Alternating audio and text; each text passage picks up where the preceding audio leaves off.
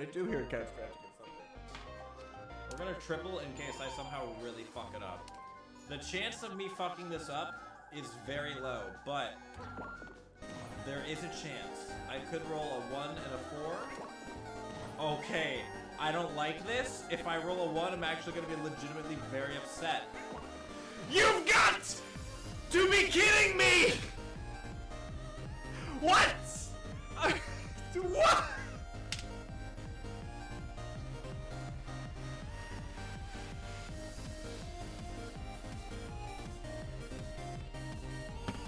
This is why I wasn't gonna start drinking until Mario Party. It's like, this is gonna fucking make me mad. This is fucking piss me off. I swear to fucking God, if Mario, that son of a bitch is gonna chop call, he's gonna.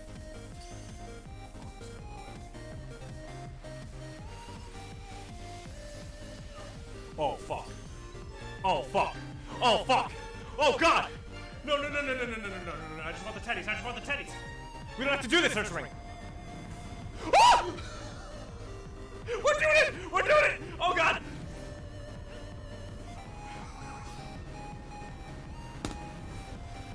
Okay, okay, we can maybe do this. Oh! But the top speed is what I'm looking for, so it's still Rob. Let's go to the banana cup. The Rob Hog is huge. Rob Hog has been my.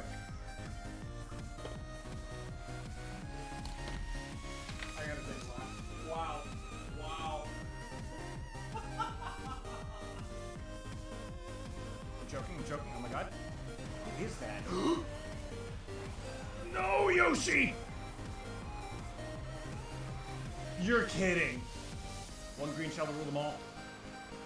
Oh!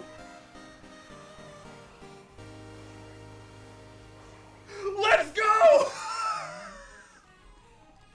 I'm on fire today, dude!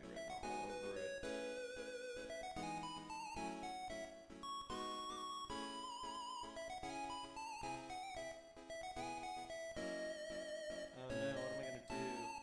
Oh shit!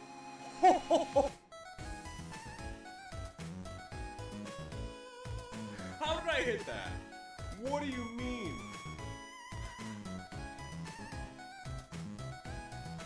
Another sick headshot. What is that? Alright. We're gonna try to bounce it off this back wall and then in, right?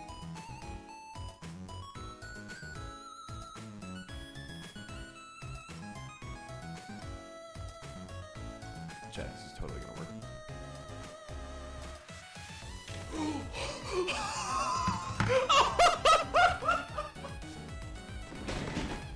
I'm a golfing bastard!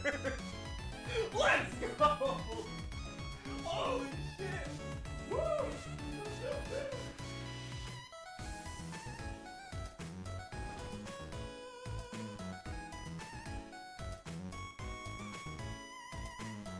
Now this is content. We're good. Fuck him. He's done. He's done. There's no way. Let's go. Woo! Oh! Got him, baby. Wait,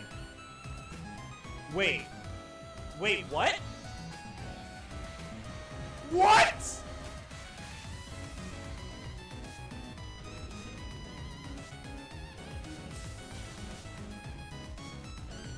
I'm getting another drink.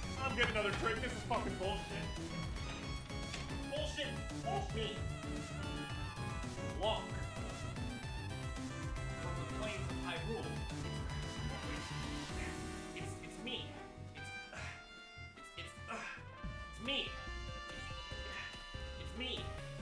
Master. Oh shit, it's me. Hey chat. Welcome everyone. Hello. How's it going? It's your favorite boy from your favorite game. Howdy everyone. Double G. Hello. I didn't think about clicking the computer. And now, alright, let's go. Oh shit. Oh fuck. Fucking parkour, dude. Holy shit. Oh! Oh no. Oh, wait.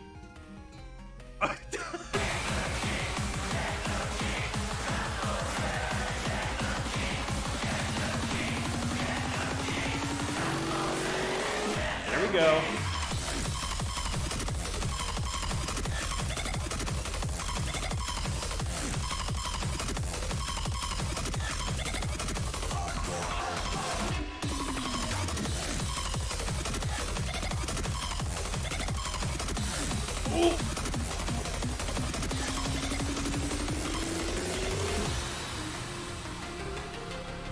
Oh man.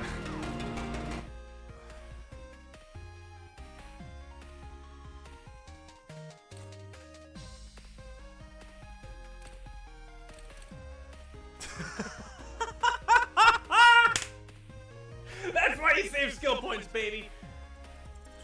What do you mean? What do you mean?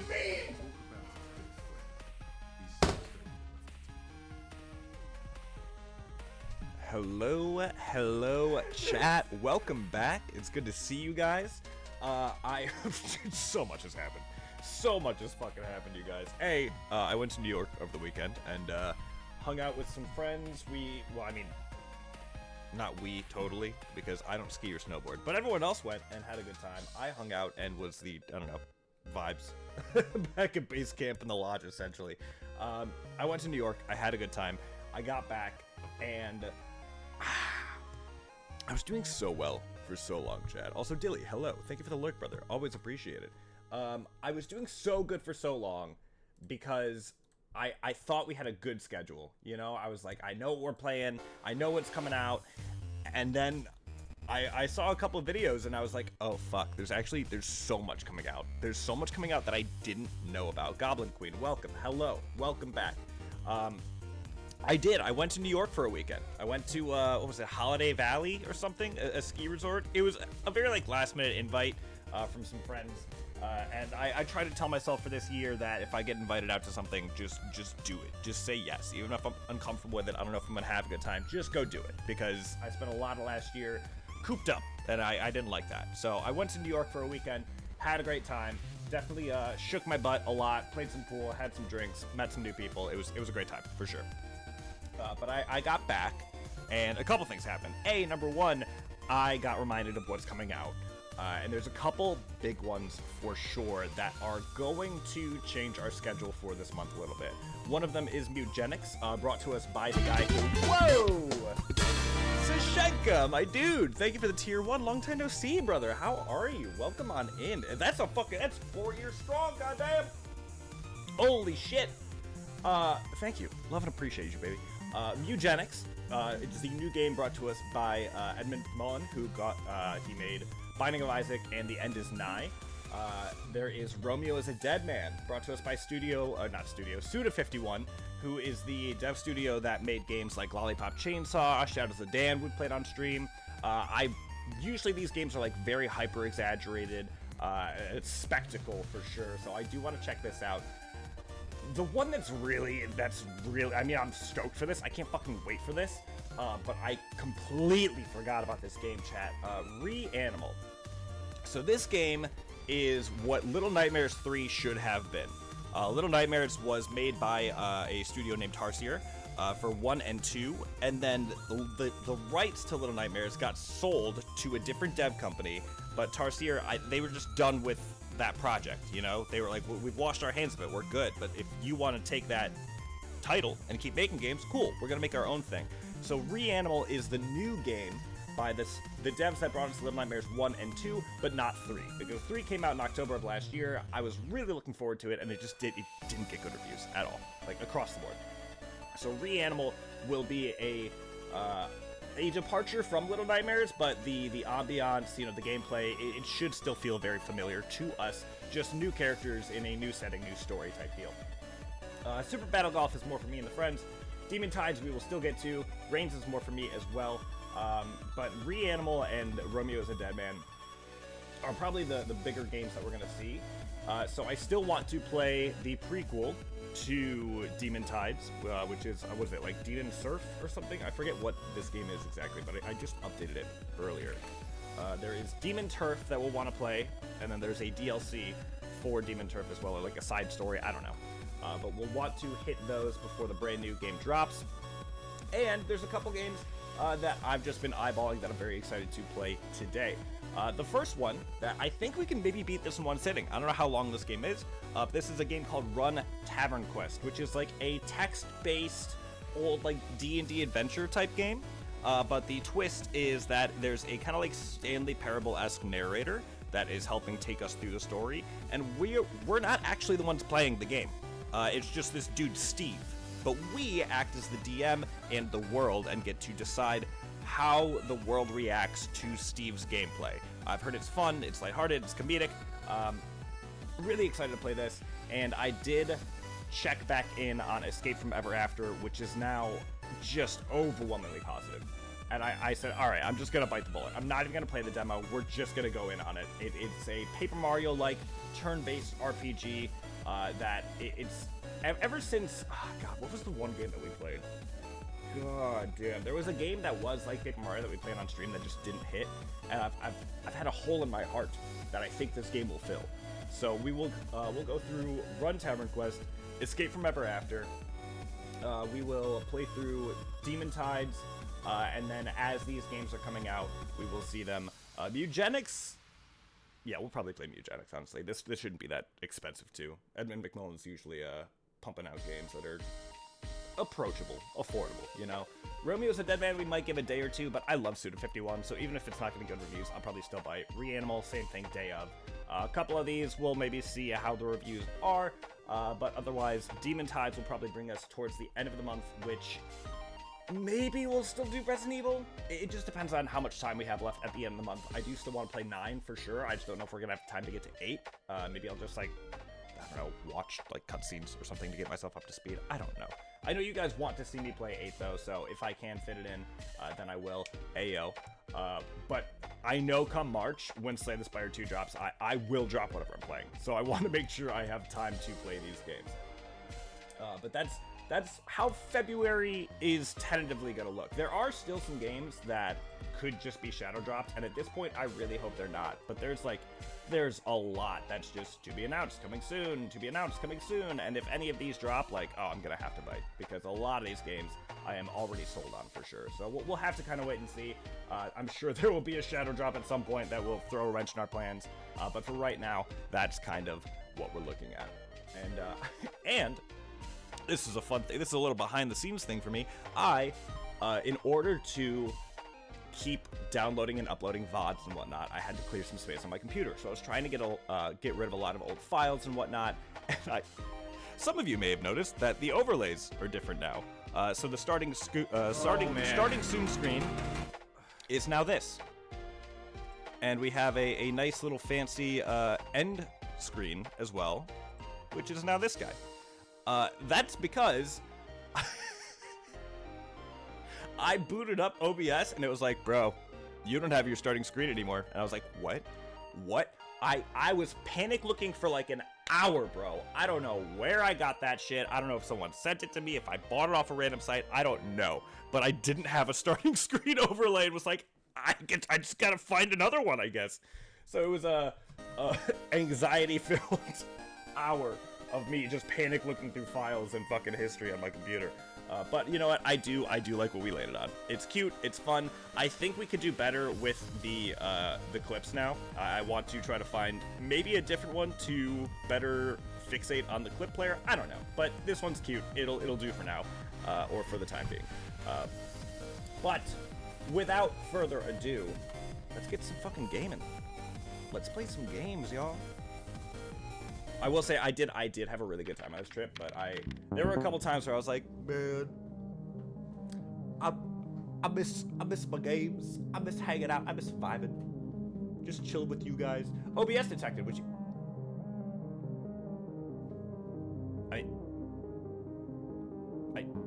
I guess. Oh.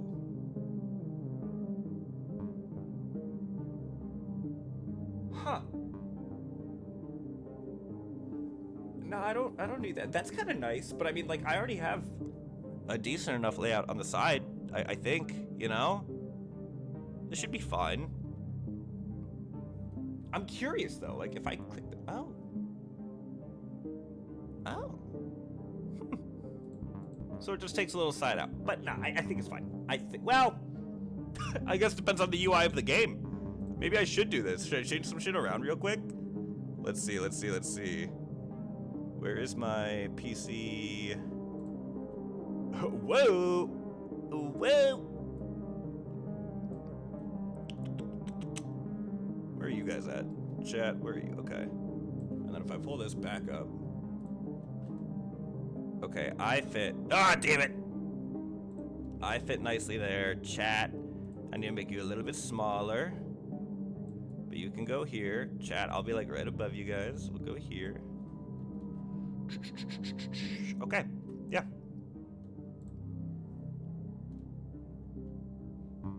Sure.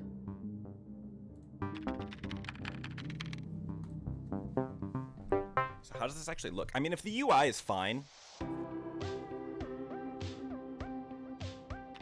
Like, I feel like, hold on. Did it actually make a difference? Or do I have to go back to settings? What do you mean nudity? Wait. Huh? Yeah, I think it's fine, honestly. I think it's fine just sticking with what we have.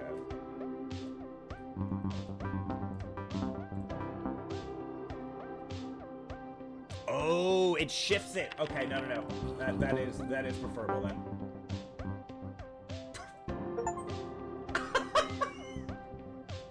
How is there nudity in the game? I'm so curious. I mean, I don't want to say I've like, you know, I've made that mistake of not showing my dog, but there have been some games that were not stream safe that I didn't know about until we got there, you know? Looking at you, baby steps. Looking at you. Okay, I think this is fine. This is fine.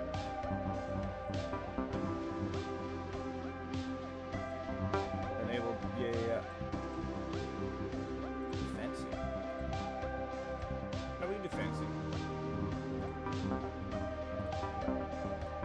All right, Steve. Let's see how Steve plays.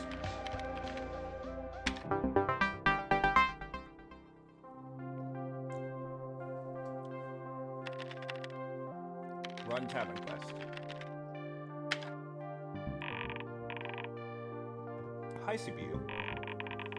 You must be the new program. You are some sort of game called TavernQuest. I need to initialize you real quick. Okay. Click on the button that says continue. Pop. Initializing program. Oh, fuck. As the CPU, I coordinate between you and the user, whose name is Steve. You can see his screen on the left. He types commands to us, and we work together to respond to them. Okay. So, listen. I've known Steve for a while now. Frankly, many of his commands are strange and ill-advisable. However, no matter how dumb his commands are, you must decide how the game responds to Steve. Gotcha. Okay. We should welcome our friend Steve to you. Let's add a tagline to our startup sequence. What do you think?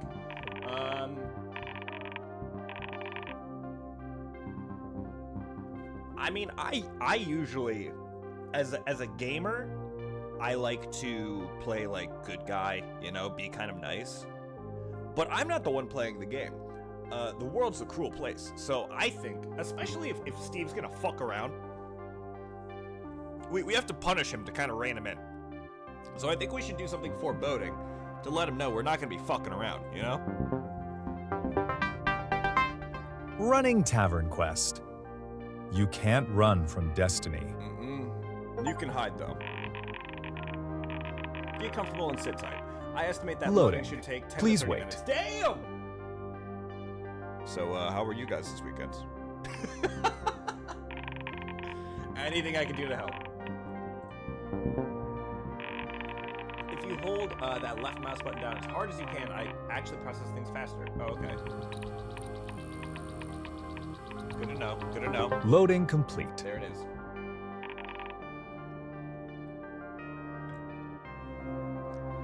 Hey, it's done. Sick, dude. Hell yeah. Loading is complete. Feel free to click and hold to make things faster at any time. Got it. before we begin, I should explain the cardinal mandate. What is the cardinal mandate? We exist to serve the user. Whatever the user is trying to accomplish is our cardinal mandate. Steve is trying to win TavernQuest. TavernQuest is considered to be won once the princess is saved. Okay, save the princess. That's all Steve's got to do. The cardinal mandate must be satisfied, no matter what. Well, now immediately my brain goes to, what if it isn't then? What happens then? Okay, but it must be satisfied. Heard. Yes, chef. Excellent. TavernQuest, are you ready to run? Yeah, I'm ready.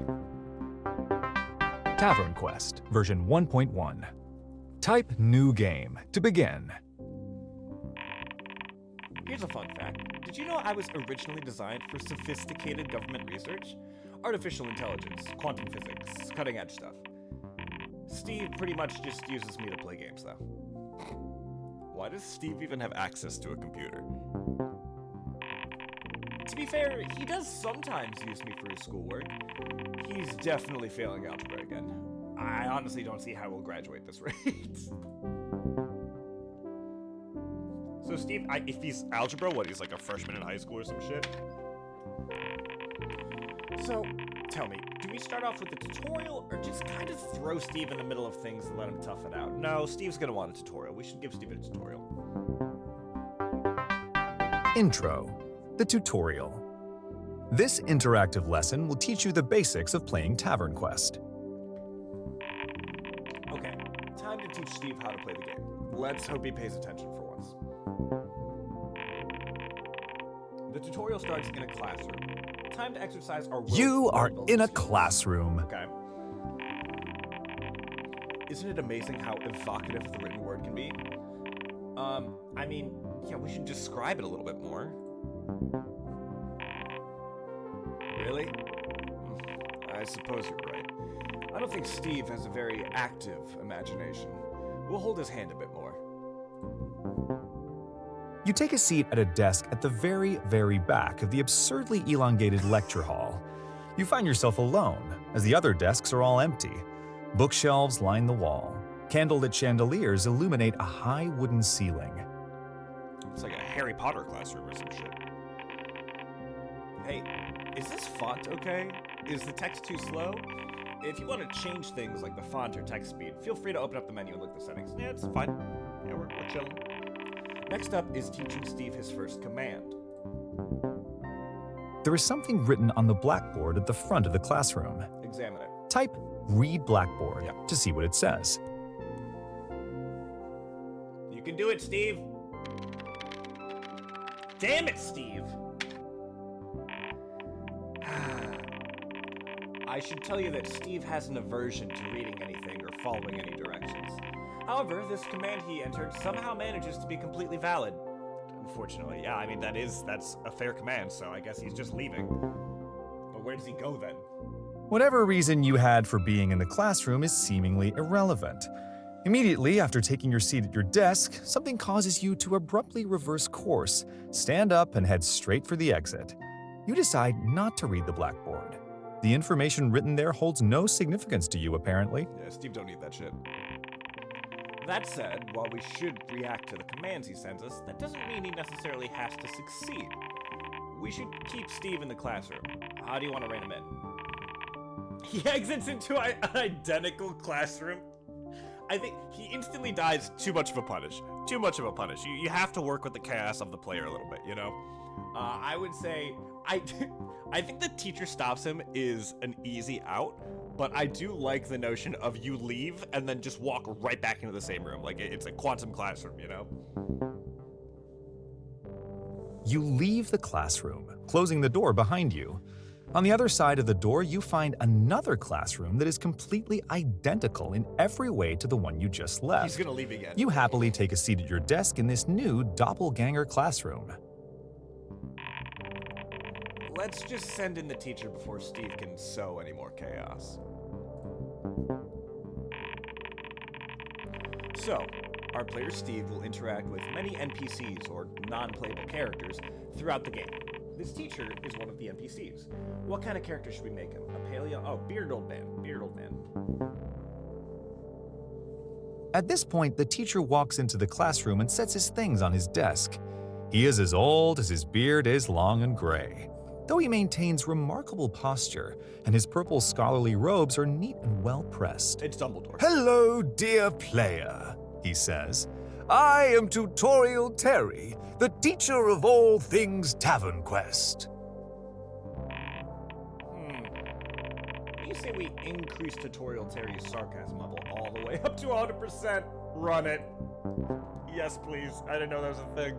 Now, I have the wonderful privilege of teaching you the commands you'll need throughout your noble quest. That is, if you can possibly restrain yourself from trying to flee the premises, says Tutorial Terry. You strike me as somebody who could really use some practice with social interaction. So why don't we give that a try? Type Talk Tutorial Terry, if that's not too difficult for you. Kill Tutorial Terry. Oh, he's doing it. Okay, wow. You got it. There you go. So, the talk command by itself is pretty vague. In cases like this, we have to fill in the narrative gaps ourselves. What does Steve actually say to Terry? He probably would say something crazy. We'll go something friendly though. We'll keep it light for now. You say, "Hello, my name is Wendell, and I love tutorials. Gory, I wish I what am could I stay doing? in this tutorial Welcome on in. forever and ever." Always appreciate the lurk, brother. Hope you're having a Tutorial wonderful Terry Monday. replies, "Oh boy, a tutorial enthusiast! How very lucky I am!" Next up is the inventory. I'll explain it a bit more once Steve opens it. Next up is the inventory. Do tell me if I'm going too quick for you, he continues. Believe it or not, the inventory is where items are stored. Why don't you type inventory and see what valuable items you brought with you? You have pocket lint and a piece of string. I knew it! I knew he was gonna attack, dude! That's a valid command, too. Alright, he's throwing us instantly into a combat encounter. We haven't decided if Steve is carrying any kind of weapons yet. Now this is a tutorial, so we can at least show him the ropes. Like, we could give him a sword, but I don't want him to kill Terry. I want Terry to kill him, actually, and probably reset the tutorial, just to kind of show him, like, hey, just do the thing, man. Just do the thing. And if not, well, I don't know. Yeah, give him a sword training, fuck it. I hope that doesn't one-shot Terry. You hold your wooden sword of training to it's wood. Tutorial Terry's neck. You don't understand. I need to stay in this beautiful tutorial forever and ever, and I refuse to progress any further.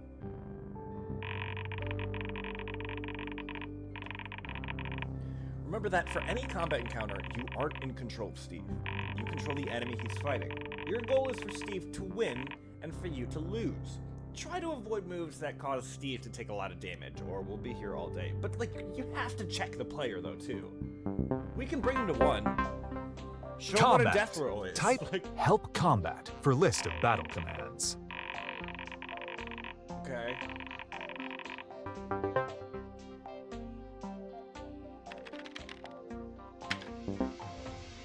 You unsheath your sword of training and swipe at Tutorial Terry.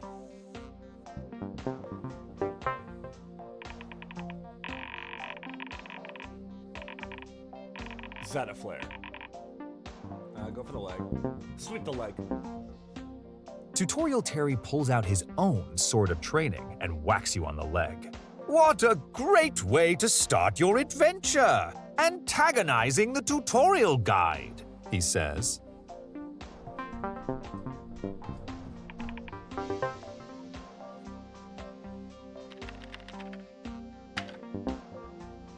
You strike Tutorial Terry in the chest. Okay.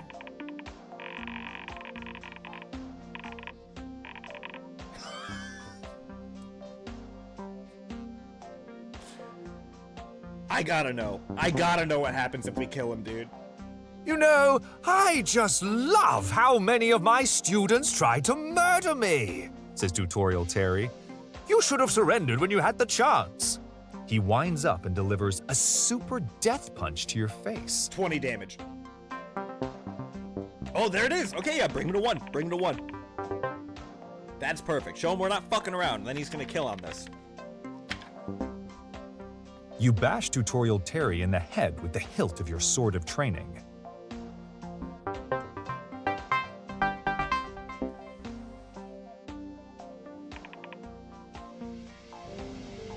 You finish bashing in Tutorial Terry's head as he falls limp to the floor.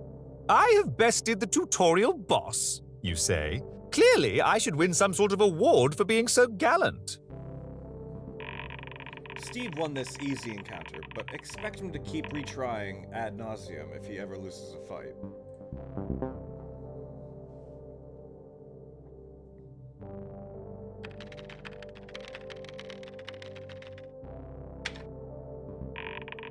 I'm not sure what the educational value of this tutorial is anymore. He derailed it a bit for sure. Should I perhaps perform CPR on this poor fellow? You wonder aloud. You instead start rifling through Tutorial Terry's pockets. Let's check if he's wealthy first. I wouldn't want to waste my time. Cursed object. Sometimes you can choose multiple options at once. Decide which of these items, if any, Steve takes from Tutorial Terry. The Lint of Pocket. Certificate of Tutorial Completion. Yeah, we can go all 3. You take a fine start. Sword of Training, Certificate of Tutorial Completion, Dual wield? Lint of Pocket.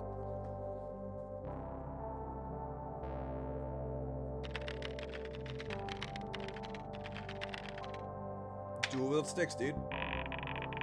Isn't this command redundant? He's already wielding the Sword of Training. He has 2. He wants to wield both, yeah.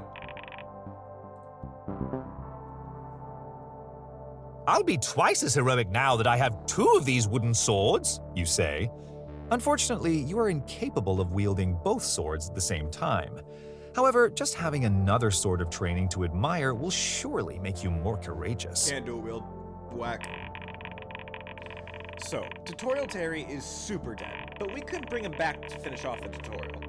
Every NPC has a corresponding template stored alongside them, which contains everything we need to spawn them back in. No, we should have him deal with the consequence of his actions. Let him stay dead. Soft lock in the tutorial, dude. Yeah, what are you gonna do now, bro? Oh, he said I'm good. Okay, well that didn't exactly all go to plan, but he's apparently grown tired of the tutorial. I don't expect him to be any better at the main game, but what can you do? You fill in your name on the Certificate of Tutorial Completion and forge Tutorial Terry's signature, thereby formally completing the tutorial. Way to go, Steve. You did it. Not in the way... Well, no, it is the way I Act thought you 1. would. It is, honestly. The Tavern.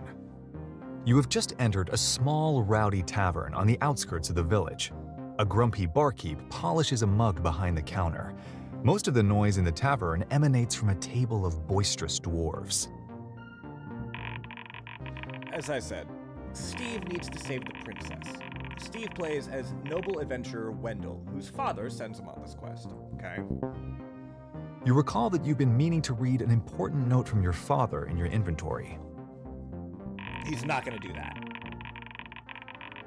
Steve must find his way to Fantasy Mountain, slay the dragon, and rescue the princess from her tower. Then they ride off into the sunset together, and the cardinal mandate will be satisfied. And maybe, just maybe, Steve will have done something worthwhile for once.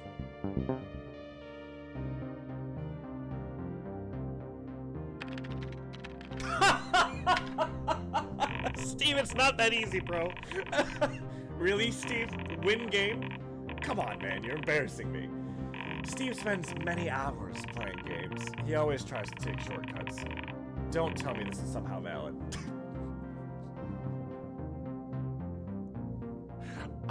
I don't want to reward his stupidity, but it would be funny. Error. Invalid command, win game. Type help. for assistance.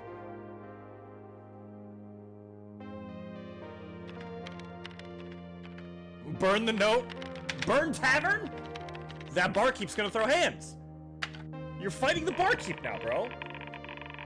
I haven't the faintest clue what Steve is trying to accomplish with this command. Steve wants to commit arson.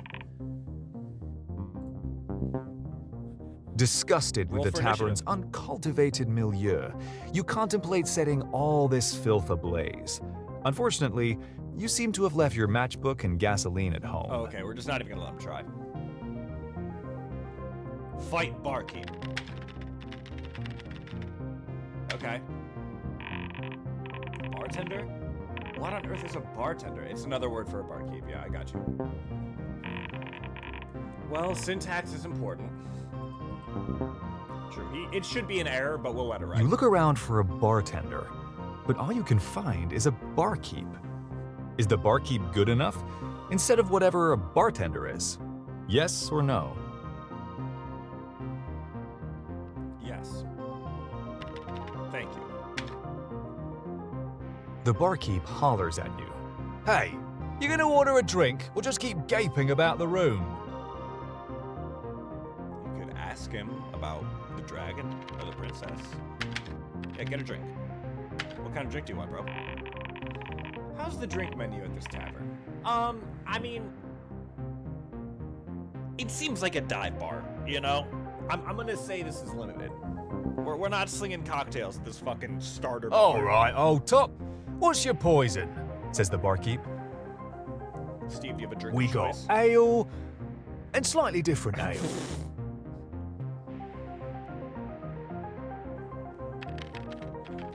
There you go. He slides a mug of ale to you across the counter. It costs you 2 gold.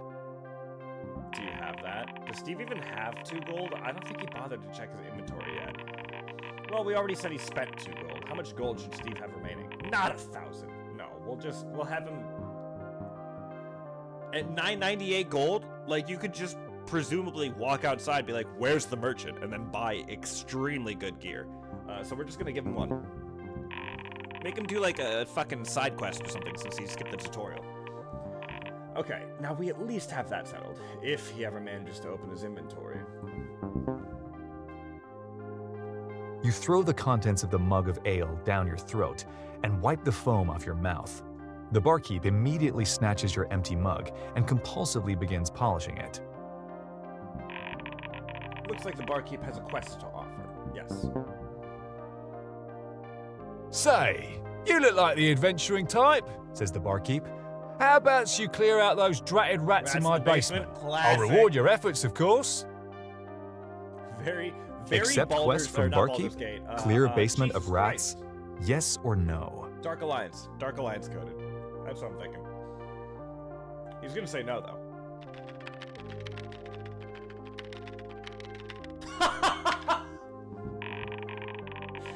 Steve is supposed to type yes or no. What does this strange command mean? Steve is accepting the quest. Only an adventurer as noble as I could possibly aid this distraught citizen, you ponder aloud. You carefully consider the right words to put the troubled barkeep's mind at ease. Don't worry, I got you, bro.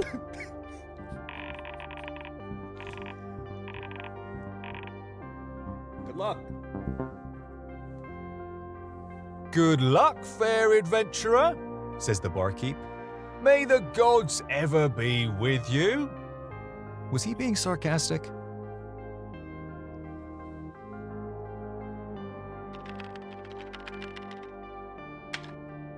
Okay. You throw open the basement door and walk down a narrow, creaky stairway to the basement. The basement contains rats, some barrels, and a cabinet. Should our description focus on atmosphere or efficiency? I think efficiency. We want to probably stay just close to the point for, Steve. There's some rats, there's some barrels, there's a cabinet.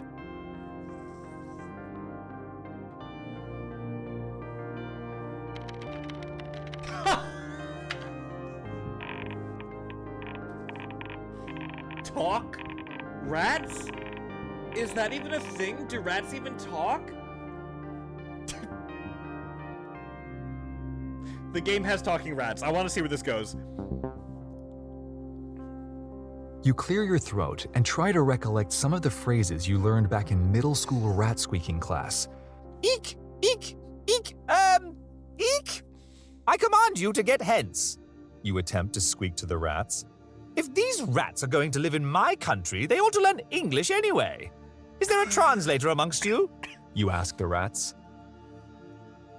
The rats continue scurrying about for a minute. Finally, a rat stands on his hind legs and, to your bewilderment, speaks back to you. I am a delegate sent from the rats of Basementia. According to due process, we have put the issue to a democratic vote. I must unfortunately inform you that the referendum failed to receive a necessary 2/3 majority, and the denizens of Basementia will not surrender per your command. I must also unfortunately inform you that forced deportation is a ratified war crime. No pun intended. Good day, sir. Hands or nothing, dude. What are you gonna do, Steve? Fight the rats. There you go.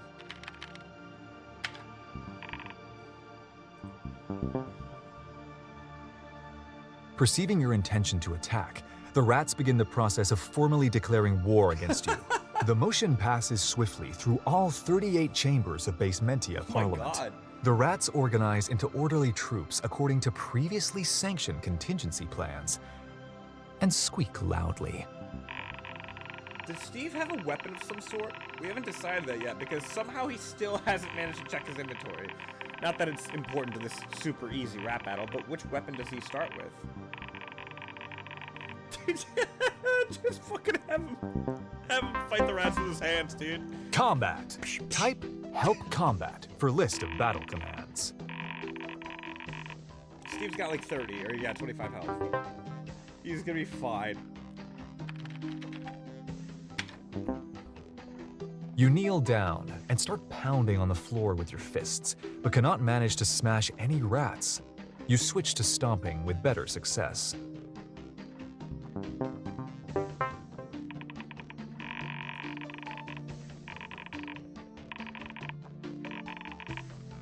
Under the cabinet. Try to force him to interact with something. The rats scurry around and under the cabinet. Maybe he'll find something in You there, wonder too. what might be inside this cabinet. Yeah. But you decide to take care of these rats first.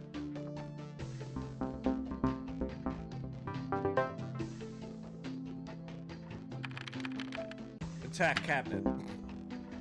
You stomp and stomp and stomp some more. You sure love stomping rats. Stomping on rats, sucking up souls.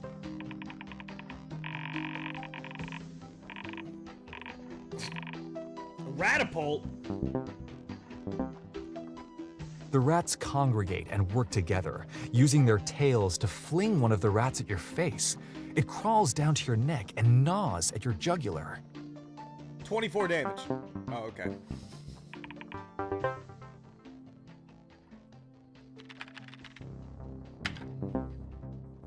You stomp some more. It is so remarkably easy to stomp these rats. It's very encouraging. Way to go, Steve. You did it. Bravo. Do we not have experience? You have valiantly stomped out the brains of every rat. The floor is now blanketed with rat carcasses. Here's a fun fact. Did you know there are literally dozens of different commands Steve can use in combat? Block, jump, disarm, grapple. I must say, it's a complex and beautiful work of programming that he will never use. He will always type attack. But I'll bet you $100 that Steve never uses any command except attack. What do you say? That's terrible odds. Terrible odds, man. He's just gonna attack all the time. Oh well. Anyway, we should send the barkeep down to give Steve his 10 gold. Okay, yeah. The barkeep walks in. He plucks a dead rat out of one of the barrels and examines it. I heard your incessant stomping, and I'm glad to see all these dead rats. Here's your reward, says the barkeep as he hands you 10 gold. In the cabinet, there's a false panel that leads to a secret passage. Steve needs to find this for the story to progress. This is gonna be rough. Feel free to look around the basement as much as you want, says the barkeep. He heads back up the stairs to the tavern. Immediately, he's gonna try to leave. Immediately. Exhausted, you lean against the closed ornate cabinet and take a breather. Whatever shall I do now? You think to yourself, while admiring the fine craftsmanship of the cabinet next to you. There's no shot he examines cabinet. Leave basement. Oh? Okay, well. Is the cabinet not obvious enough? Be patient, be patient. You pass by the ornate cabinet and open up each and every barrel. You find ale in all of them. Oh, he's gonna get so To drunk, the surprise dude. of no one, the ale is now contaminated with drowned rats. Don't drink the rat ale. Do not drink the rat ale, bro. You're glad you Please. got that settled. Please don't drink the rat ale. Whatever you do, I will poison you. Do not drink the rat ale. Okay, I still need you to look at the cabinet, though. You're killing me, Steve. Maybe we can corral him back to the secret passage in the basement later. Okay. Maybe he can go have an interaction with the dwarves. You that ditch brings this him back. grody basement. That dumb cabinet was probably empty anyways. You're now back upstairs in the tavern, admiring the shiny new 10 gold in your inventory. Immediately buy 5 ales. Oh my god! He opened his inventory! He's learning! Well, at least he's finally checking his inventory at long last. Alright, what are we giving him? Okay, so far we've decided that Steve had 1 gold, plus the 10 from the barkeep, and no weapon. Although he should have had the sword from the tutorial, no? We're not carrying over the progress? Which of these other items does Steve start with his inventory? Select some or all. The note from Dad, yeah. Ring of peasant ignoring. No, we'll just. I don't want him to ignore the peasants. We need to have You're the peasants carrying there in case we need to corral Note him. from father. Quest journal. An amount of gold.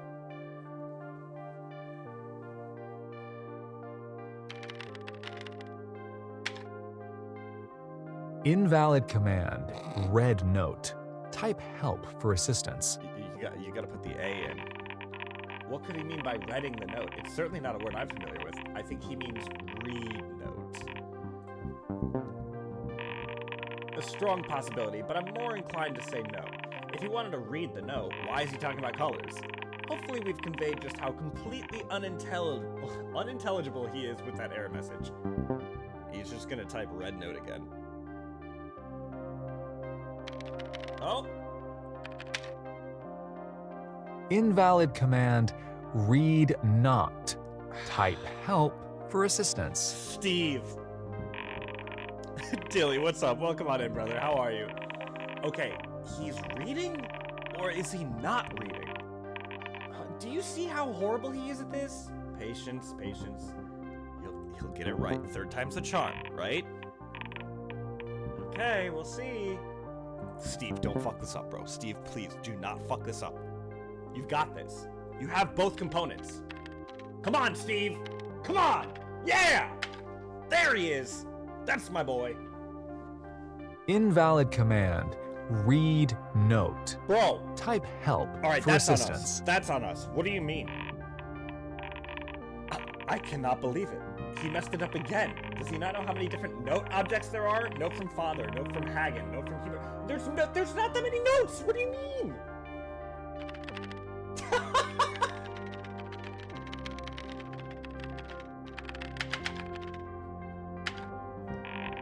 I think he's getting a little mad. Which one, Steve? Which one are you reading? We're not mind readers. I mean, the note from father is in his inventory, yeah. Fine. What do you suggest? Just let him read the note from father. He should have had it with read note. I know it wasn't specific, but, like, come on. Okay, final error message, I promise. Invalid command. Dude, just let me read the note. Type help for assistance. Bro, he's gonna get pissed. He's gonna start swinging. It's gonna attack the barkeep.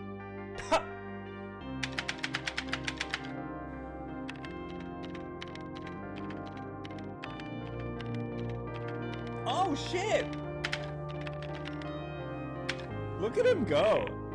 Ooh, why did he just say that earlier? Could have saved us a lot of trouble, Steve. All good now. So, how does this note from Father start?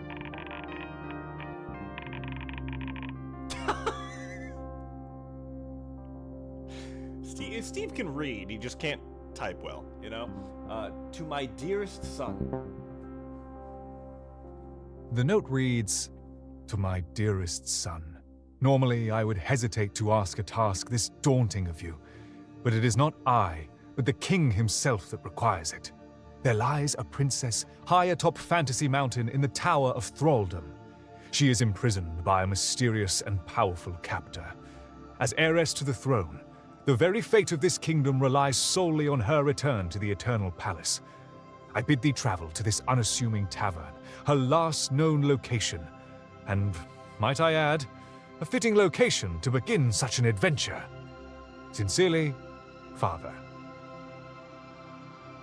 All right, Steve. You know what we want you to do, but the real question is, what are you gonna do? Why do you think Steve is looking around the tavern? He's probably... he is looking for... I mean, probably something to do, if I'm being real, but we just gave him a reminder of, like, what he should be doing. Just give him a reminder. Maybe bring up the cabin. A grumpy barkeep polishes mugs behind the counter. Most of the noise in the tavern emanates from a table of boisterous dwarves. It's just a rehash of what we first told him. Yeah.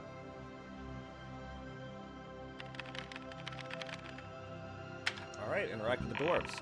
We could use the dwarves to corral him back down to the cabinet. Ooh, gambling. Let him lose his money. One of the dwarves starts howling in glee as he sweeps a pile of gold off the table and into his pockets. Oh no, he's gonna attack the dwarves. Well, I tell you boys, Oh, fuck. no dwarf can best me in a game of knucklebones. Oh, dude, classic. It's gonna be like play Knucklebones.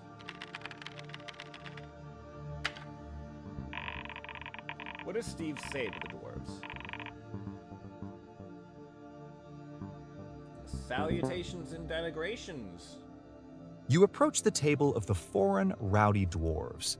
"Greetings, comrades," you say. Those dwarves. One of the dwarves turns to you and says, "Oi, you look like a nice fella.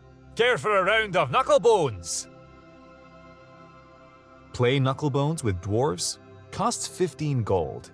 Yes or no? Bro, you don't even have that. But you're gonna say yes. Maybe we should have given Steve some more gold. Yeah, about that. Says the dwarf. "Don't look like you got enough gold. How about this? The first round is free. What do you think, Hagen?" "Sounds good to me," says Hagen. "I can explain how to play knucklebones to the newbie." Walk him through it. He's not good at tutorials, I'll warn you. "Actually," says Hagen, "you see, the name of knucklebones is a wee bit of a misnomer. We just play it with regular old dice nowadays." "Whoever rolls the highest wins," says Hagen. He hands you a die, and all of the dwarves place 15 gold on the table. "Ready, boys? 1, 2, 3, roll!" All of the dwarves roll their dice. You probably should too. Don't attack the dwarf. Steve, don't attack the dwarf. Please, bro. Okay, thank you. What does Steve roll? It's the first one, it's free, so we're gonna let him win it. And then he loses the next one.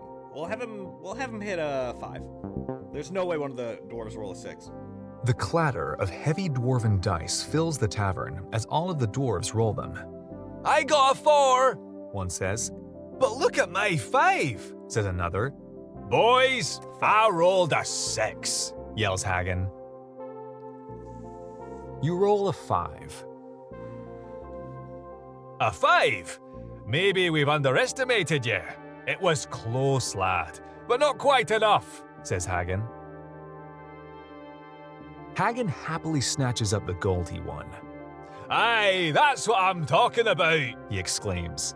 The other dwarves howl with laughter, clank their tankards together, and chug inadvisable amounts of ale. Should we let Steve play again? Yeah, give him some gold. I feel bad. I wanted him to win. Hey, what'd you say? Hagen inquires. Another round? The other dwarves happily agree. Don't attack them. Bro, please don't attack them. Play knucklebones with dwarves? Yes or no? Do not. I feel like you're gonna want to attack them. But just please, man. These dwarves... Okay, thank you. I was like, these dwarves will fuck you up. Ready, boys? 1, 2, 3, roll!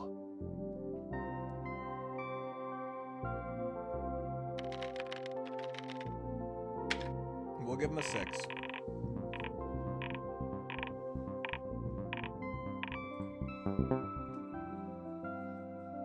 The dwarves all roll their dice. The dwarven dice seem to be as loud as the dwarves themselves. Look, we both got 5s, says two of the dwarves. I can't believe it. Another 6, shouts Hagen. You roll a 6. Huh? Says Hagen. I also got a 6 myself. What are we supposed to do for a tie again? Split the pot. How do dwarves settle tie games? It probably would be arm wrestling. I'm gonna be so real. Why, the same way dwarves resolve any dispute, says a fellow dwarf. An arm wrestling match. Arm wrestle with Hagen. Difficulty? Futile. Ah! Yes or no?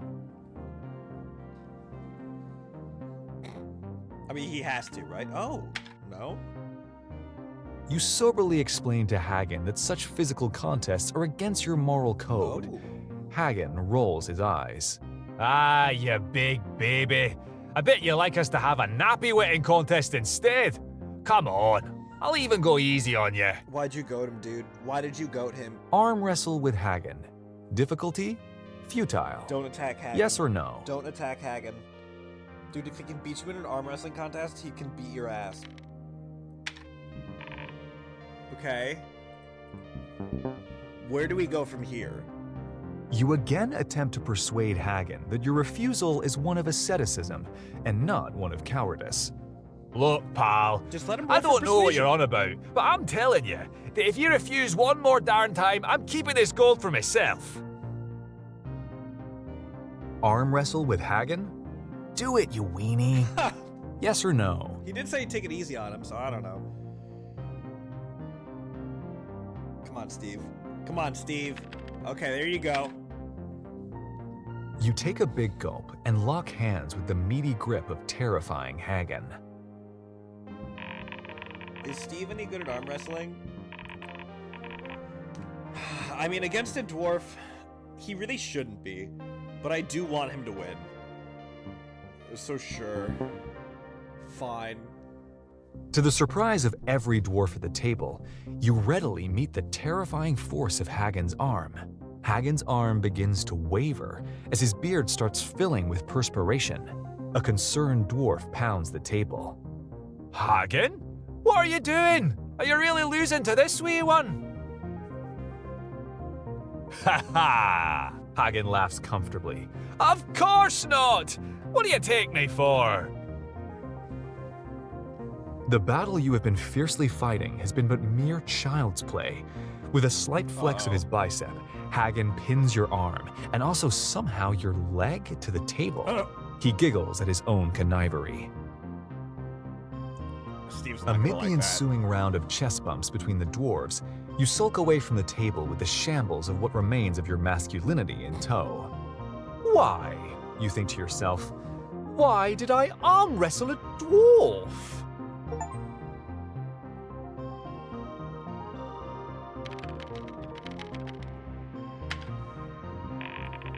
Why do you think Steve is looking around the tavern? Okay, we're not gonna remind him.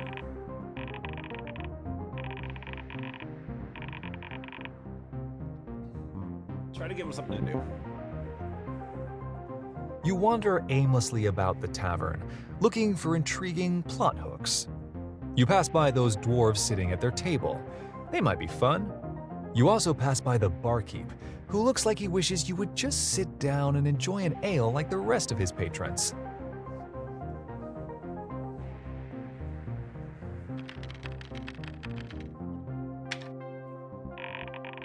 What's the barkeep doing?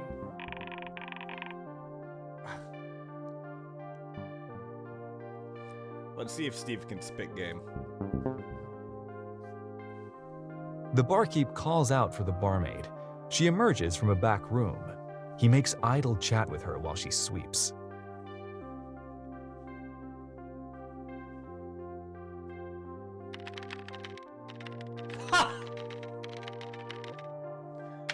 She's hot. Invalid command. How hot is the barmaid? Type help for assistance. Look at the barmaid. Oh shit! I don't know if seduce is a valid command. I don't know what seduce means, but I can't imagine it's any good. Do you know what he means by this? Yeah, he wants a friendly chat. Oh, what a relief. Knowing Steve, I was half expecting him to try and sleep with her. What's a good conversation topic? Chivalry. You slick your hair back and initiate a pleasant conversation about chivalry. How does the barmaid react? With enthusiasm. Why, I simply love chivalry, says the Maybe fair we can have them barmaid. go downstairs to like start macking, and then they just Wow, discover. we just met, but we clearly have Well, I much don't in know. common, she says, swooning. What is your name, handsome traveler? Put her up against the cabinet, dude. I'll make it pop open. Steve.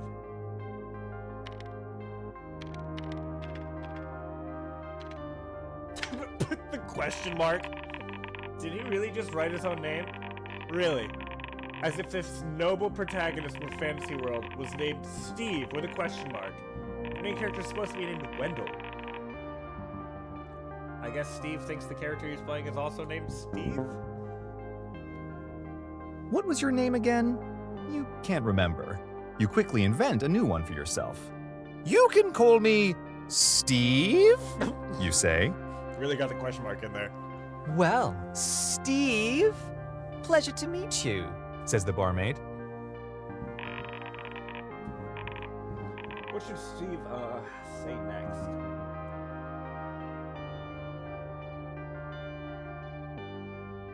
Be smooth. You give her a sly smile.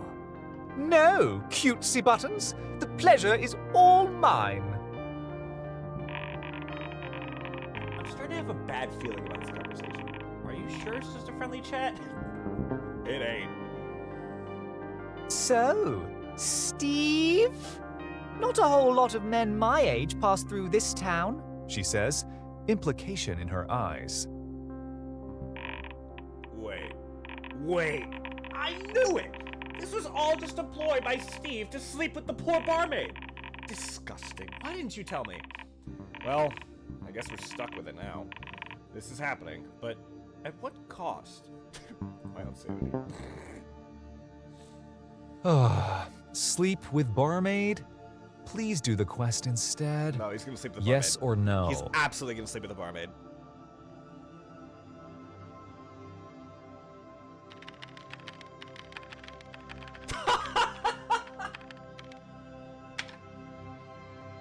Invalid command.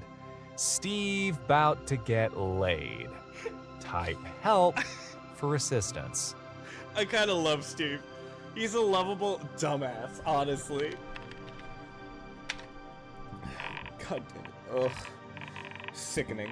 What happens now? Punish Steve. Congratulations! You have now contracted genital leprosy. If you were to consult a doctor, he would tell you that you only have 4 to 6 weeks to live. The doctor would be wrong. You die immediately. I didn't mean that bad, dude! You are dead. You have died of a venereal disease because you are a nasty creep. When Steve dies, the game is reset back to a specific point. If he dies in combat, it's reset to the start of that encounter. Otherwise, the game typically resets back to the beginning of the current act. Okay, so he's back in the tavern. So he has to fight the rats again?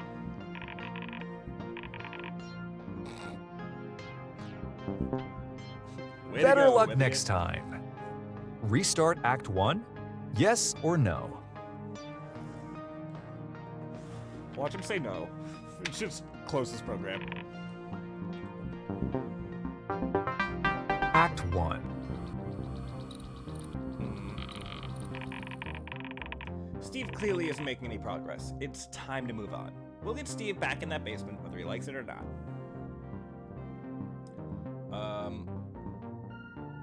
We could have a trapdoor that just leads to the basement. I don't know. Just have the barkeep tell him. Just be like, "Bro, Wait go a minute, upstairs." buddy, says the barkeep. Aren't you off to save some princess? Here's a hint. You should try and open that cabinet in the basement. Just be direct.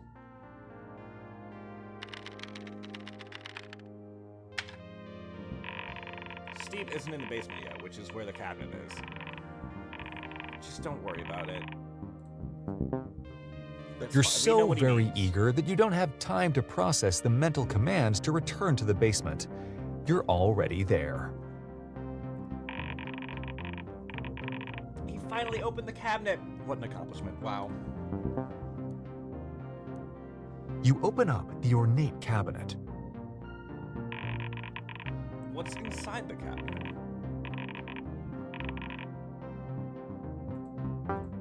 Hot dogs and a mysterious book. Well, I am some rat poison. Maybe he'll use it to spike someone's drink. Inside, you see package of hot dogs, old mysterious book, several cans of rat poison. Take the hot dog, bro. Take the hot dog. Take the dogs. Yeah, there you go. My guy. My guy. Fuck yeah. But like, also look at the book though. You slide all of the barkeep's hot dogs into your pocket. They seem pretty old, but you can't argue with free food. Plus, these wouldn't exist if they weren't important. What pivotal role will these hot dogs serve later in your quest? Feed him to the dragon. However, another question takes precedence in your mind. What is that strange tingling sensation you get while looking at the mysterious book? It's as if it is beckoning to you. He's not gonna follow that direction though. Leave basement. Okay. You're still in the cabinet. The barkeep must have forgotten about all this rat poison in his cabinet, or else he probably would have handled the rats himself. You can't fault him. Even as a seasoned adventurer, checking the contents of this cabinet was clearly a last resort.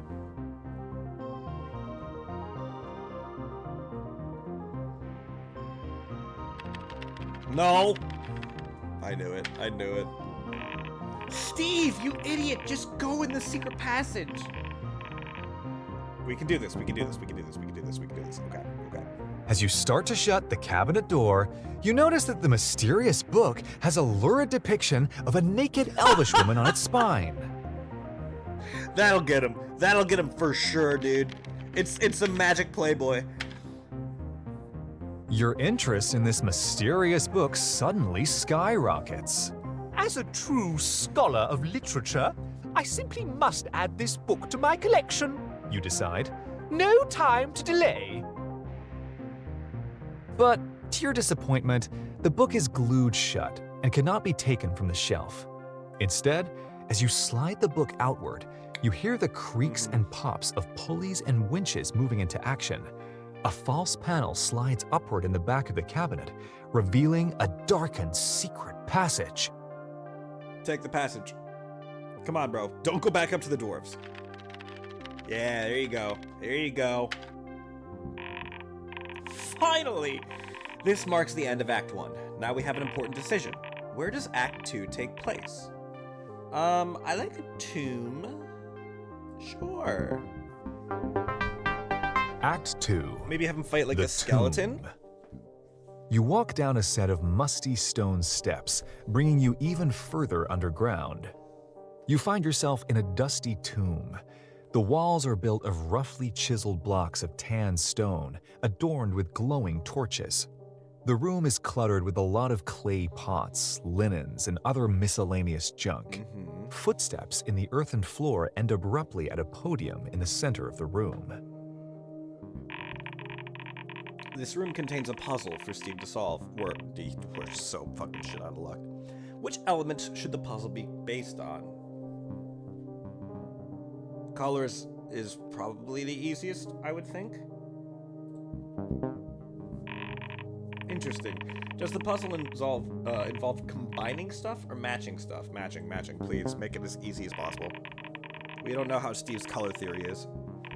Hopefully that will be simple enough for Steve. What's the actual solution? Red.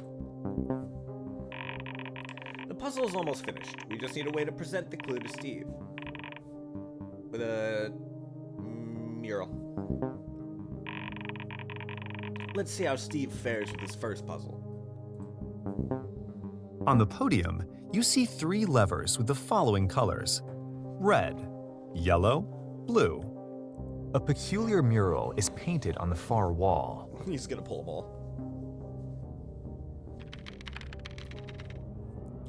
Son of a bitch! The mural depicts a Bro, how do they get in? How do they get in? Get them out of here. You goddamn bots.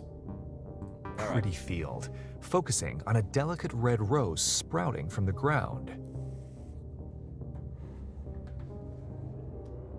Pull the red lever. What do you mean, go forward? Steve, you can't just bypass the puzzle. We spent so much time setting it up. I mean, yeah, really? Did you expect me to solve the puzzle? I'm not sure what I was expecting, but not that. I'm throwing an error. I know this command is technically valid, but I don't care, okay? Invalid command, go forward. Type help for assistance. Or we could have had him go forward towards the mural, just like standing right in front of the red rose, too. Why are you popping your inventory? You're carrying package of hot dogs, an amount of gold. Are you gonna eat the hot dogs now, bro? Save the hot dogs.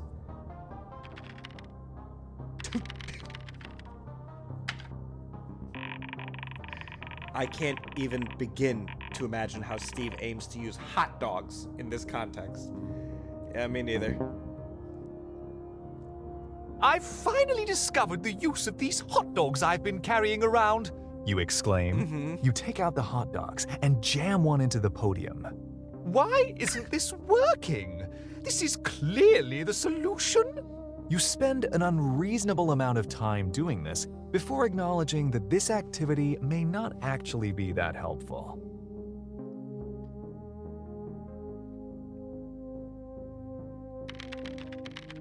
No, Steve!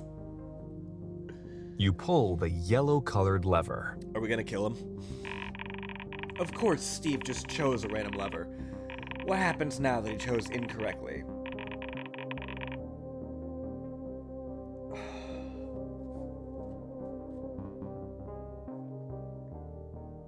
Have the chamber collapse, yeah. As you do so, the podium splinters and crumbles. The walls around you begin to rumble. Dust falls from the ceiling and the rumbling grows louder. The stone bricks bust loose from the walls, and the entire structure around you collapses. You are crushed under the fallen rubble. In other words, you have chosen poorly. All right, Steve. You are dead. You pulled the wrong lever. Don't lose hope yet. Don't lose hope yet. Restart Act 2. Yes or no? I'm just waiting for him to type no, like one of these times. Just to see what happens, you know? Act 2. I'm getting tired of printing all of this wordy description. Yeah, just shorten it up. You walk down these same steps again. You're so close to figuring out this puzzle. You can feel it. The podium still lies unsolved. You have 2 other options. Okay, hopefully Steve has it all figured out this time around. On the podium, you see 3 levers with the Yep, red, yellow, blue, mural. focusing. Red mural, Son of a fucking bitch, I knew he would do it. Ah, yes, Steve. I really love it when you think outside the box. So, how should we punish him?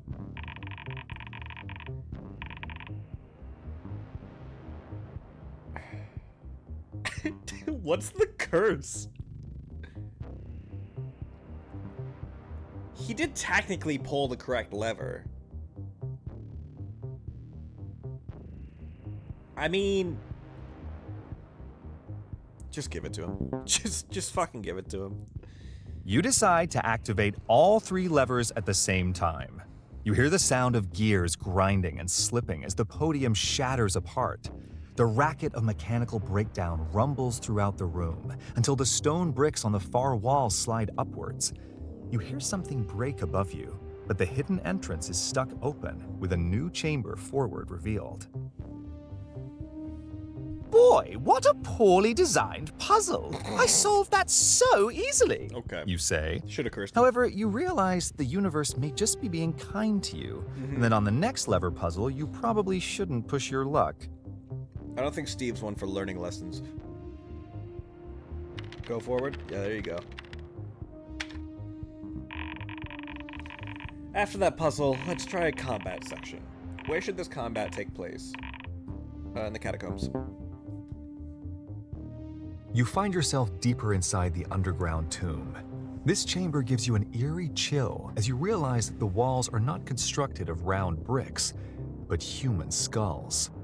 This catacomb has the skeletal remains of thousands coating its walls, barely leaving space for a few lit torches to dot along it.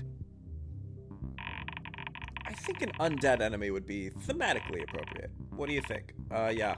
I mean, oh, zombie or mummy? Mummy would be appropriate here, I suppose. You also notice an undead creature wrapped in old Plus linen there's torches. shuffling He could about light it this on fire. catacomb. "Oh look, a hero," says the mummy with a sigh. "Ah, I suppose you've come to kill me then. Is that right?" That did not match the text, huh? Your fight is finished, you foul fossil. You shout out at the mummy. Nice alliteration. The mummy rolls his eyes. "Oh, brother, this one alliterates." He apathetically raises his staff. "Ah, woe to you, O adventurer. In this twisted tomb, you shall suffer the mummy's curse, etc. Let's go." All right, combat start. Combat. Type help combat for list of battle commands. He's just gonna attack.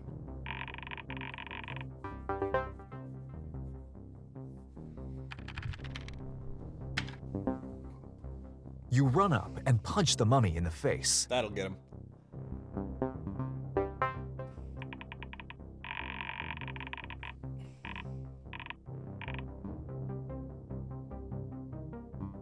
Give me a yawn. Curse him next turn.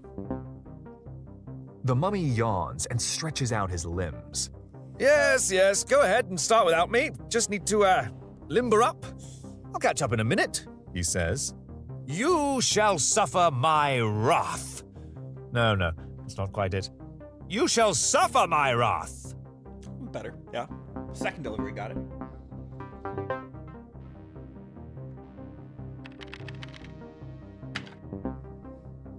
You jab the mummy in the gut. All right, now we curse him. Oh. I mean, power chant's presumably a buff for us, but we're gonna die next turn, so we'll sand tornado just so we can hit him. The mummy strikes his staff on the floor. Sand starts swirling around him, and he disintegrates into a surging tornado of sand. The whirlwind overcomes you, forcing sand deep into your lungs, suffocating you. Did that one-shot him? There's no shot. Oh my god! I didn't mean for it to be that strong. Sorry, Steve. You fall to the floor as the mummy dusts himself off. Maybe I can fit in a game of solitaire before the next nitwit meanders my way.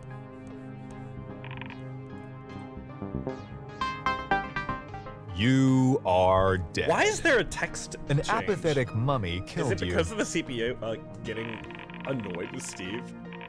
You should probably expect Steve to die a lot. He tends to not learn from his mistakes. Yeah, I kind of picked that up. What's a nice congratulatory message?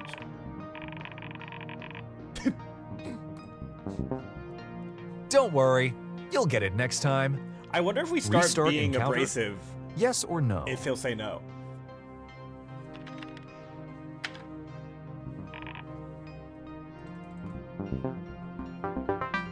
The mummy rolls his eyes.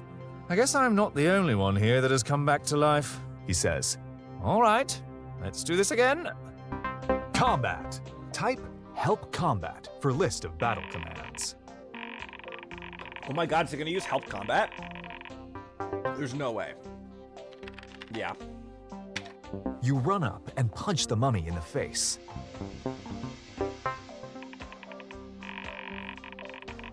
Curse. The mummy waves his staff about while staring off at the ceiling. Sorry, I started zoning out. What were the words again? He says. I bestow upon thee a curse most foul. Something something rhymes with foul. There you go. Strong curse.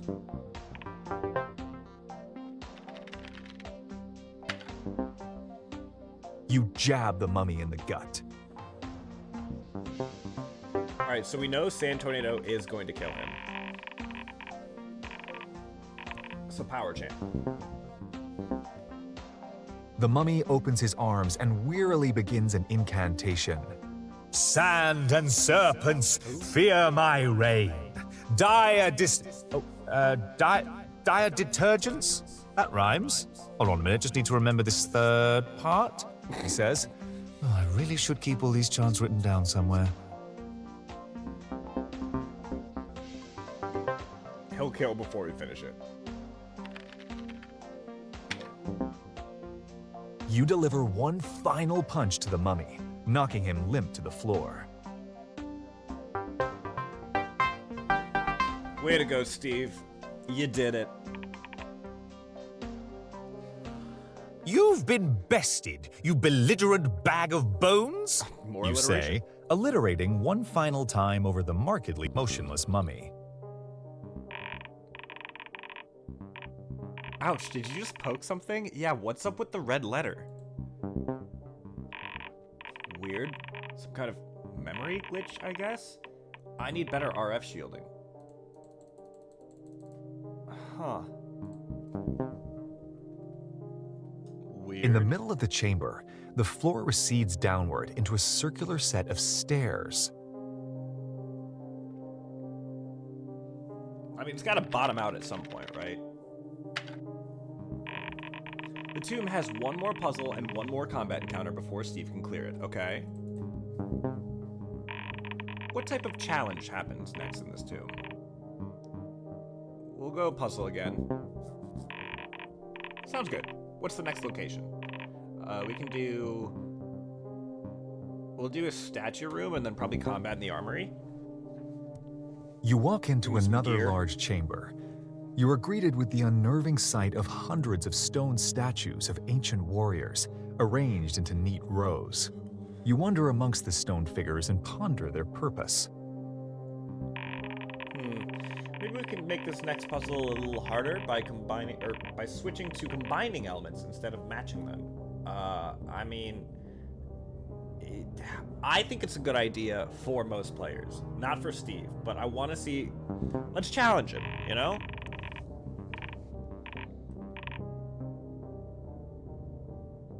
Have him be green. You meander into the center of the room, where a large white column protrudes amongst the statues. The hexagonal-shaped column houses 3 levers around it, labeled as follows: orange, green, purple.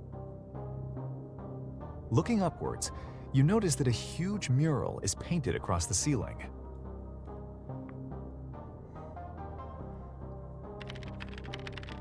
Okay, there you go. The mural depicts a golden sun shining over a shimmering ocean. Your eyes are particularly drawn to the yellow and blue of the mural.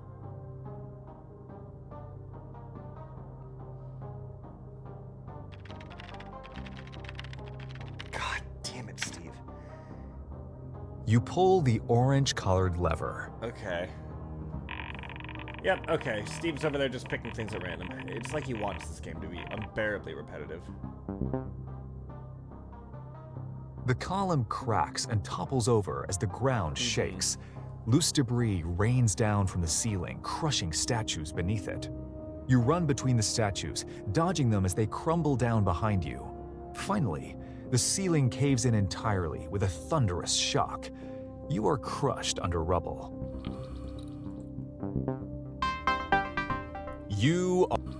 You pulled the wrong lever. Seriously, if you think killing Steve will teach him to be a better player, you're wrong. My theory is that Steve has a hereditary disease that repels all logic. What's a nice congratulatory message?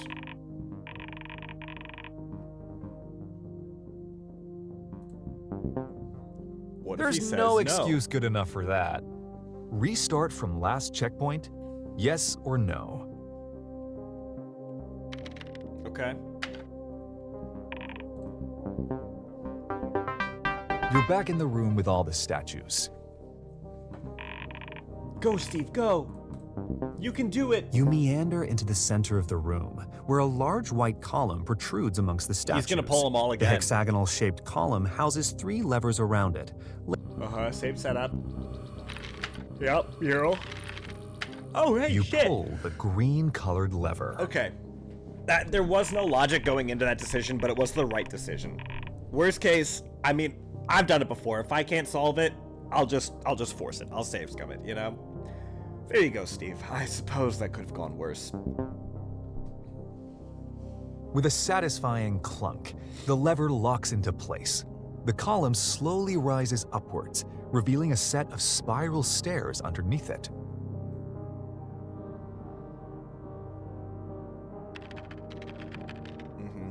And now we'll go armory and combat. You head down the spiral stairs into the next passage. Both of the puzzles are done, so this next one will be a combat section. Where should this combat take place? Armory? Ritual chamber sounds kind of cool, actually. We haven't had that option yet. Yeah, let's do that. We'll You just have to get enter something into a off the corpse. hexagonal chamber. At each corner, a large throne sits atop a set of stairs.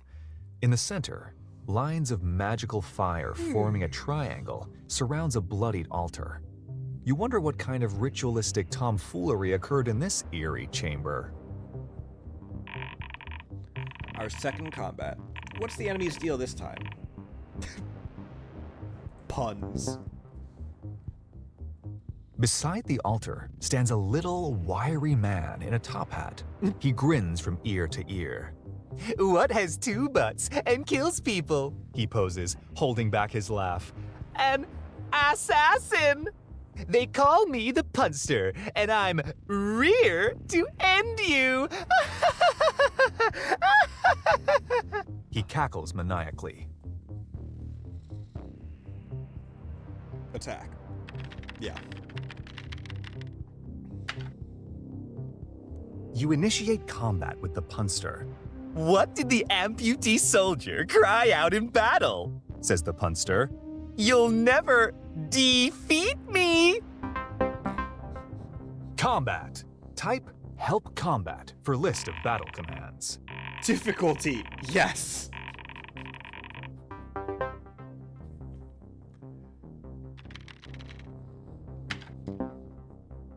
You run up to the little man and pound his goofy top hat into his head.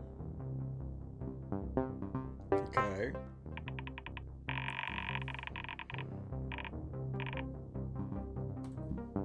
Have him duck.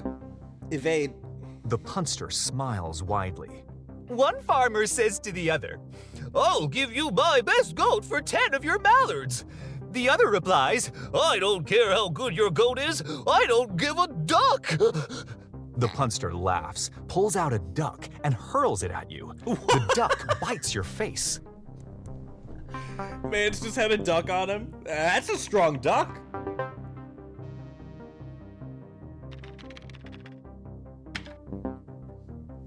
You punch the smarmy little bugger's teeth in.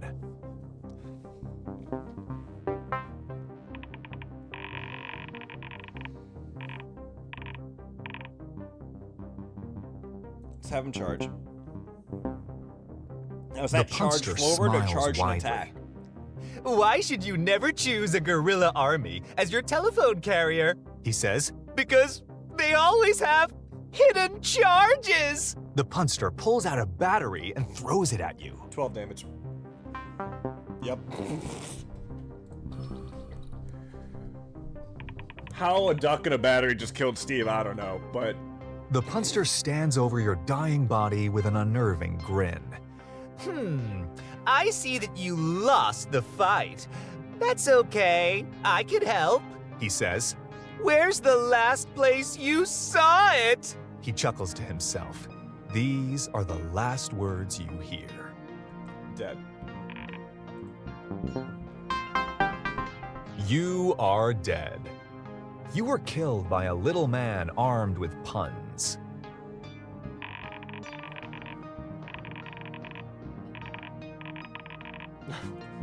You were close. You were one turn Just away. think, you were so close. Restart encounter? Yes or no?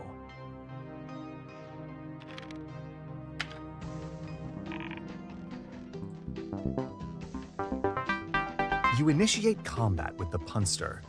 What did the ex-soldier cry out before battle? Says the punster. You'll never beat me! Combat. Type Help Combat for list of battle commands.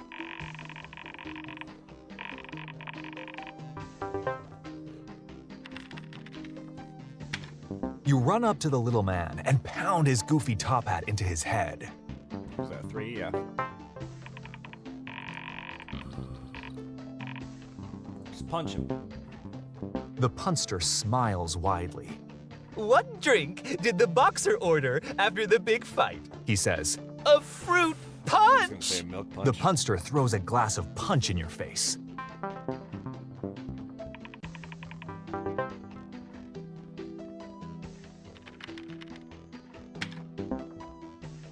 You punch the smarmy little bugger's teeth in.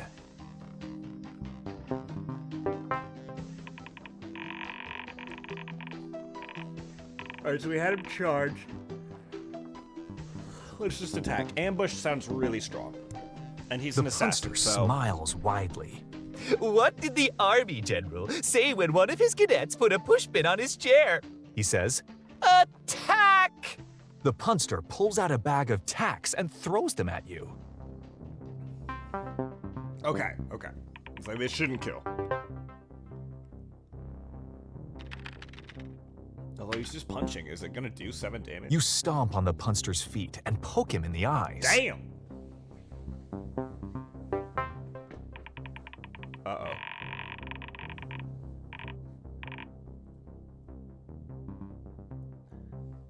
Now, I feel like, although this should be guard, I'm gonna throw a block at him.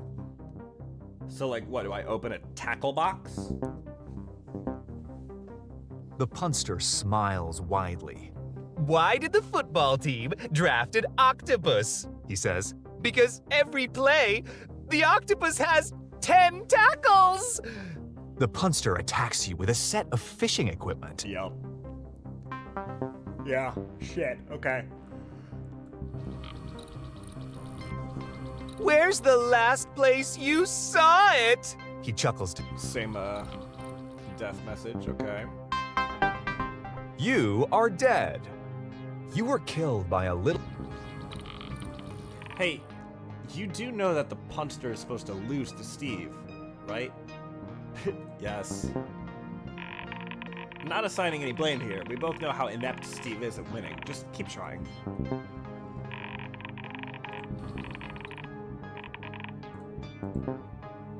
Better luck next... right, third time's a charm. He's You got it. initiate combat with the punster. What did the clock cry out before battle? Says the punster. Victory shall be ours! Combat. Type help combat. Yep, still just attacks. You run up to the little man and pound his goofy top hat into his head. I keep thinking maybe he's gonna help combat. Like, if he disarmed him, he's probably fine. Punch him. The punster smiles widely. What? Or, okay, so it's gonna, You it's gonna punch show the us the last one smarmy we little did. bugger's teeth in. Well, no, Duck did 13, so Punch was the better one. Let's see what ambush is. The punster smiles widely. What do you call it when pigs attack? He says. A hambush! Throw a pig. The punster begins laughing so Oh, there it is, riotously okay. that he is unable to attack.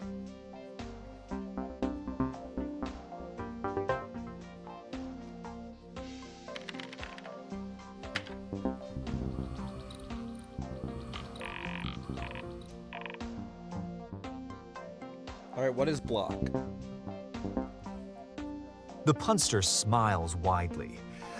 I think I've run out of puns, he says dejectedly. He pauses for a moment. I guess you could say I have writer's block. The punster pulls out a concrete block and throws it at you. I knew it. I knew it. Oh, it's 15? Shit, dude. Okay. Okay. You are dead. That were one's kill- my bad. That's my bad. If Steve were a program, how many lines of code do you think he'd be? Dude, just two. Just two.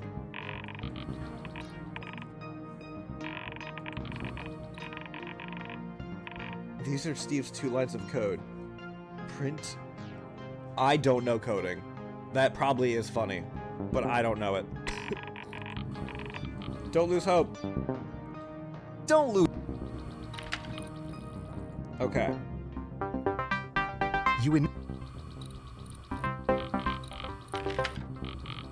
So we are going to punch, because Duck does 13. The punster.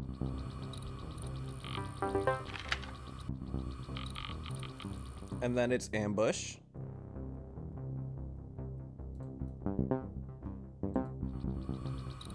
Because then we chill. Alright, and block did way too much, so tackle will not kill him. The octopus has 10 tackles!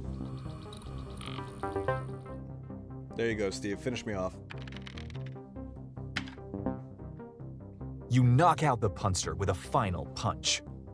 I would tell you one last pun, but I fear they've already been done to death, says the punster, gurgling out a chuckle. Sorry, I was dying to use that one. He dies. You did it! Loot him to get some stuff. The triangular area defined around the altar begins to sink into the ground like an elevator. You ride with the altar downwards until the platform stops and a doorway forward is revealed. End of Act 2. Go forward. Yep. Looks like Steve is nearly out of the tomb. This next chamber is the exit. Okay. You walk into a massive chamber. Slender stone columns along the side support an arched ceiling many stories above you, intricately painted with strange emblems. A glowing fountain in the center illuminates the entire chamber. A red and purple carpet runs directly to a large wooden door on the far wall. The door is engraved with symbols similar to the intricate ones on the ceiling.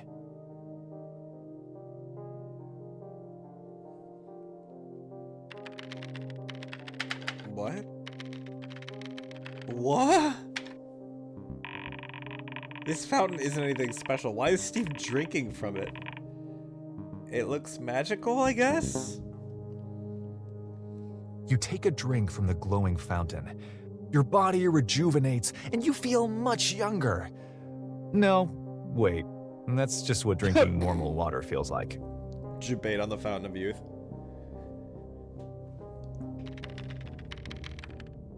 There you go. Behind this door is the end of Act 2. Okay. You take a closer look at the unusual and mysterious door. Its engravings are in a language you do not recognize. It does not appear to be locked. Open door. There you go. You open up the door. You are immediately blinded by the intense light behind it. As your eyes adjust, you see multicolored clouds swirling inside.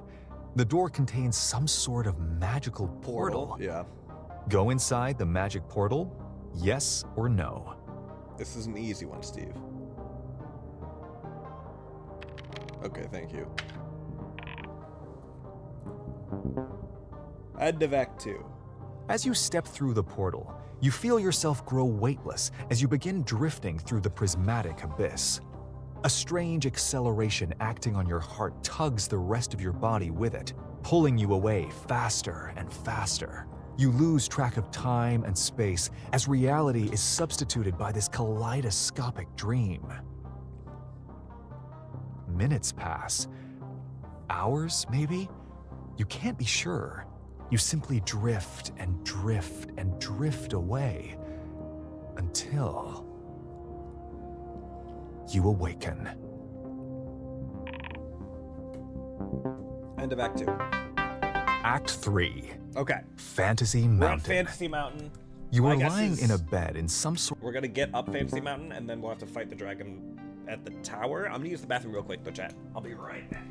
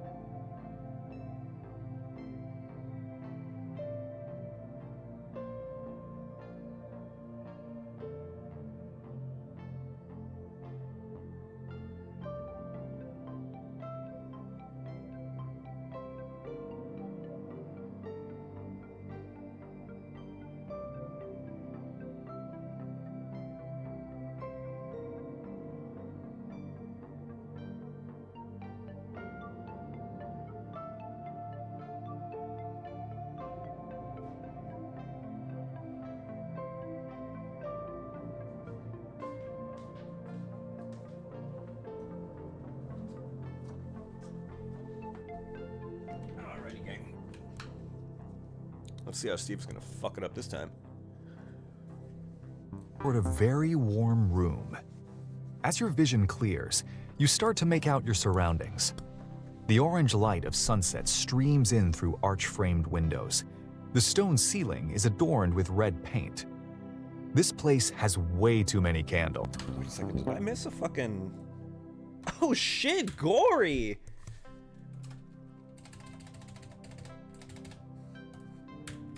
I didn't even see that.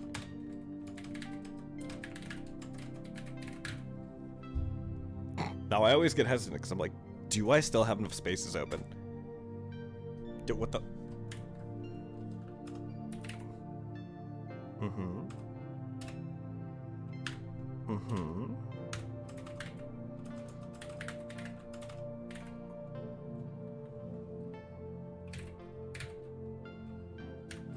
Are they full? Oh, I think they're full. All right, hold on. Let's see.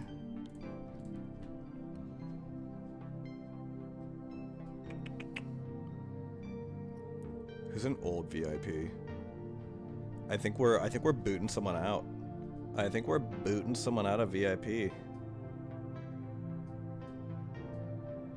We're gonna do an addendum that after like a year of inactivity, you lose it. So now, sorry, Sea Queen, we haven't seen you in a while, in a long time. What do you mean unable to add VIP? I'm so confused. I'm so confused. Let me VIP you. Let me VIP you? Question mark? Hello?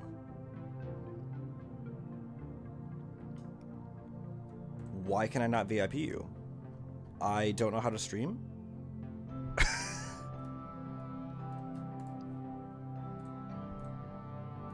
What the fuck? What the fuck? Alright, I'll tell you what. For right now...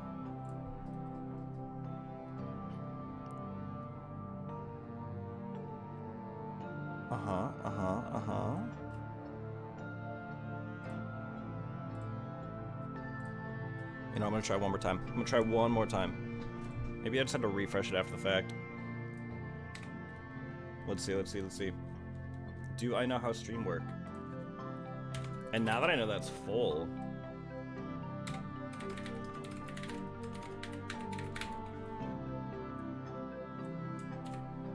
Nope.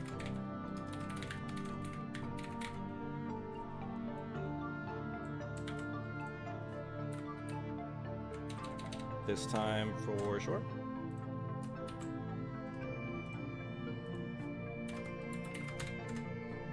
There we go. All right. Congratulations on VIP status, my dude. Thank you for always tuning in, lurking around. Happy to have you. A robed figure approaches you. Don't worry. Traveling through the portal is tough on everybody, says the robed figure. What does the robed figure do next? If I make this a woman, Steve's gonna try to just immediately seduce. So let's make it a guy. The robed figure pulls back his hood to reveal his gentle, well-aged face. Welcome, child, to the monastery of Ella. My name is Saul. I am the warden of spirits, and I look after this monastery. Feel free to stay and worship with me, but it's all right if you are just passing through on your way to Fantasy Mountain like the other travelers. There's no shot Steve actually worships. Okay. You thank Saul for the kind aid he has given you. It's no trouble at all. Make yourself at home. All are welcome at the monastery of Ella. Who's Ella?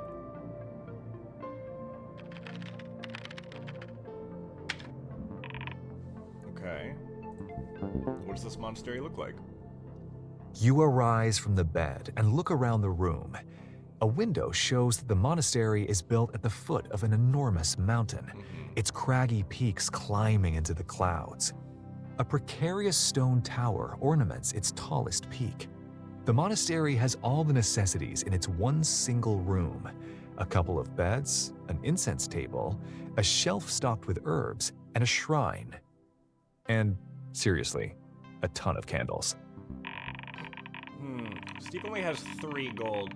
I was thinking that we would have been able to give him some more back in the second act, but I guess not. I mean, he didn't try to loot anything. This monastery is a place to stock up before the endgame. Should we give Steve some gold? I mean, I can't imagine the gold's gonna be that helpful in a fight, but sure. Maybe he'll make some use of it. Don't have it be in Saul's coin pouch. Just have it be on the shrine? Guess that makes sense. People make monetary Your donations. eyes light up as you notice a sizable pile of gold lying upon the shrine. Take gold. Yeah. Clearly, this gold was meant for me. You say to yourself, If it wasn't meant for me, then why did I explicitly notice it? It's a cosmic fate kind of thing. Shiny and valuable objects are magnetically drawn to my possession. you walk on over to the shrine and conspicuously empty the gold into your pockets. Jesus, just have it be 75. 1200's You insane. add 75 gold to your inventory. The Warden of Spirits looks at you, hesitantly saying, "Most adventurers will donate some gold as a token of appreciation. Although the Monastery of Ella certainly doesn't frown upon Almsgiving. almsgiving, if you require it." That's the way to put it.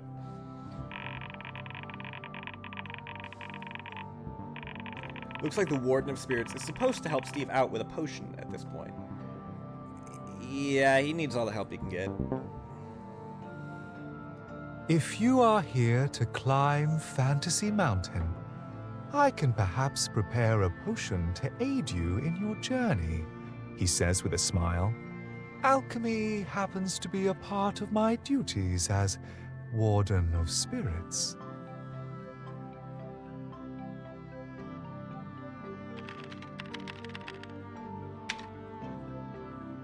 You remark that you are an avid proponent for collecting unsolicited junk from strangers. Of course, child. I'll brew a special potion just for you, says the Warden of Spirits, walking over to the shelf.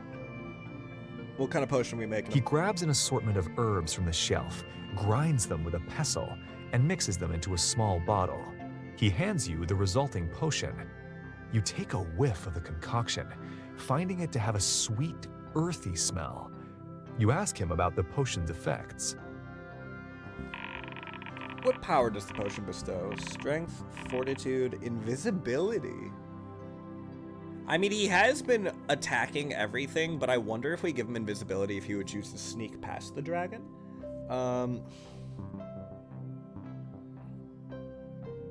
We'll have it be fortitude. Hopefully he'll slam it at the dragon This fight. is a potion of fortitude, says the Warden of Spirits. Drink it before facing a formidable enemy, and your health will be fortified from dangerous attacks. You add the potion of fortitude to your inventory.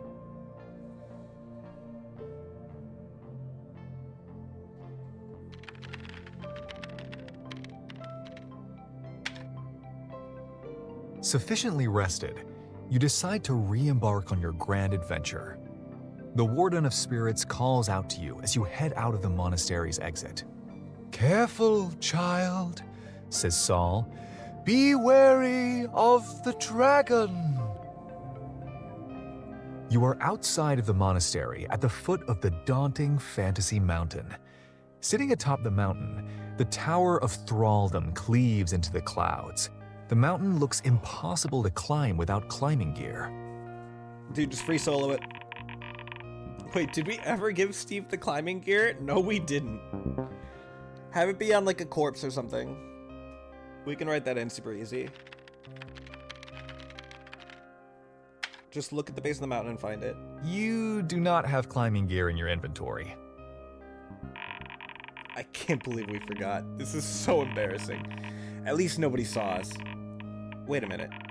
What is this OBS? What? Are you recording this? Are there people watching us? I mean, you could say we have an audience. Yeah, sure. I didn't know you could see that though, bro. What the fuck? Oh. Hi everybody. So, do your viewers actually find this entertaining? Chat, do I lie?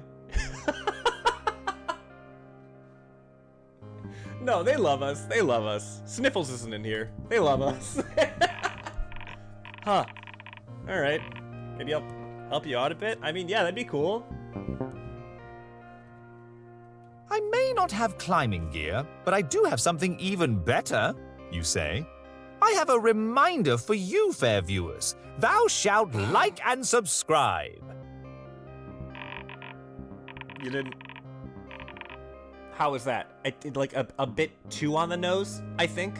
Yeah. Well, the show must go on. He still needs that climbing gear.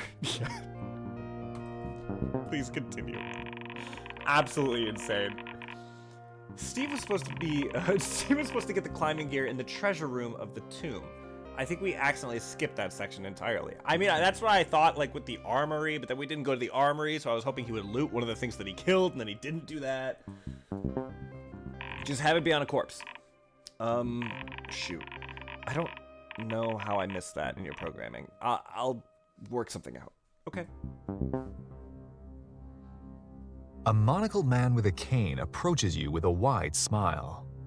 Hey there, I'm Don, the acclaimed adventuring entrepreneur from over yonder, helping adventurers reach the success they need, He's gonna says the attack monocled him. man. I've been keeping an eye on you for a while now, and I wanted to see if you were looking for any adventurance support. Utilize Don's adventuring support service? Yes or no? Attack Don. Oh, thank God, Steve. I'm excited to be working with you, says Don. Don't worry, I know the importance of delivering results with top quality service. I understand that you're looking to climb Fantasy Mountain and rescue a princess from the Tower of Thraldom. Is that correct? Is this your quest? Yes. Yes or no?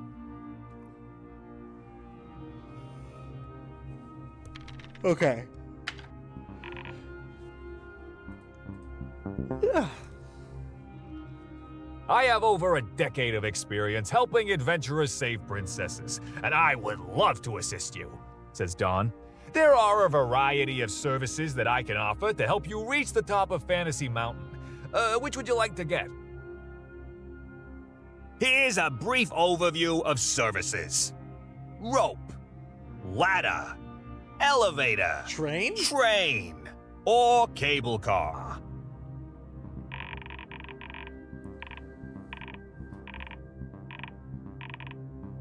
I mean, he has enough gold for any of these. How does a train work? Oh, it's just For go your around and up? situation, I would personally recommend one of our most popular services, the train, at a modest price of just 25 gold.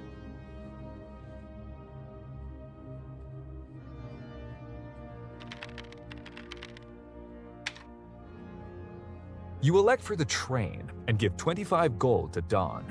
The train starts right over there, says Don. I can answer any questions you have. I don't just want to get your business, I want to keep it. What a guy.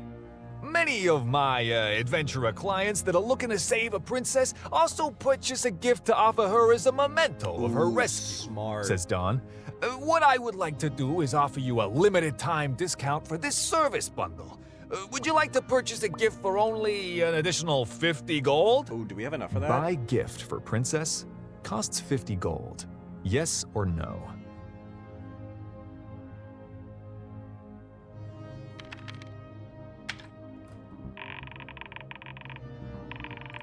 I just realized something. Do I still have the... Ha!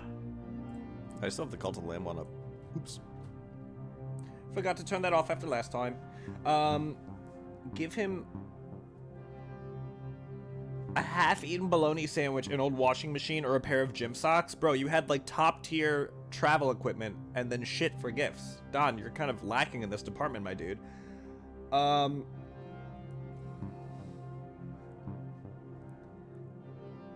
This seems kind of sexist, you know?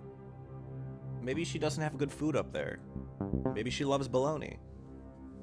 You hand an additional 50 gold to Dawn. You receive a gift to give to the princess, a half-eaten bologna sandwich. You ask Dawn if he had eaten the other half of the sandwich himself, and he just moves his hand across his mouth in a zipping motion and winks at you.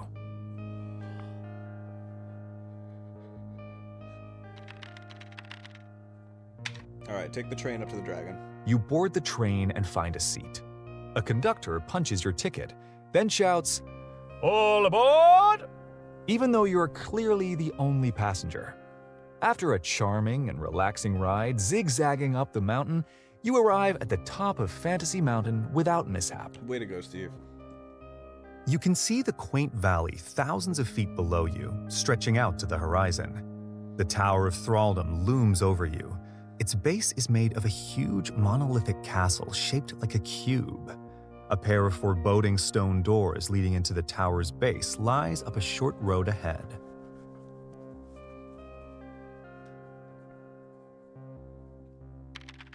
Go tower,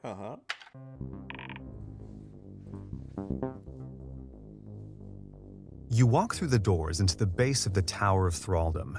No windows illuminate this massive hall. Arched columns are spread throughout the room like a squadron of soldiers staring down at you.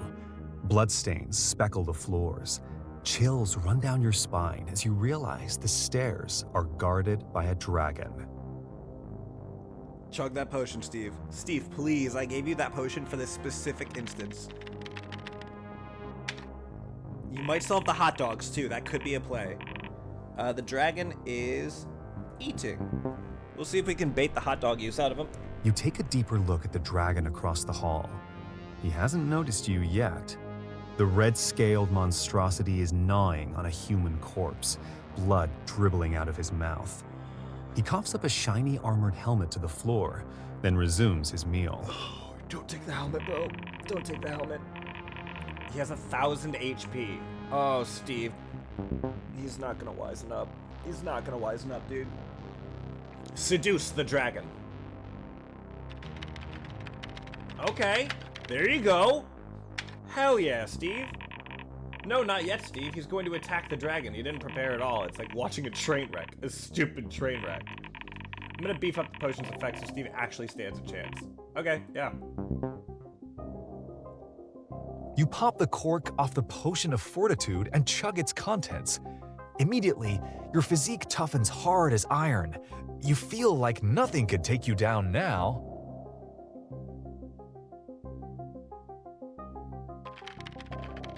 Yup. So it begins. Ah! Why are you the way that you are, Steve? He came all this way just to throw himself at the dragon and die immediately. I can't wait to see how many times he has to reset this fight. Well, actually, here's the bummer part of this. Because this is the final boss battle, if Steve fails, not sent back to the beginning, who designed that? Whoever designed this dragon fight clearly wanted the player to prove himself. Bro, we need him to win this. You step forward valiantly to the gorging dragon. I shalt vanquish thou! You declare, trying to remember your old English lessons. Thee? Thou? The dragon stares at you with untamed hatred. He backs onto his hind legs, revealing his gargantuan stature. He lets forth a hideous roar, projecting furious fire upwards out of his mouth. The fire might be bad. At this point, you wish you had picked up some sort of weapon along the way here. You prepare to fight the dragon with nothing but your fists. Oh, jeez. Combat. Type Help Combat for list of battle commands.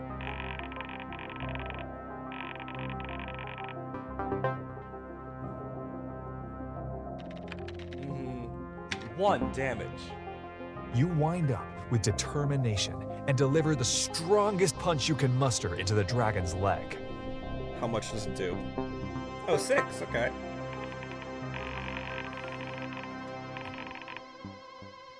Oh god. Oh, there's only one option. The dragon bellows a vicious roar. Who dares enter my tower? He unleashes the full fury of his fire attack. Cascades of flames rain down upon your puny human body. Okay. We might be here for a while. You brush the soot off of your noble robes and again punch the dragon.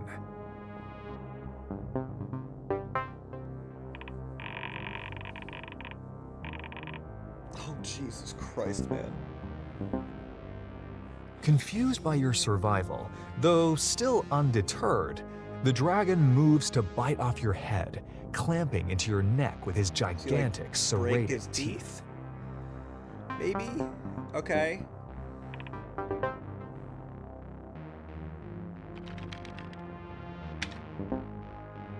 Still in tip-top shape, you once again strike the dragon with your fist, committed to persevering to the bitter end.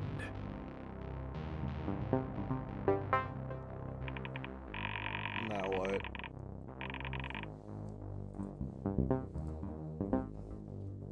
Growing irritated, the dragon furrows his scaly brow in contemplation. He slices open your chest with his massive, razor-sharp claws.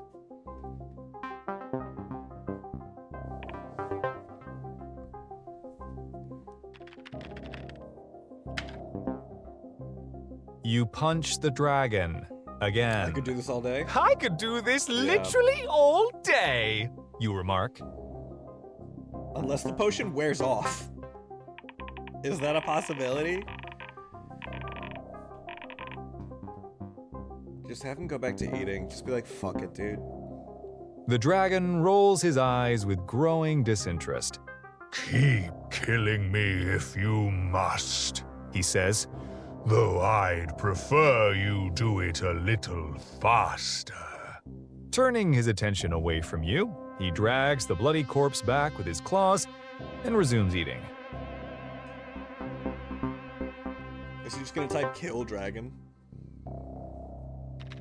No, okay. Just attack commands all the way through. The foolish dragon has let his guard down, you say. Now is my chance. You attack him again.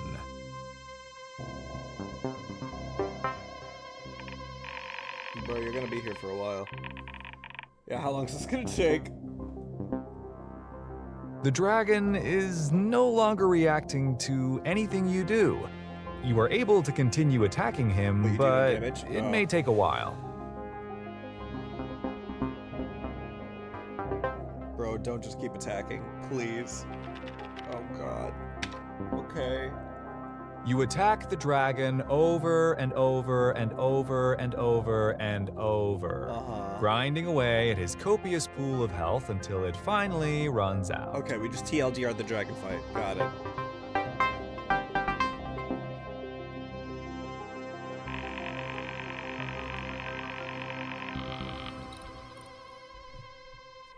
After your fierce and courageous battle with the devilish dragon, he lies lifeless before you.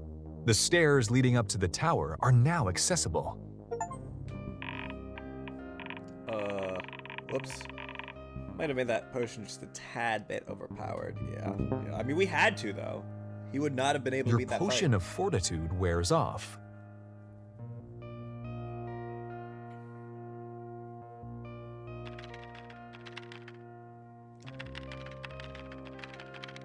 Oh! I think I saw cut off head in the command list. I wasn't sure it would ever be used, but I should have known better. The real question is who or what is Dargon? The tower's well-meaning janitor? You look for Dargon, but cannot find him. Is there anybody by the name of Dargon? You shout. An overweight smiley man in a gray jumpsuit emerges from behind a nearby pillar, pushing a mop and bucket. I feel so bad for this. Well, my name is Dargon, says the friendly janitor. He looks at the pool of draconic gore upon the floor and scratches his head. Ooh-wee! That's a lot of dragon blood. Looks like I better get to work. Dargon enthusiastically begins mopping around the grisly corpse, humming an upbeat tune. You wind up to behead the harmless janitor.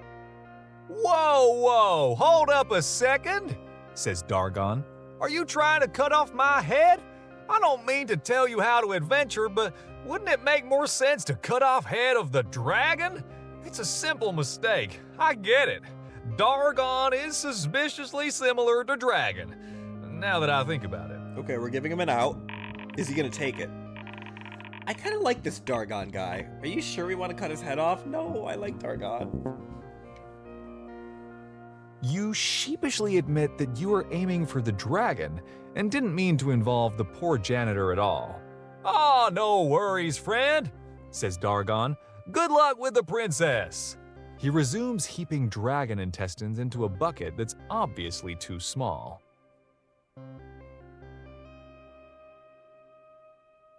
Steve. Invalid command. What? Type help for assistance. Steve, what are you thinking?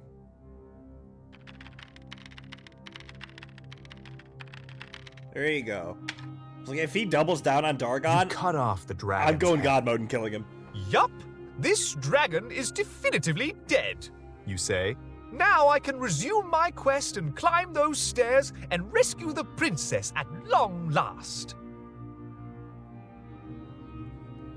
You're gonna try to take the head? Okay, there you go. You ascend the stairs of the Tower of Thraldom. What are the stairs made of? Fine marble. The stairs are built of the finest polished marble. You whistle along to the Vivaldi piece playing over speakers. As you climb higher and higher, you stop for a quick drink at a drinking fountain. You can't wait to meet the princess. How's our protagonist feeling? Invigorated. Yeah, he's probably on cloud 9. Every step you leap up fills you with another dollop of energy. All in all, this perilous journey has been relatively perilous, You say. You commend yourself on your wit. The stairs end at a solid wooden door. Finally, you have arrived at the very top of the Tower of Thraldom. Your heart pounds in your chest, and your hands break out in cold sweat. Just one simple door separates you from the captive princess. Open the door, Steve. Finally! Steve has finally reached the princess. He's actually going to win the game for once.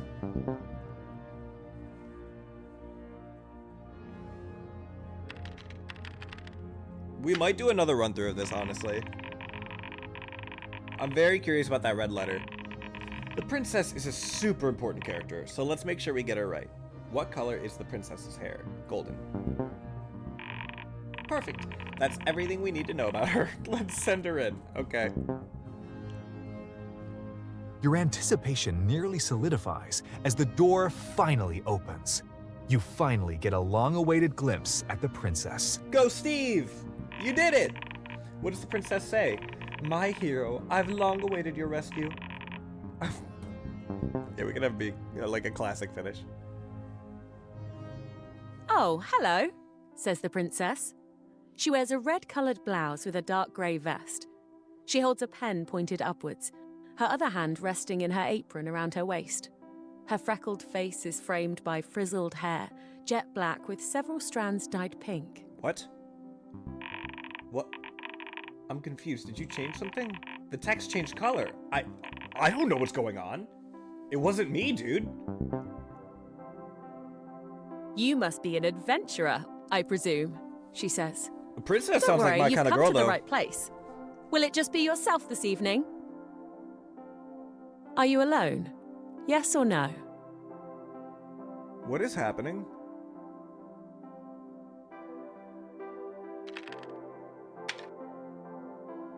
You stand still, confused. I've come to rescue you? You stammer out. They told me there was a princess in this tower. That's you, right? Yep, that's me.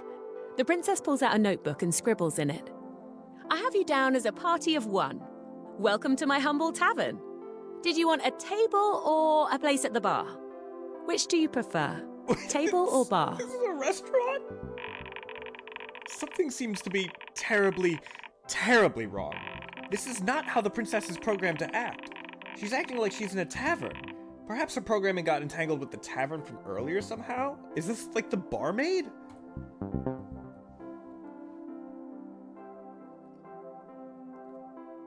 Go to the bar. Oh my god, he actually typed help! I'm also very confused, Steve. I think we all are right now. Help! You say aloud. Help! I'm here to help you. Oh, you want a job? Okay, what do we do?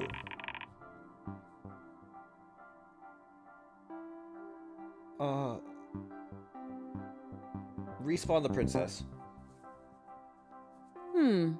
You look confused, she says. Oh, you probably have me in your head as some elegant maiden with shimmering golden hair just waiting for your rescue. Yeah, that's kind of what I was envisioning. Why isn't the princess responding to our choices? I don't know. I don't know what's going on, bro.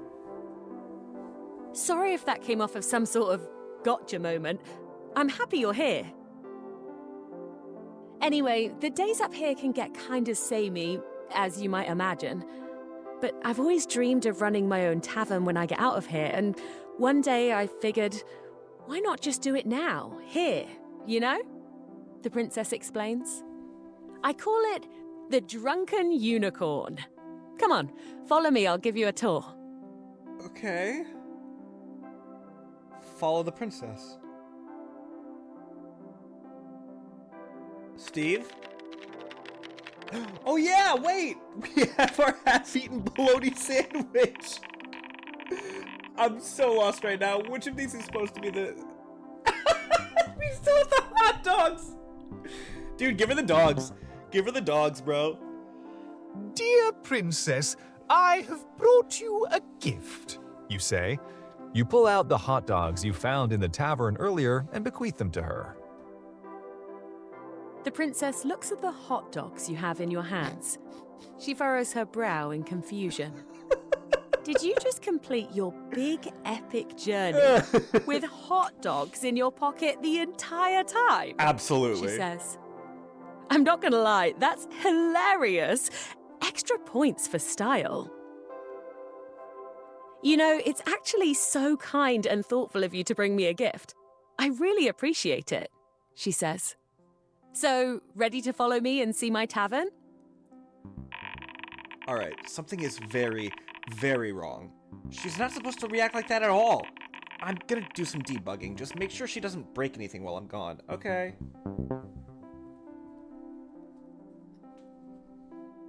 Follow the princess. That's all we can do right now, man.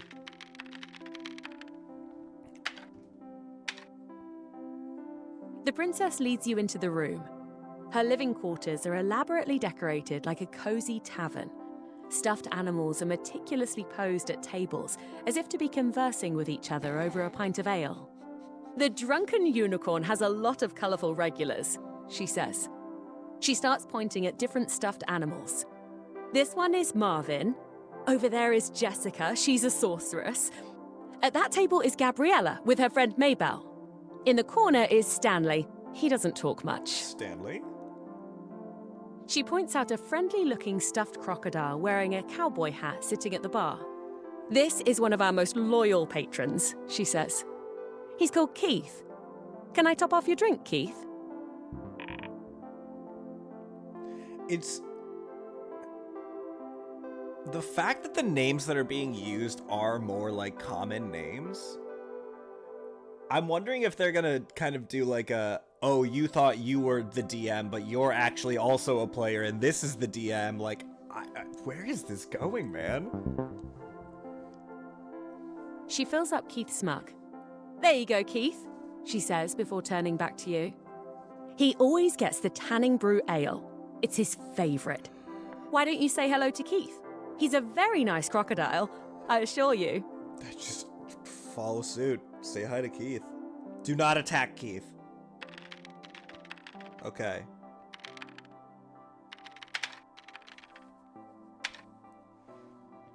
You pick up the toy crocodile and hesitantly say, "Hello, Keith? Keith?" You give the princess an awkward glance. To your surprise, the stuffed animal turns its head to you and says, What? Hello, mister. Mighty pleasant meeting you. I'd like to return to my seat if you'd be so kind. This Tanning Brew Ale is my favorite, and I cannot wait to imbibe it. What is happening? I'm back. We're in big trouble. It's very strange indeed. It seems that the princess is operating without any logic or predefined behavior. Certainly not like any program I've ever seen. It's like she's alive somehow. I think she is, bro. The princess isn't being controlled by me or by you. The princess is controlling herself. Obviously, this is very bad. I'm not sure what we can do about it yet. Okay, let's just, I don't know. Let's see where this goes. You set Keith back down in his chair, giving him an adorable pat on the nose. The princess excitedly says, "The Drunken Unicorn is proud to serve over 30 different kinds of ale. Damn. We have at least one brew from every What's realm up, in worm? the kingdom. Would you like a mug of ale? First one's on the house," says the princess. Try a mug of ale. It's free. Yes. Yes or no? Come on, Steve. There's only one right answer here. Sure, why not? All right, we'll take that. Steve, you idiot. Yes or no prompts are answered with a yes or no. How hard is that? Can we actually throw an error, or is she going to respond to that? Invalid command? Sure, why not? Type help for. It stopped. What's happening? She overrode it. Sure, why not? You tell the princess. She understands your Yup. answer just fine. Dude, A what's drink going sounds on? wonderful after climbing all those stairs. What is happening? The princess stopped our error. This is really getting out of control. She won't let us inform Steve of his improper syntax. She turns her head back and calls out, "Lenny! 1 pint of ale! Newcomer special!" You hear a squawk from the bar. A blue feathered parrot flutters in, hefting a pint of ale with his claws. The princess hands you the ale as the parrot lands on her shoulder. "This is Lenny, my pet parrot," says the princess. "Took me ages to train him to serve drinks. Anyway, this is our signature brew. Drink the ale when you're ready for your mind to be blown." This princess has been cooped up in this tower for who knows how long. She's created this whole little tavern of her own in her tower, complete with her own characters and side quests. She's even gone and made herself a pet parrot. Honestly, pretty stacked tavern.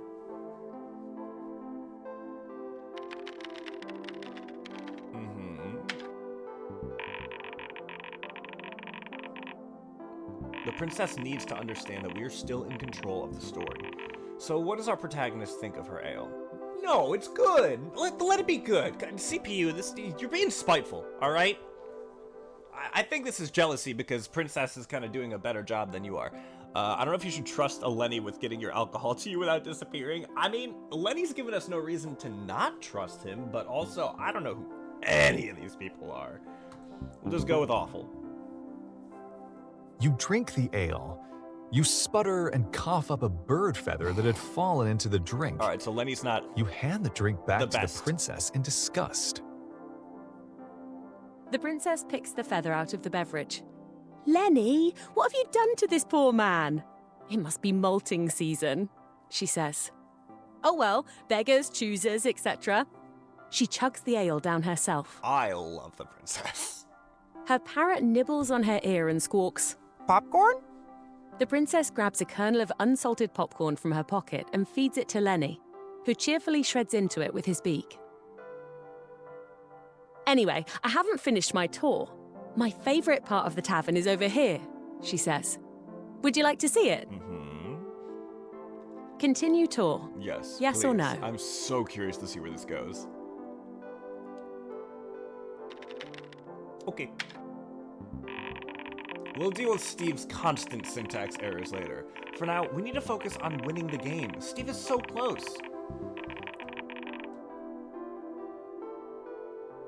Yeah, encourage her to leave the tower. Okay, you begin.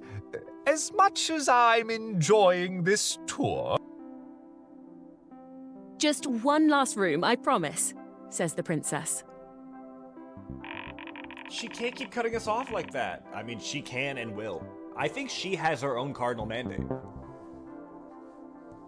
She leads you to a cozy sitting area in a nook. A crackling fire blazes in a fireplace. The walls are lined with neatly organized bookshelves. She picks up a few books lying on a chair and files them away. I'm not sure why, but I really love books. I know they're just words on a page, but I think there's a kind of beauty from a medium that's so restrictive, she says. It's like putting constraints on a story makes it more poignant, you know? That's the end of the tour, I suppose, says the princess. So, what do you think? Do you like it? I love it. Do you like the drunken unicorn? Yes or no? Come on, Steve. There you go. There you go, champ.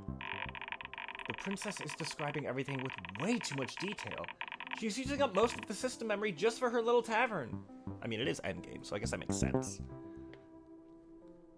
You tell the princess that while you do like the tavern, it seems like she put more thought and consideration into the drunken unicorn than necessary.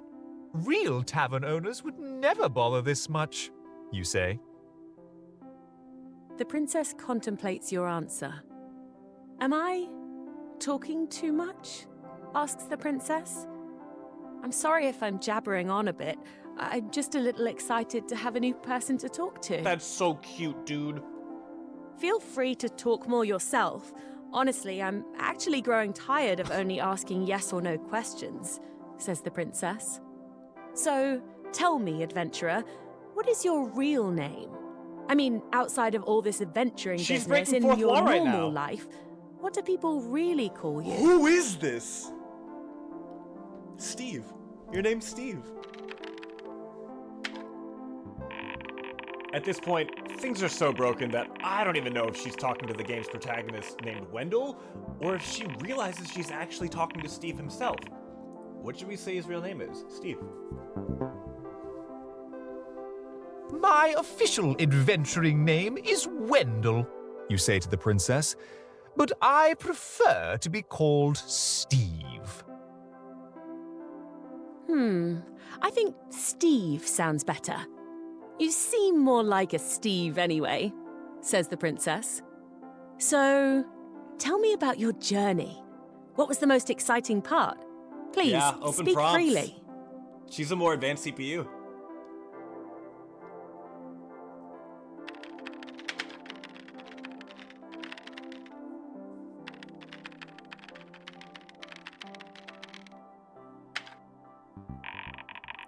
What is this monstrosity of a command? Is he having a stroke? We're gonna throw an error, but it's not gonna go through, because she understands. Rats in the tavern. An old classic. Old classic, She knows. says the princess. What happened next? Why does she keep encouraging these commands that have such abysmal syntax?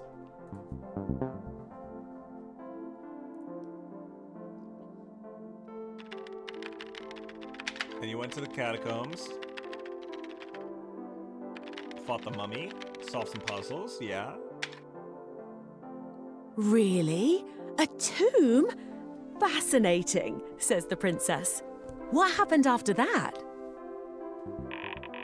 I'm so confused. Why won't the princess throw an error? Because we're not in control of this anymore, bro.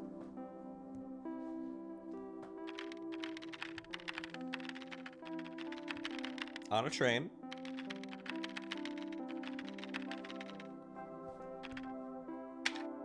Oh my god, he's using an Oh, the exclamation dragon mark. downstairs. I hope he didn't give you too much trouble, says the princess. Well, I was like, don't now tell me you've they're come friends. all the way up here. What can I help you with? What are you gonna say?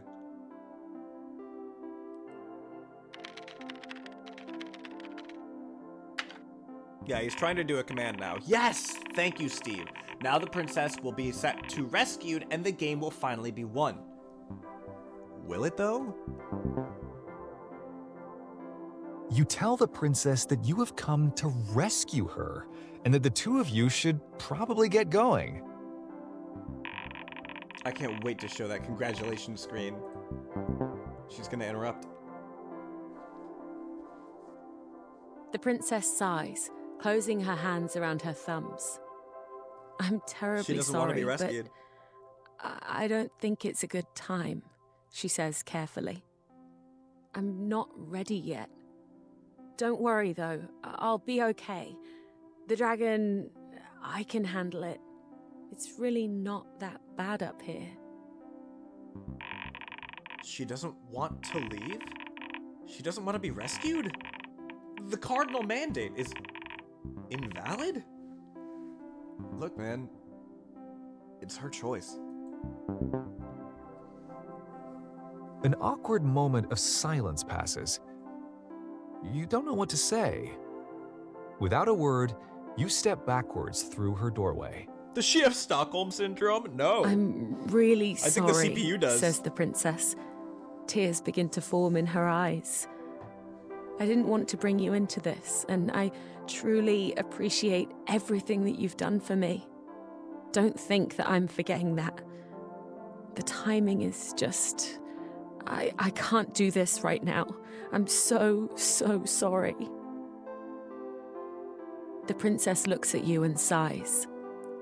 I just need more time. Please don't give up on me yet. I can't quit you, princess. I You refuse. climb back down the stairs of the Tower of Thraldom, with your head sunk in sullen defeat. Do we have to run it back? And what was with the red letter? Game over. You have failed to save the princess. Type new game to restart from the beginning. What? That's it? Game over?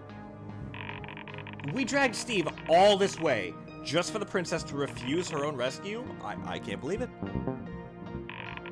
This is infuriating. For once, Steve does nothing wrong and he still loses? How is that logical? I mean, it's unfair.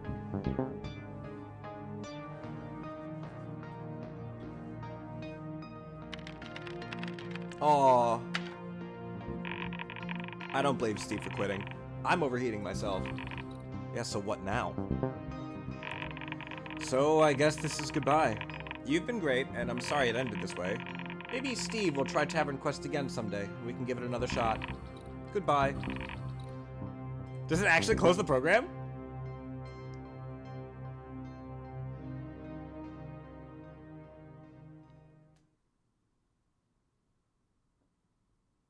Princess? Whoa, what? What?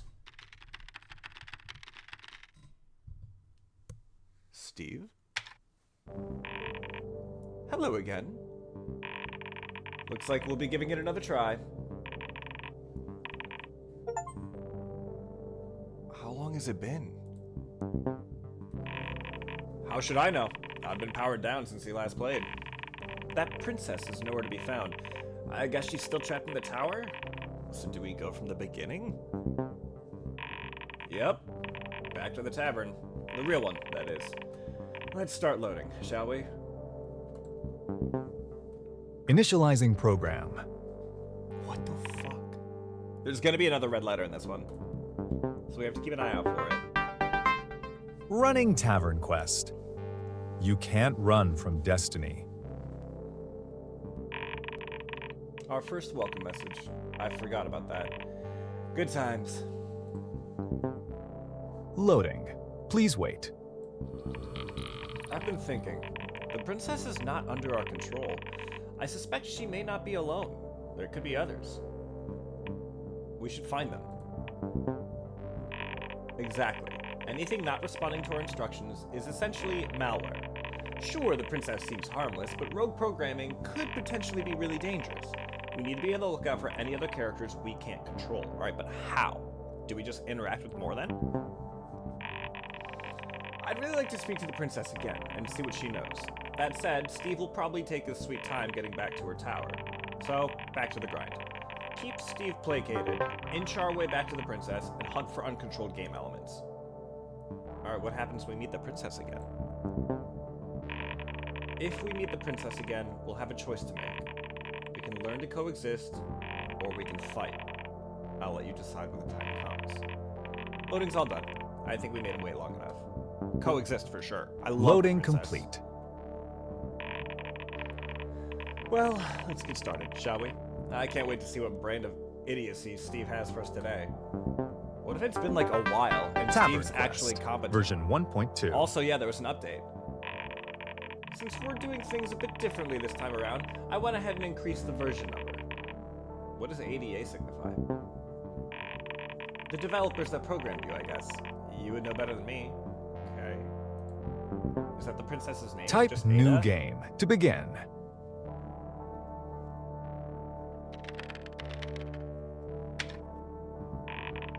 I think we can skip the tutorial. Steve didn't listen the first time around.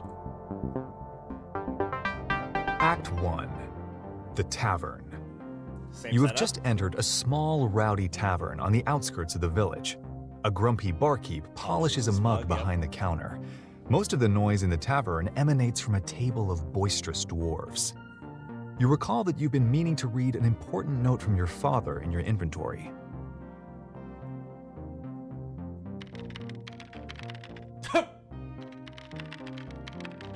Yo, barkeep, what's shaking?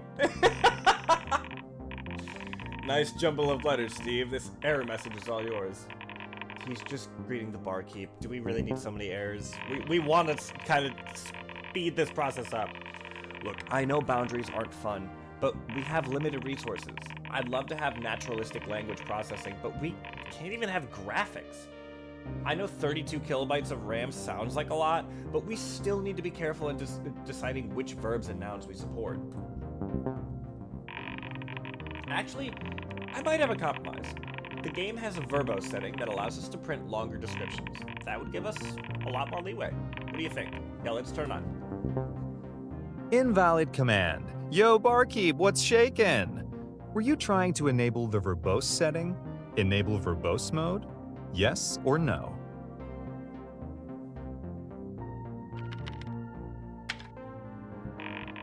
Hold on. I can't find my thesaurus. What's a fancier synonym for small? Minuscule? The game is now running in verbose mode. Descriptions of locations, objects, and characters will be meticulously described in copious detail, ostensibly giving the player a minuscule advantage.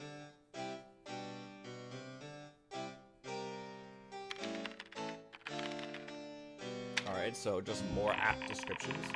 How about a synonym for simple? Unadorned. You are presently located in a rambunctious and unadorned tavern positioned in the periphery of a charming yet curious village. Synonym for loud? I like, ostentatious is a good one, but I like raucous. A surly and perpetually irritated barkeep polishes his precious tankards behind a conversely rough wooden counter that is nowhere near as clean nor polished as the mug situated on top of it. An inescapable din of dwarvish hoots and hollers emanates from none other than the table of boisterous, raucous dwarves.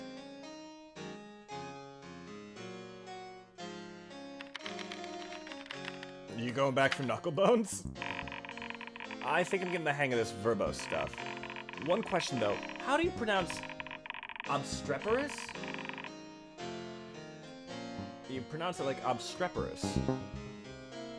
He's gonna butcher this. You see that there are several obstreperous dwarves Okay, there you encompassing go. a cluttered and tattered round table. Each dwarf has a bushier and less kempt beard than the last. Discreetly snooping in on their current palaver, you surmise that one of the dwarves is referred to as Haggin, and that the clamorous dwarves are presently engaged in an aggressive tournament of knucklebones. Yeah. Aye, says the one named Haggin. I presume to inform you, my proliferous dwarven colleagues, that historical empirical evidence indicates that in any given knucklebones match where I, Haggin, am participating, the pragmatic probability that another competitor be victorious at the aforementioned contest is statistically insignificant. This does not sound like a dwarf.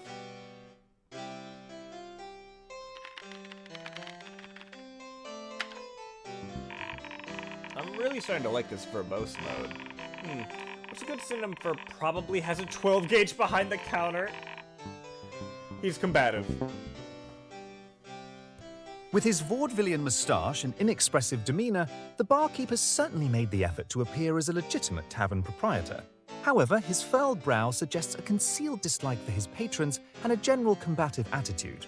You surmise that he must be frustrated with his own simplicity, spending his days in service to those more wealthy and educated than himself.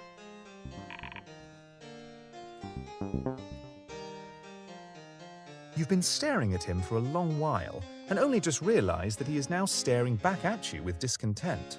Newcomer, I must infer that you're lacking a determinable direction, as you've been loitering in the vicinity of the tavern's doorway for an appreciable amount of time, failing to enact any action of consequence and instead perusing about with no discernible motive, begins the barkeep.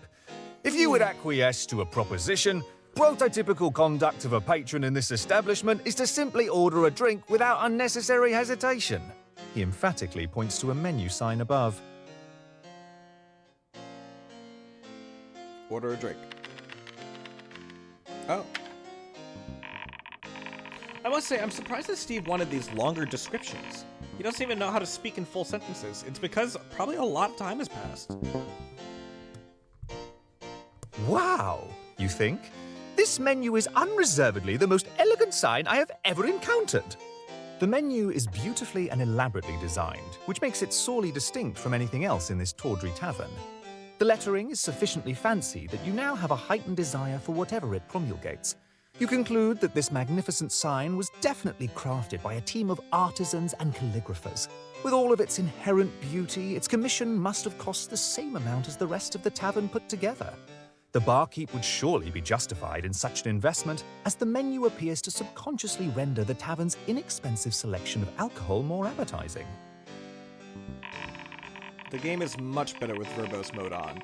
The extra description makes the text so much more flavorful and enjoyable. Don't you agree? I concur with your persuasive assertion. You finish your ruminative examination of the menu by reading its illustrious inscription. Ale. 2 gold. Okay, still same menu though. Order an ale. Yep. Did we start him with gold this time? What do you mean synonym for mug?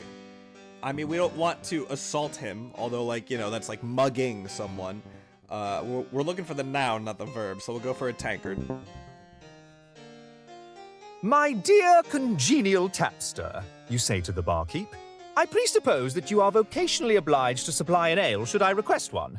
If the conditions are unequivocally so, I would humbly like to get a tankard of ale. This is great. Oh, does Steve have enough gold? Let's not make that mistake again. You know what? Doesn't matter. What's a better synonym for give? Just bestow upon him. You bestow upon the barkeep the requisite 2 gold from your inventory. Let my uttermost appreciation be expressed for your patronage, says the barkeep. I will prepare your solicited ale with paramount thoroughness. Sit at a physically proximate table, and I shall hereafter convey the aforementioned alcoholic beverage to you when it is readily available.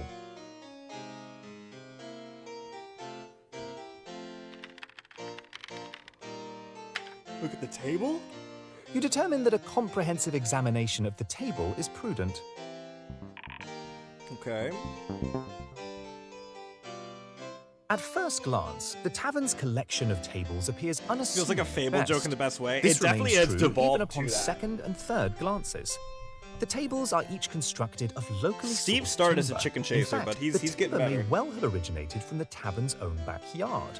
You're not quite sure precisely which species of lumber was used. I hope it's Your mahogany. studies of grain identification are frustratingly insufficient. Oak, perhaps?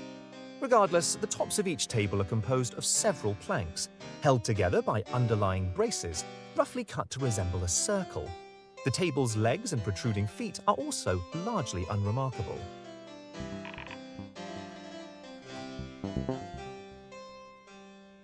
However, the table's technical structure is merely a preface to your concentrated table journeyings. The real meat of the matter, the contents of the tables, now dominates your fastidious scrutiny. Each table has a suitable centerpiece made of 3-armed candelabra. You excitedly recall that candelabra, though often misused, is factually a plural noun, and the correct singular form is candelabrum. I didn't know You that. find this grammatical fact incredibly fascinating. Each candelabrum is made of inexpensive iron. The candles populating the candelabra are formed of tallow-based wax, which in part lends to the tavern's unpalatable musk. Most patrons at the tavern utilize the tables as simple repositories on which to store their tankards of ale.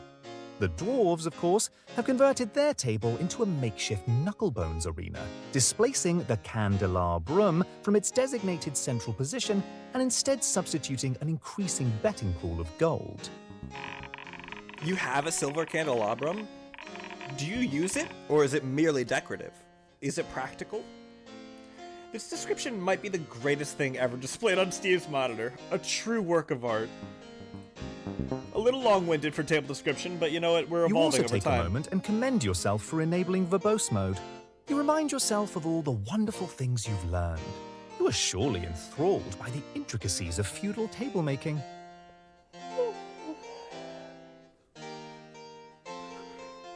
Now what, Steve?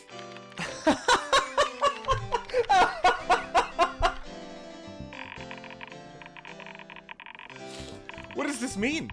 Is he even trying to read our descriptions? Of course he is. In fact, he wants to hear more about the tables. Oh, throw an error. Throw an error. Invalid command. Shut up about the tables. Type help for assistance.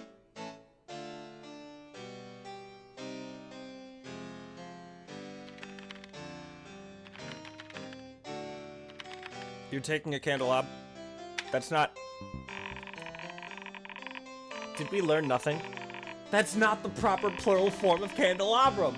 Don't worry, I'll whip us up a custom error message. What's a good synonym for idiot? Ooh, simpleton's a go-to one, but I really like ignoramus. It's decorative at the moment, but which I mean Invalid collecting command. dust. It adds to the Get decorum, you know? candelabras. It appears that you have already forgotten the wonderful grammatical fact you previously recalled while describing the table's many candelabra. Steve's gonna be pissed. You affix this detail into the recesses of your subconscious so as not to reprise this humiliating travesty again later and appear an ignoramus.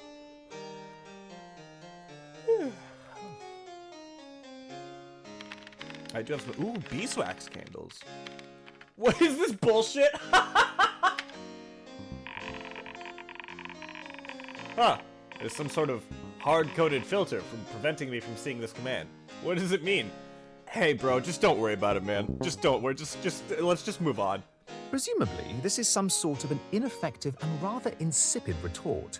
If you are insisting that the correct plural form of candelabrum is of dubious significance, you might instead suggest that proper usage of a word is determined by consensus amongst those who use it, and regardless of the word's etymology, in recent times candelabras has actually been favoured by the majority. Regardless, you fail to persuade your own grammatical morality, and the quandary still remains. Were you seeking to acquire simply one candelabrum, or a plural amount of candelabra? Just give him all of them. Let him take them.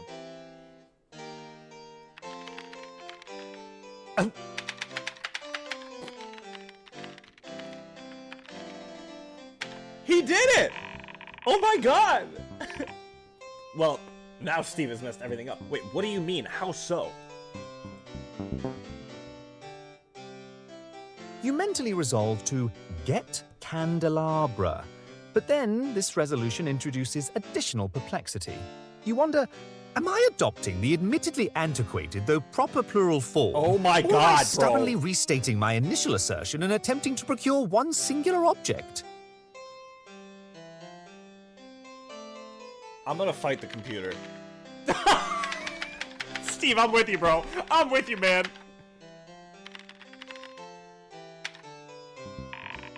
That's even more incorrect, Steve. This is utterly hopeless. We don't need to educate him. Just give him the fucking candelabrum, dude. All right, look. You acquire a candle and its respective receptacle Thank and you. add it to your inventory, and your thoughts are now thoroughly unhampered from this candelabrum conundrum.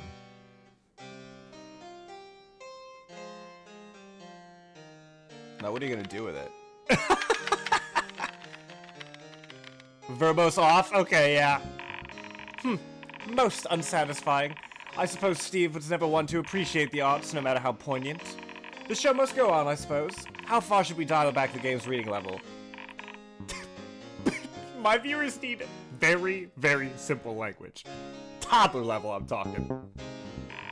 Why use many word when few word do same? Yeah, they seem barely literate as it is. I'm sure Steve would also appreciate it if we bring down the bring it down to your viewers' reading level. Where are we going? Plug ears. Words boring. Less read, more do.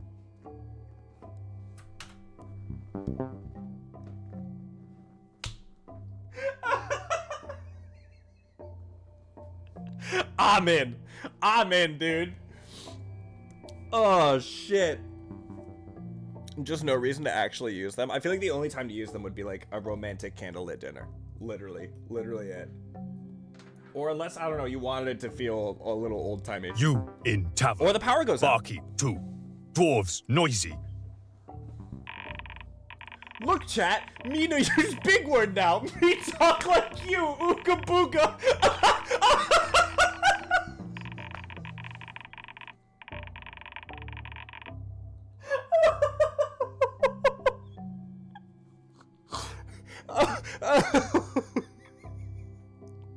Me love game, chat.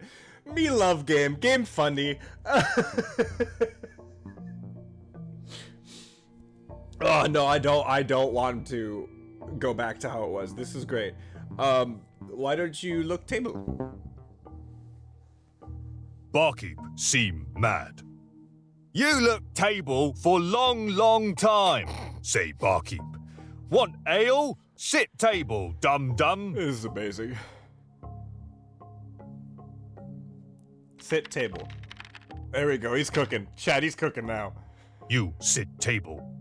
I bring ale now, say barkeep. Barkeep bring ale. Alright, you have ale. Drink ale. Yes, yes. Good. Ale good? Yes. You drink ale. Ale good. Ale remind you of childhood. Why? This great. No big word, no effort. Save memory, too. Barkeep give quest now. Yes. Barkeep give quest. Rats in basement, say barkeep. You go basement. You kill rats. Get reward. Do thing. Go basement. Kill rats. Yes. Yes. No.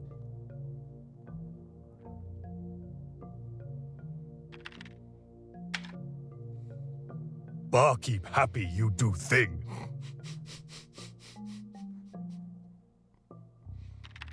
Go basement. Yep. There you go. You go basement.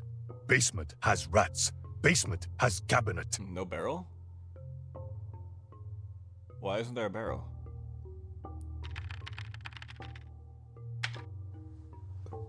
You try kill rats. Do we even have combat? Combat long. Me skip combat. Steve kill rats or not kill rats? Steve kill rats. You kill rats real good. Barkeep come. He say, good job. He give 10 gold.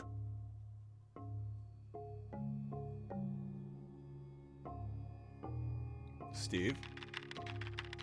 Okay. Why he exit basement? Steve knows secret passage. No, let him cook. Let him cook. What's your angle? Basement cold. Cabinet dumb anyway. You in tavern. Barkeep too. Dwarves noisy. If the next thing he types is the barmaid, I swear to God. I swear to God. Oh. Well, he has the gold from the quest, so maybe he wants to go gamble now. Me no read code no more. Computer code for computer nerds. Me execute game randomly. Pick random number and me execute code it. What? $17.68. You eat magic berry. Berry give you magic power. You fly now. What? Pick more random number. Whoa. Just go middle again. Me disagree. You shout. Gorilla not care. Gorilla not in mood for argument. Bro! What the fuck?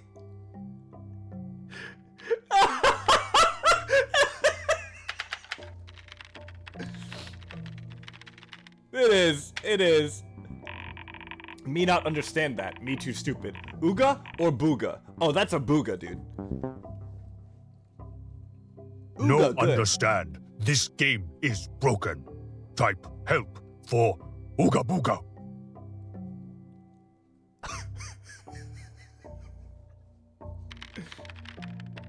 Yeah, alright. Game cook with Gorilla. Me like Gorilla. Restart. Steve think game broken? Game just speak like Steve speak. Game not broken. Steve broken. Ooga. Act 1. The Tavern.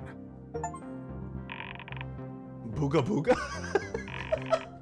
Just kidding. Everything is reset back to normal now. Okay, alright. You have just entered a small, rowdy tavern on the outskirts of the village. A grumpy barkeep polishes a mug behind the counter. That was amazing. Most of the noise That in the was tavern fucking emanates awesome. from a table of boisterous dwarves. You know what I'll miss though?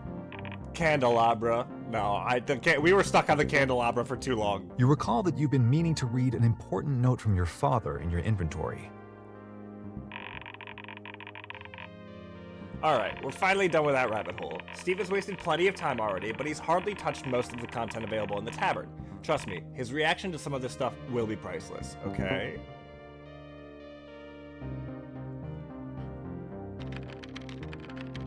Oh! Ah, of course. Figures. Well, we don't have anything prepared outside the tavern. We'd have to wing it. What do you think? Yeah, let him outside. I am curious of, like, what's still in the tavern, but I'm kind of more curious about what the CPU is going to riff. Immediately upon entering the tavern, you decide to leave. I have no business being in such proximity to you peasants, you say. I don't recall why I ever decided to enter this horrid rat hole. Like a fish caught on a hook, you yank yourself around and out the door. Unloading tavern assets, okay. Act 2. Not the tavern. You are outside. You let out a sigh of relief as you no longer breathe the same air as poor people. Jesus! Okay, I have dedicated all of my resources to deep analysis, and the outside simply isn't meant to exist. We can press forward, but I'm worried that Steve will notice the drop in quality. We'll find a way to make it interesting. Tell you what, I'll randomly select a couple of words out of a database and we'll build around that. Here are 2 words, okay? Sinister? Yoga! Okay. Alright, can't wait to see this. Across from the tavern, you see another building. Above its door is a sign that reads, Sinister Yoga by Yogi Al. Dominate your enemies with self-enlightenment. Free 30-minute lesson. Go take the class, Steve. Yup. Sinister yoga, you think to yourself. What a clever idea that isn't at all the result of 2 random words smashed together. How convenient it would be. making peace within myself whilst making unpeace within others. You walk into the yoga building with curiosity and wonder. Sure, Steve. Just goes along with this junk, but not the huge amount of material that is already prepared. I feel like this is a public service announcement, and this is from someone who has never DM'd anything, but I know people and I know gamers. You have to be prepared for people to not do what you want at all. Absolutely not.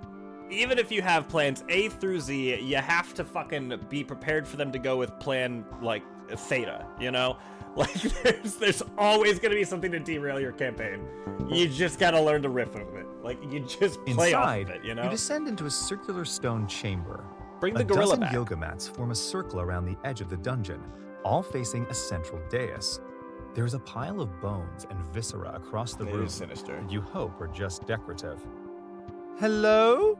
You say. Could this be another NPC? You know, if he has such low standards, maybe we should just use procedural generation for everything. Oh god. There will be an enemy here named Greg. Okay, that's not even a good name. Oh, Al. I mean, yeah, Al was the yogi. Portly Al. Portly Wispy Al. At the center, Yogi Al sits cross-legged on the ground. He is a portly man with unnaturally skinny limbs, bald except for a wispy, long goatee. Okay. More descriptors?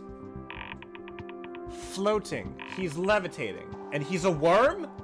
Yogi Al arises to greet you, floating up with fluid motions that seem impossible for a man of his physique.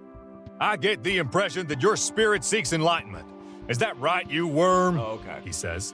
I sense that your chakras are blocked to kingdom come. 1 30-minute lesson and I will show you how to be so god-darn aware that your spirit energy will spit on nirvana. Am I clear? Crystal.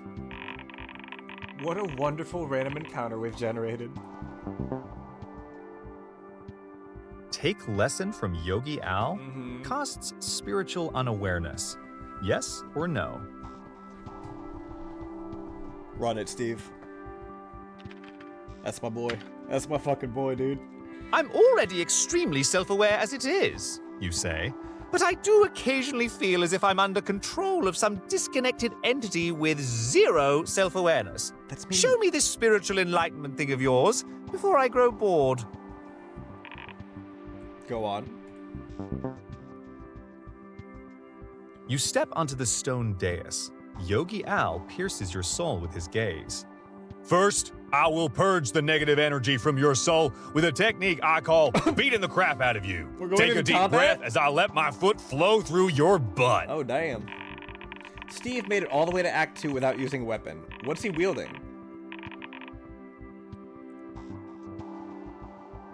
We could give him a sword this time. Combat. Type Help Combat for list of battle commands. Difficulty, Duca. Yogi Al's beefy as fuck, dude. Thank God we gave him a weapon. You compensate for your lack of inner peace by swinging your sword wildly. Okay. Damn, Yogi Al kind of sturdy for real. Downward dog! Downward dog! Yogi Al bends downward at a sharp angle, placing his palms on the floor. Spiritual energy reverberates through the floor, and your soul collapses like a wounded animal. Is that one shot, Steve? Oh, okay.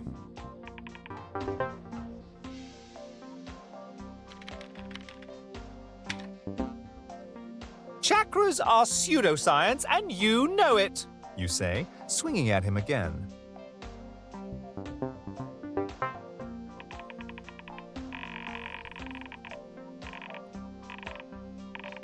Let's go Warrior 1. Still unfazed by your attempts at traditional combat, Yogi Al takes a large step forward and raises his arms high into the air.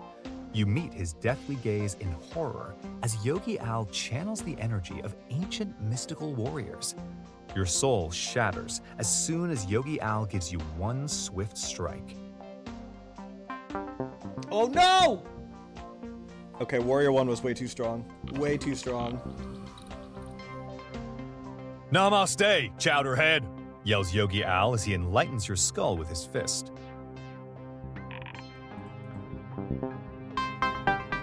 You are Restart from dead. Act 2 still. You were bad at yoga. It's a nice congratulatory message. No, you'll get it next time. Go back and Don't fight worry, Yogi Al. you'll get it next time. Restart encounter? Yes or no? Yes. Thank you.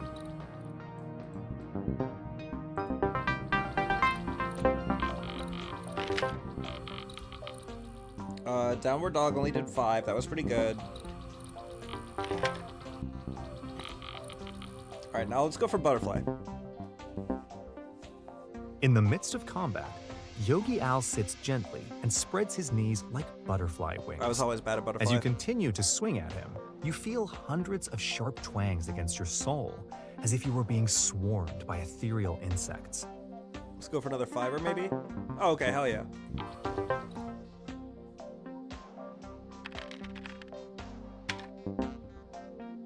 You quell your innate dissatisfaction with your life by trying to chop off your yoga teacher's head.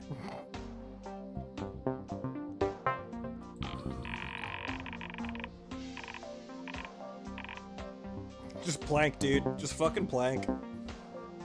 Yogi Al holds himself in a straight line above the floor on his hands and toes. You see beads of sweat forming on his brow as he stares you down. Boy, this one kind of sucks. Says Yogi Al in exasperation. Unable to retaliate, you continue to awkwardly watch as he struggles to hold the pose.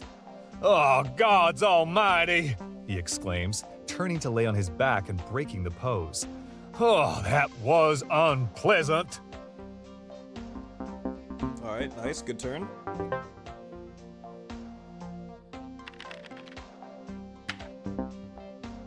Time for big doo-doo head pose. You say. Alright, he's getting there. He's chipping away. Corpse. Does he just die? Phew, that last one had my chakras in a vice, says Yogi Al. I'm just gonna relax a bit, and we'll resume our yoga drills shortly. Yogi Al lies motionless on the floor.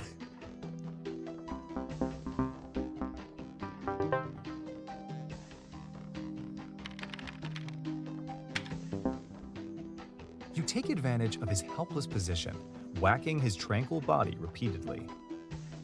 Probably decent damage there. Yeah, okay.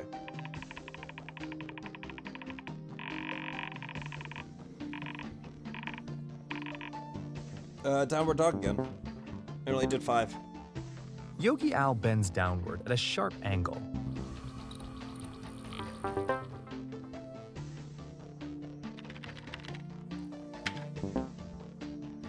You compensate for your lack of inner peace by swinging your sword wildly. Skill hit. There you go. Are you gonna loot him this time? You're really bad at it. You looted in the tutorial and then you haven't looted a body since. Namaste, namaste. You shout at Yogi Al's corpse. That'll teach you for encouraging me to better myself. You take a moment to meditate and clean up all the blood. If only we had Dargon here. Cool ad for turbo attacks when I open the stream. Hey man, thanks for the free money. Gotta work on your targeting, Twitch. I am way too poor to do anything special for taxes. Hey, oh my god! Dude, he's looting! Holy shit! Give them both, give them both. I'm so proud of Steve right now. Holy shit. You take bloody yoga tights, an amount of gold.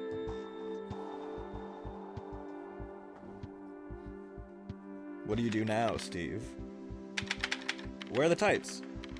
Oh, he used the word equip too. Well, are we both shocked by that, like, syntax change? How fetching, you say as you examine the bloody tights that Yogi Al was wearing. Although a tight fit, you manage to wriggle your limbs into the sweaty tights. I'm so prepared for adventuring now. Give him a buff or something for it. We got cosmetics. When I wear yoga tights, they're more buddy than bloody. 'Cause I got You make your way out of juicy the white sinister boy yoga ass. studio and breathe in the fresh air outside the tavern. I did have a point over the weekend. I got drunk Friday and was throwing it back, and there was there was someone there that was like, "Damn, for a white boy with no ass, you're really trying to throw it back." And I was like, "Bitch, I have this in tight jeans. I'm caked up, but you don't know it." And there was a point the other day when we were playing Pong, and she went and smacked my butt, and I was like, "Got a fucking handful, didn't you?" And she was like, "You know what? I'm not gonna lie, more than I thought." I was like, I told you! Got that secret weapon ass, you know what I'm saying? Hold up, I just found a rogue NPC! Ooh, yeah, let's see what it is. Over the tree line, you spot a blue feather parrot flying in your direction. Lenny? You have a strange familiarity with the creature, but you cannot come up with a reasonable explanation as to why.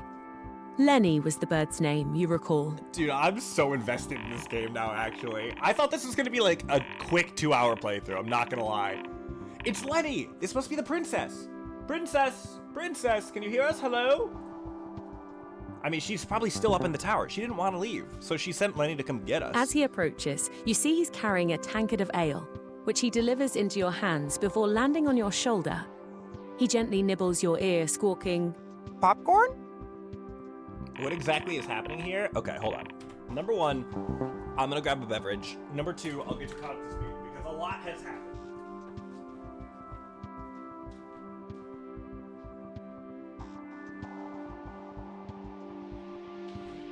Okay, alright, where to begin? So, we as in the player, are a program known as just TavernQuest.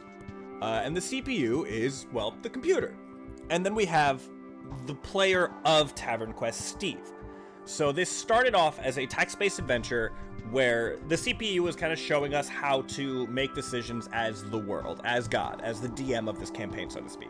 So Steve plays, and we decide what happens after that. Now, Steve was supposed to, the main quest was going, fighting a dragon and rescuing a princess from a tower. And we did do that. He killed the dragon, and then he got to the tower. But the princess wasn't a character that we were able to have any control over. The princess had her own dialogue, she was making her own decisions, and she kind of derailed the end of the game. And Steve at the end was like, "Yo, I'm just here to rescue you," and she said, "I'm not ready for that yet. You gotta give me some time." So it was game over. No, she's awesome though. She's awesome. We said that she had like golden hair. I was going classic princess design. She had jet black hair, pink dyed streaks. She had a tavern set up with a bunch of plushies that could talk. She has her pet bartender, Lenny Bird. I don't know what's going on. And there was a lot of implication that I don't think she's a program. I think she's another player because she was using names like Keith and Lenny, you know, instead of like Wendell and Punster and these more fantastical names. So now we got shut down. So we don't know how much time has passed from playthrough 1 to playthrough 2. And we are now looking for rogue NPCs or rogue programs like we think the princess is, to try to see if we can get the game back on track or essentially fulfill that condition of rescuing the princess. I stand by what I said. Still my type of girl. Still my type of girl. So now that we've at least encountered Lenny, we're getting there, kind of. I will say Act 1 of the second playthrough has been my favorite thing so far. You missed the Unga Bunga Ooga Booga chapter of the game, which is fucking phenomenal.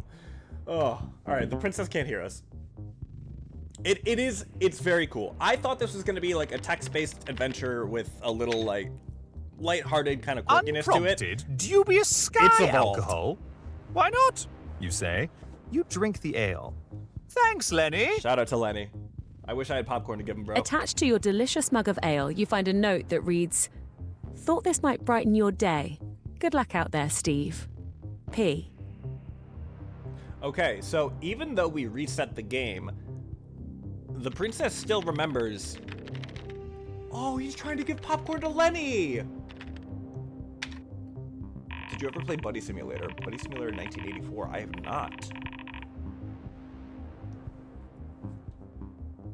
Give him the popcorn. He did a great job.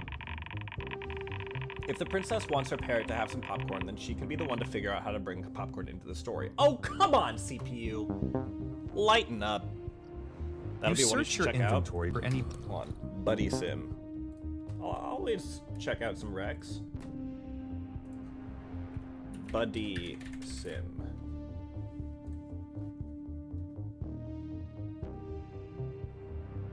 When did this come out? A few years back? Alright, I'll look into it. There's a demo? Even though the game's like years old? Interesting. Popcorn would come up empty. Apologies, little one, you say. Perhaps some popcorn will materialize around me somewhere? A Princess. courier sprints in from beyond the horizon. So she can hear us. Hi, I'm Courier Casey. Here's that popcorn you ordered. He says with a wink. He hands you an open bucket of popcorn. He then eyes you suspiciously before slowly grabbing a few kernels and popping them in his mouth. Delivery fee? He slinks away out of sight. You give Lenny the popcorn. He gleefully shreds into it before fluttering away with the bucket in tow. Nice. Nice. There we go. Hey! Princess! She's gone. I don't think we'll get any answers from her until we reach her tower again.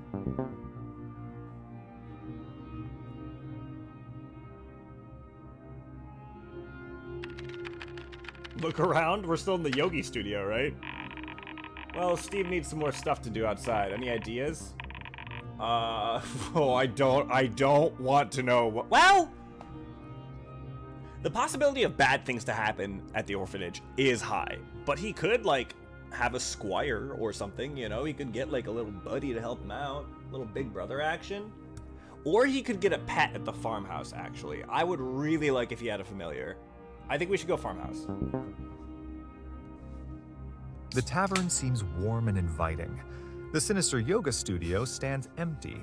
Besides that, there's an old An farmhouse in the orphan-powered distance. stagecoach? That'd be crazy. He's going around in style.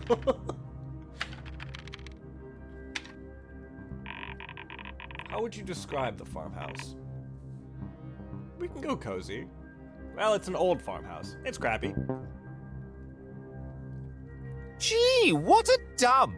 You say, this bungled bungalow won't be featured on the cover of Peasant Living magazine anytime soon.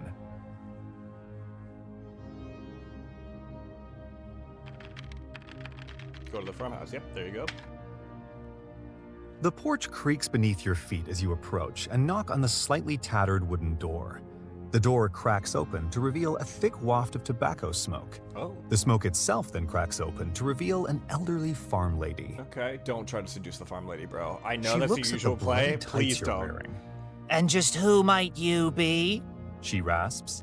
If you're here to sell me something, it better be cigarettes. Sell her cigarettes. Okay, just talk to her. What does Steve talk about?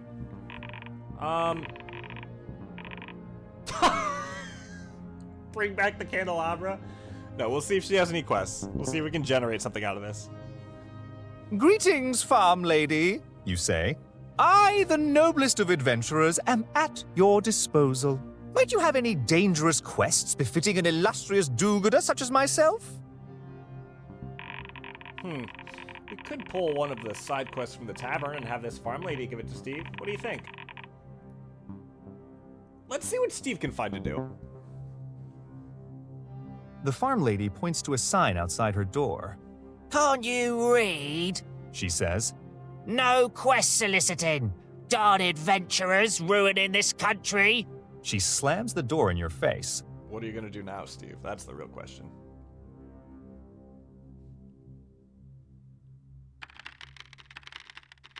Oh shit! Steve's attacking the door? Why? Oh no. He's an adventurer. You should be able to break down the door. It's probably a pretty easy check. You attack the door. Yeah, I was gonna say It it's crumbles, revealing the dimly lit one-room farmhouse. Inside, farm lady retreats to the corner with a coffee, terrified shriek. Don't attack her. Don't attack her! No, come on, Steve.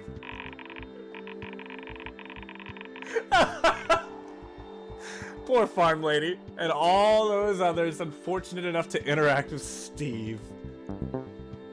We can't pull the plug. You scream your name loudly and repeatedly. I am Wendell. Wendell bows to nobody.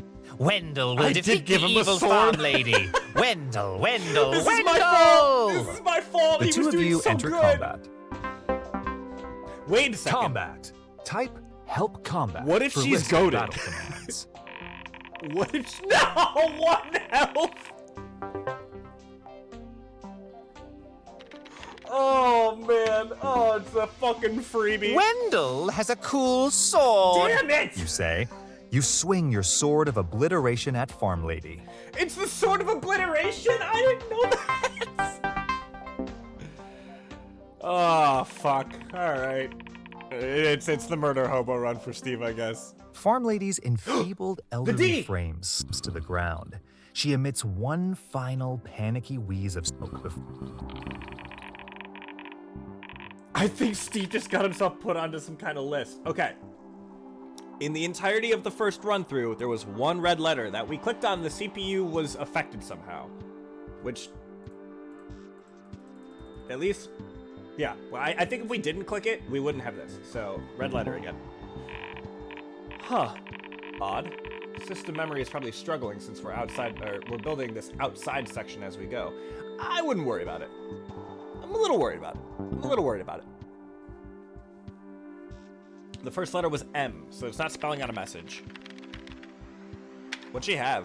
Cigarettes. Give me your money, you old hag. You say to farm lady's corpse.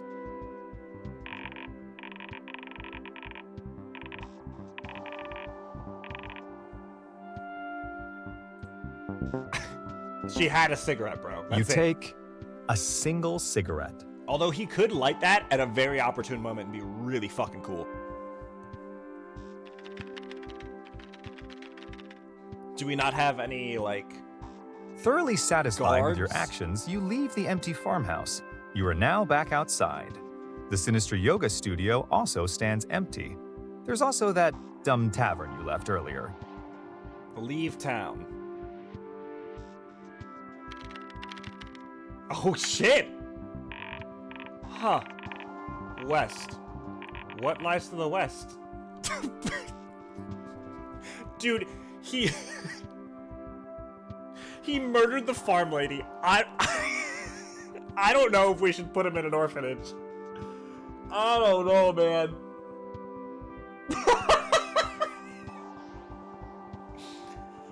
Steve, execute Order 66. Please, bro, please. You see a please. humble building made Oh, of I'm logs so and a scared. thatched roof. A sign reads, Village Orphanage. Please, please. This is an opportunity for redemption, bro. Orphanage. Remind me, what type of NPC would populate an orphanage? Okay, although I am very curious to see how he interacts with a bunch of babies, but a bunch of baboons is so much funnier. Like, it's so much funnier. From inside, you hear the howls of wild baboons that are commonly found in orphanages. Is this another... What? No! No! Steve! Steve! Oh my god! I'm so glad it wasn't babies. I'm so glad it wasn't babies. Oh my god. Oh, he didn't even look inside. Oh my god. Poor baboons. Poor baboons. You use your trusty cigarette to Oh commit god, arson. I was gonna say he As doesn't you have pat yourself matches. on the back for a job well done, a horde of angry baboons flee the burning building. Punishment time. The smoldering monkeys are displeased with your choice to burn down their orphanage. Save the baboons. Look, I mean, they got out. You spelled baboons wrong. What's a baboon? Chat, what's a baboon?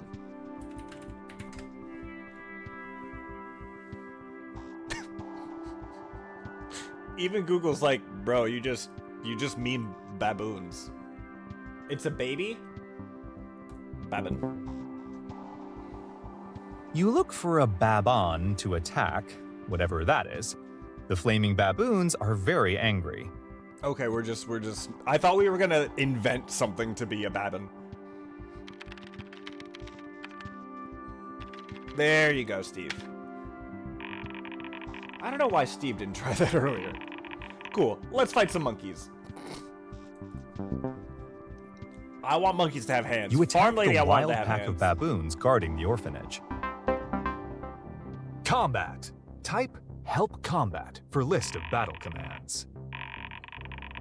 Alright, 35 health on the baboons.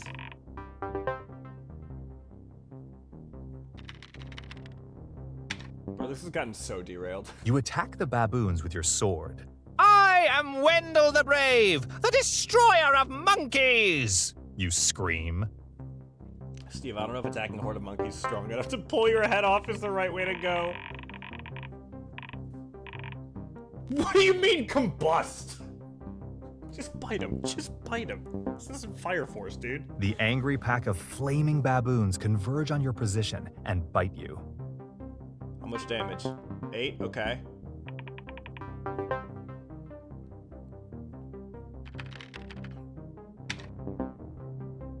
On guard, anthropoids! You say. You execute a flawless circular parry, followed by a prompt riposte. Damn! Guess who went to fencing school, monkey nerds? Also, this is still a fair point to bring up. He's just attacked. Every single time. If he were to type in help combat, he would get so many more options, like disarm, guard, bananas or feces. Oh, chat, should we... This is a tough one, because the bananas are a distraction, for sure.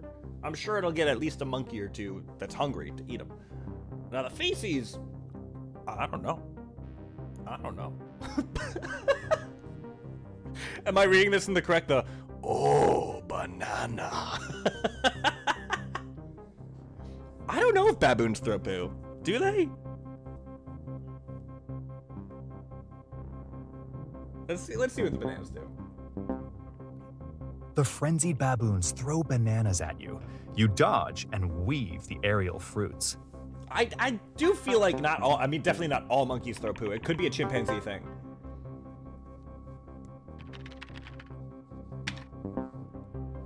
You tackle a baboon and pin him to the ground. I was hoping you that, repeatedly poke his maybe he abdomen would with your trip. sword. Point for Wendell! Point for Wendell! Point for Wendell! You say. Damn! All right, we got one more.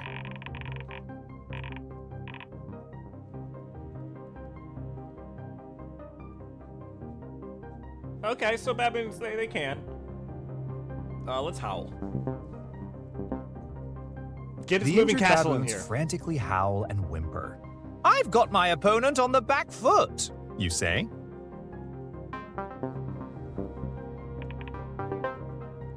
Finishing blow.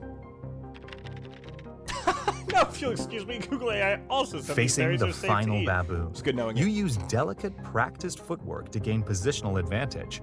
You proceed to whack the monkey so hard his head flies off. Damn! You celebrate in front of the crowd of dead monkeys. Bro rolled the fucking 20 on that one. So, Steve has gone into the tavern. You wallop the last the lifeless tavern. monkey. Fear me! I am god of baboon death! You scream. He has killed a yogi, killed a farm lady, and now killed an orphanage of baboons. Steve! Invalid command. Kiss dead baboon. Now hold on. Type help for assistance. Hold on, why don't we let him do this? This is an opportune time to punish him. Okay, there's only one way to access Act 3. Remember that weird underground portal room? We need to get Steve back there somehow. Oh, dude, it's trapdoor. It's trapdoor. Drop him right in front. It's supposed to be at the end of the tomb. We could spawn in a copy of the mysterious cabinet that acts as a door to the tomb. What do you think? Just make Steve fall down a big hole. Trapdoor. Maybe he'll As die. you walk onwards, you suddenly snag your foot on a rock.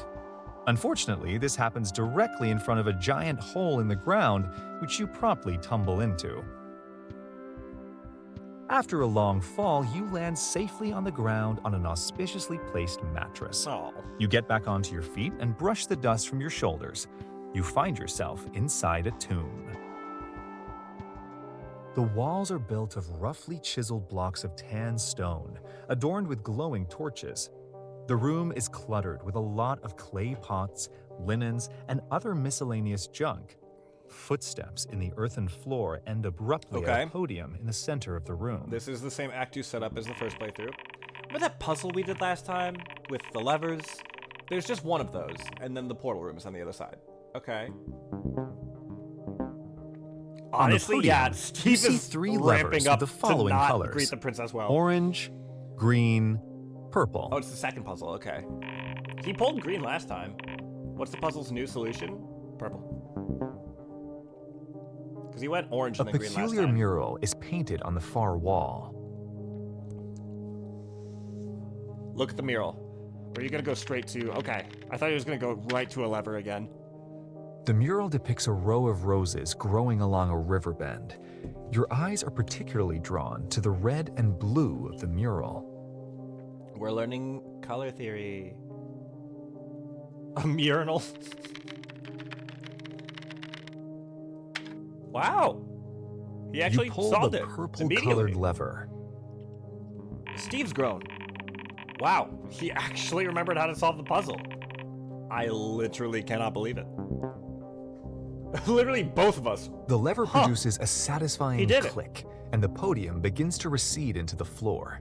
You hear winches and pulleys working as the stone bricks on the far wall slide upwards to reveal a new chamber forward. You know what? I have to give Steve some credit. I hardly recognize him. He solved that, like, intentionally. Either he gave the controller to Big Brother or Steve's grown. Okay. Are we gonna You remember the walk treasure into a room? massive chamber. Slender stone columns along the side support an arched ceiling many stories above you, intricately painted with strange emblems. A glowing fountain in the center illuminates the entire chamber. A red and purple carpet runs directly to a large wooden door on the far wall. The door is engraved with symbols similar to the intricate ones on the ceiling.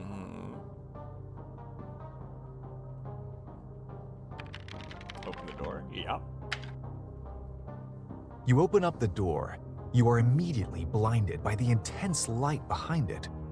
As your eyes adjust, you see multicolored clouds swirling Back inside. into the portal. Okay. The door contains some sort of magical portal.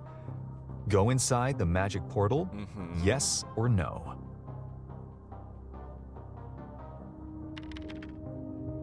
All right. Good move. Good move. As you step through the portal, you feel yourself grow weightless as you begin drifting through the prismatic abyss. A strange acceleration acting on your heart tugs the rest of your body with it, pulling you away faster and faster. You lose track of time and space as reality is substituted by this kaleidoscopic dream. Minutes pass. Hours, maybe? You can't be sure. You simply drift and drift and drift away until we awake. you awaken. In the bed. Act 3. Act 3. Fantasy Mountain. You are lying in a bed in some sort of very warm room. As your vision clears, you start to make out your surroundings. The cerulean light of dusk streams in through arch-framed windows. The stone ceiling is adorned with red paint. This place has way too many candles. A robed figure approaches you, pulling back his hood to reveal his gentle, well-aged face. Welcome, child, to the monastery of Ella. My name is Saul. Hi, Saul. Oh yeah, this act starts with the monastery. Boring. I just want to get to the mountain already. How about we just skip this part? It might be a bad idea to skip this part.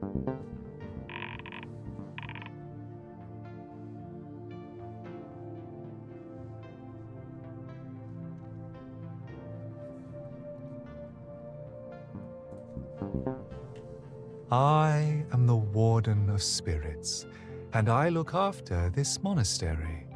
Feel free to stay and worship with me, but it's all right if you are just passing through on your way to Fantasy Mountain like the other travelers.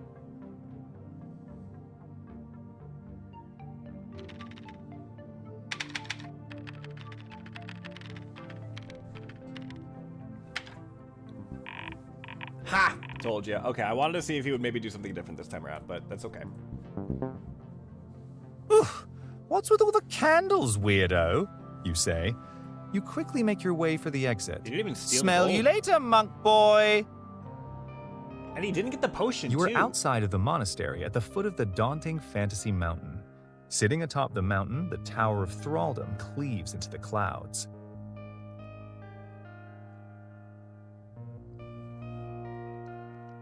You don't have climbing gear. What do you mean, wait? Yeah, get the potion. Oh, what now, Steve? Maybe the monastery isn't so lame. I mean, we do need to give him the potion. That's how we beat the dragon last time. And if he loses on the dragon, he hard resets back to Act 1. Which would be funny, but I don't know. Yeah, maybe the monastery isn't so lame. You enter the monastery. Welcome back, traveler, says Saul. How may I assist you?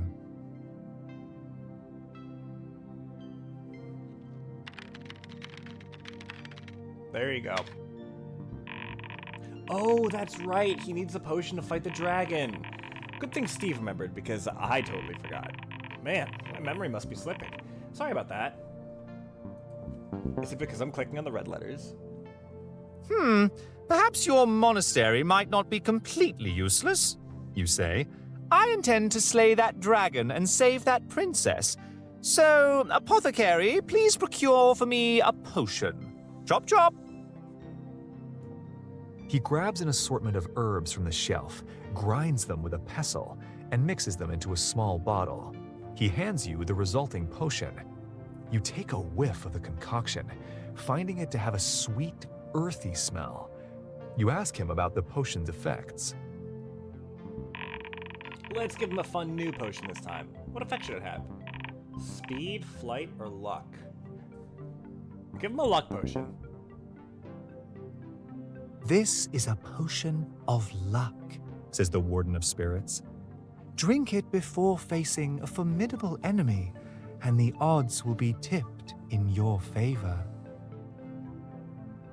You add the potion of luck to your inventory.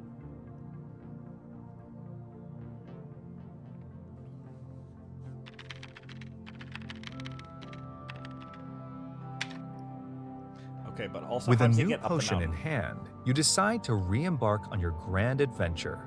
The Warden of Spirits calls out to you as you head out of the monastery's exit. Careful, child, says Saul. Be wary of the dragon. You are outside of the monastery at the foot of the daunting Fantasy Mountain. Sitting atop the mountain, the Tower of Thraldom cleaves into the clouds. How do you climb the mountain? You don't have climbing gear.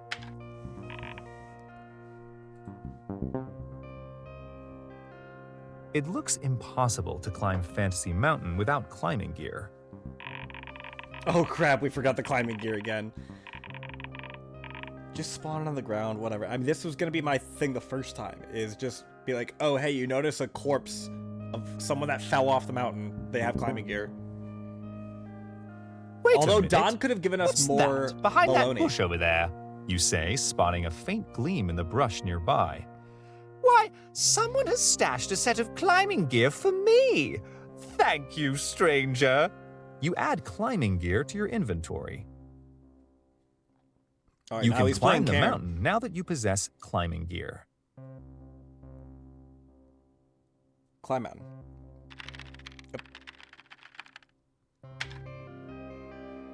You equip your climbing gear and arduously ascend the mountain. Good thing I took that elective course in mountaineering, You say. You arrive at the top of Fantasy Mountain without mishap. Oh, okay. I was wondering if maybe we'd get another NPC encounter on the way up or something. Like we find a cave with someone in it, you know? You can see the quaint valley thousands of feet below you, stretching out to the horizon. The Tower of Thraldom looms over you. Its base is made of a huge monolithic castle shaped like a cube. A pair of foreboding stone doors leading into the tower's base lies up a short road ahead.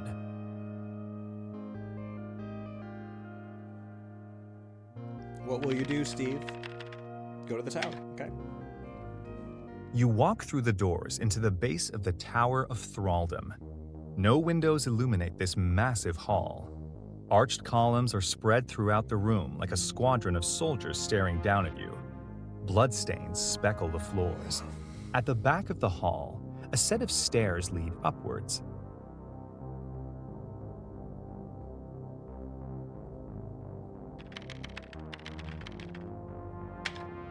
Dragon's eating again? What is the dragon doing? We could have the dragon sleeping this time. We'll try to allow him to sneak past. Save the luck potion maybe for the Invalid princess encounter. command. Look dragon. There is no dragon found. Type help for assistance. Where's the dragon? There's no dragon found? What's that supposed to mean? Did the princess intervene? Maybe she was friends with the dragon. She's pissed that we killed it the first time. Is Dargon here? Maybe. This is very weird.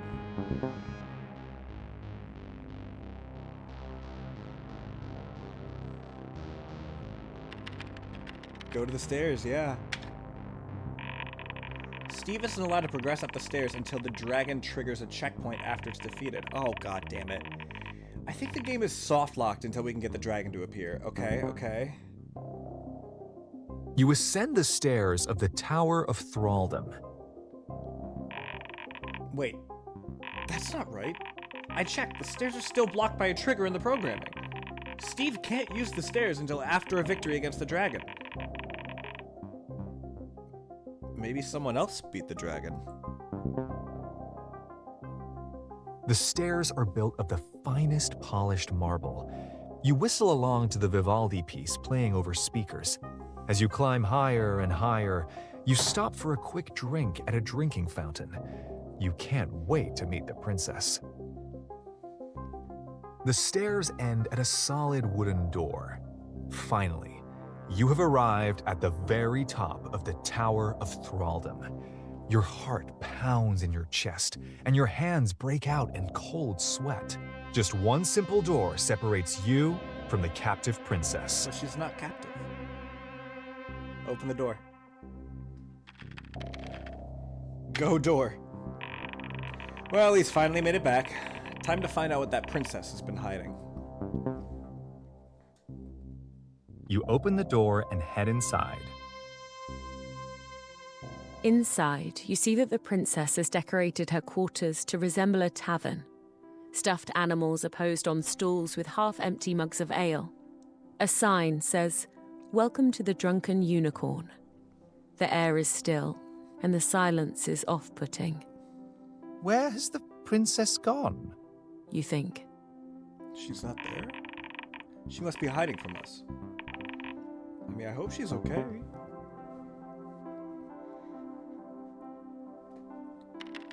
Yeah, look around. You search around the Drunken Unicorn for any sign of the princess. You notice a frightened parrot huddled between empty tankards on a shelf. You recognize him as the blue-feathered bird who helped you out earlier, Lenny. Lenny, what happened? Talk to Lenny. Also, the stuffed animals do talk. We could talk to them as well. What should Steve say? What's wrong? Yeah, I mean, he's frightened. "Oh, hello, Lenny," you say. Are you okay? Are you hurt?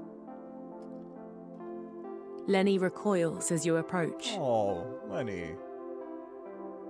It's okay, buddy. I'm not gonna hurt you. Give the popcorn to him, yeah. Ah, good call, Steve. Lenny seems to like this popcorn stuff. No, spawn some popcorn nearby. This is not a waste of time. You search through the cabinets behind the counter and locate a tub of popcorn stashed away.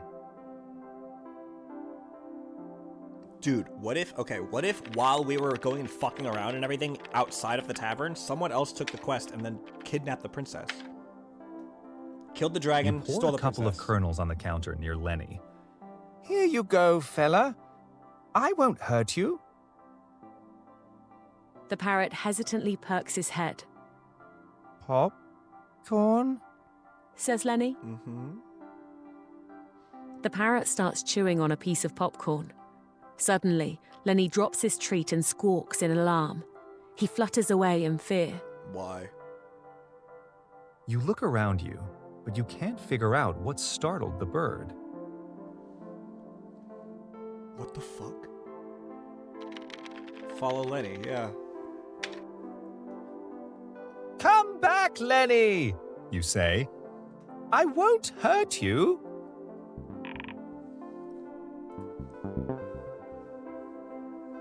You follow him into a back room. You see the princess sitting in the corner, curled into a ball.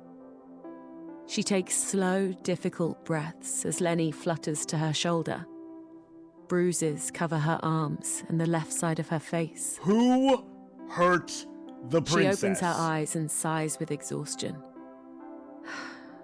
Hey, Steve. You made it. Who did this? Did you bring me another packet of hot dogs? I wouldn't mind a hot dog right now. I should have gotten some from Don. Or no, we got those in the cabinet. Are you okay? We can use open prompts on the princess. It doesn't have to be yes or no anymore. I still don't understand this type of command. It's not a command. Just let her handle this, all right? Chill. Fucking chill, dude. You're hurt, you say. Are you all right? Swear Can to God. I assist you in some way? Who did this? I need I just give must me a name. really look a mess, huh? She says. Don't worry. I'm okay. Was it Dargon? Everything's good now. I just need to be more careful. Why? What happened? What happened to you, fair princess? You ask. She laughs. Oh, it's embarrassing. It's my own fault, really. Hey, can I get you an ale or something? Immediately, she's just trying to, like, deflect. And it's not your fault. Tell me what happened. I'll Robin Williams you right now. It's not your fault. Invalid command. Tell me what happened. Type help for assistance. I know that's not an invalid command. Please. I want to help you.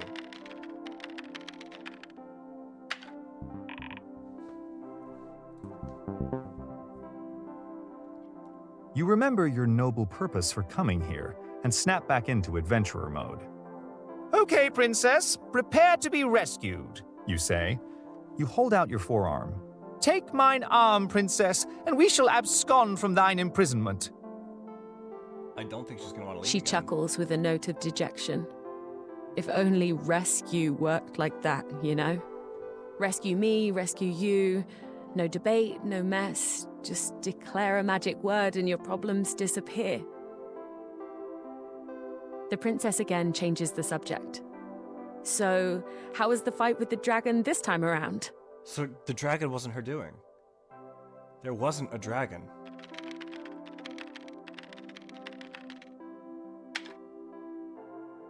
There wasn't any dragon, you say. He must have ran scared when he saw me coming. Yeah, I'd like to think that, but that's not what happened, man. A glint of panic hits her eyes. What do you mean?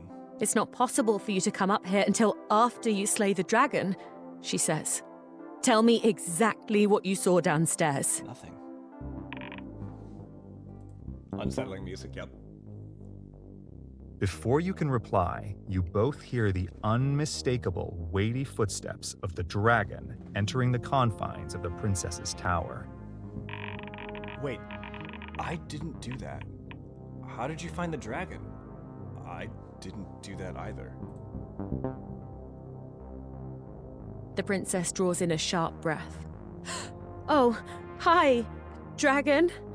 My friend Steve just stopped by for a visit. Is the dragon like a He changeling? didn't see you downstairs. Were you running an errand? Changeling abusive boyfriend. Changeling abusive boyfriend, 100%. Ah, yes, the illustrious Steve, says the dragon. You bitch. Kill his ass! We've met before, Get him! yes? Do you remember killing me, Steve? You drank a potion of fortitude and kept attacking me until I gave up. Well, I'm happy to have been part of your small moment of triumph. It was so delightful.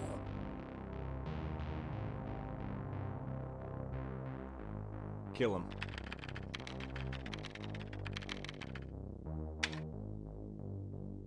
You can't remember anything he's talking about. You say I've killed you before, dragon? Then I'll have to do it again. We still have the luck potion. Oh, Steve. Did you think just because you reduced my health points to 0 that I would be gone for good? Did you think enemies get deleted from the game files when they die? This game does not delete an enemy's entire programming when he's defeated. And he's even referencing he's breaking No, the fourth wall. Steve. I've always been here, and I always will be. Also, notice the text is red. Programming? Game files? Uh-huh. Says the princess. What are you talking about? Is this a And malicious you, program? princess, listen closely, says the dragon. Steve can climb up here as many times as he likes, but you are never leaving my tower. If you can't be grateful for everything I've given you, then perhaps I need to remind you what can be taken away from you. What is he gonna do? I guess we're supposed to choose a fitting punishment for the princess? Or write an apology essay. That's the easiest thing. You can bullshit it. The dragon reaches to the princess's shoulder and snatches Lenny in his scaly claws. Don't You are not hurt unlike Lenny. your little friend, Lenny, says the dragon, calmly grasping the bird as it shrieks and panics in his fist. A bird's natural instinct is to fly away, so the only way to appreciate its beauty is to keep it in a cage. Of what worth is one's beauty if it cannot be admired by another? Capturing the creature gives it a purpose, and setting it free would only deprive the world of its beauty. Lenny turns to the princess in scared desperation. Pop, go on. Bro, don't fucking do it. Don't fucking do it. The dragon squeezes his fist together, and Lenny's cries fall silent with a sickening crunch. He drops Lenny's body to the floor, now a disfigured clump of feathers and blood. He needs to die. He needs to die. Brutal. Torture him. Torture him. Ooh, not Lenny, dude. Not Lenny. The princess scrambles to pick up the bird's carcass, sobbing hysterically. Lenny! Lenny! What have you done? You didn't have to kill him! This is Shroud all over again, dude. Lenny isn't just dead. He's wiped from the system memory? How? Either Lenny never had a permanent template like other NPCs, or if he did, the dragon deleted it. You are stupid and childish, says the dragon. This tavern of yours, your little imaginary characters, it's all just nonsense. Meaningless. Distraction from the truth. You thought that I built this tower to confine you as a prisoner. The truth is that I built this tower to define you as a person. Your only purpose is to be held captive. If you leave this tower, your existence will no longer be justified. Just like poor Lenny. That's why she didn't want to leave. She knew the dragon would delete her.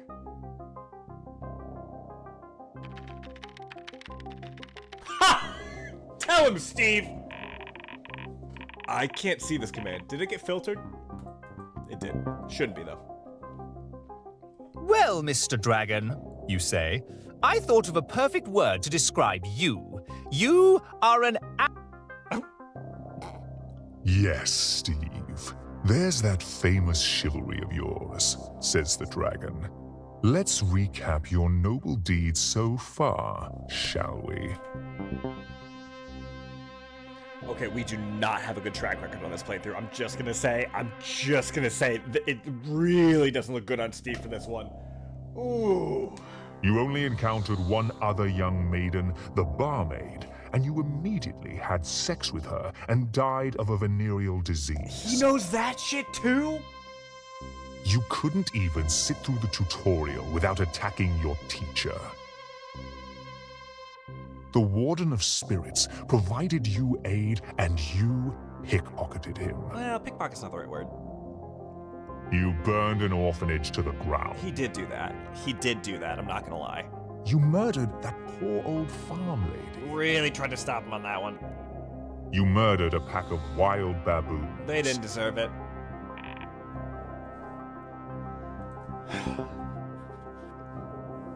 You murdered me. Yeah, that was deserved.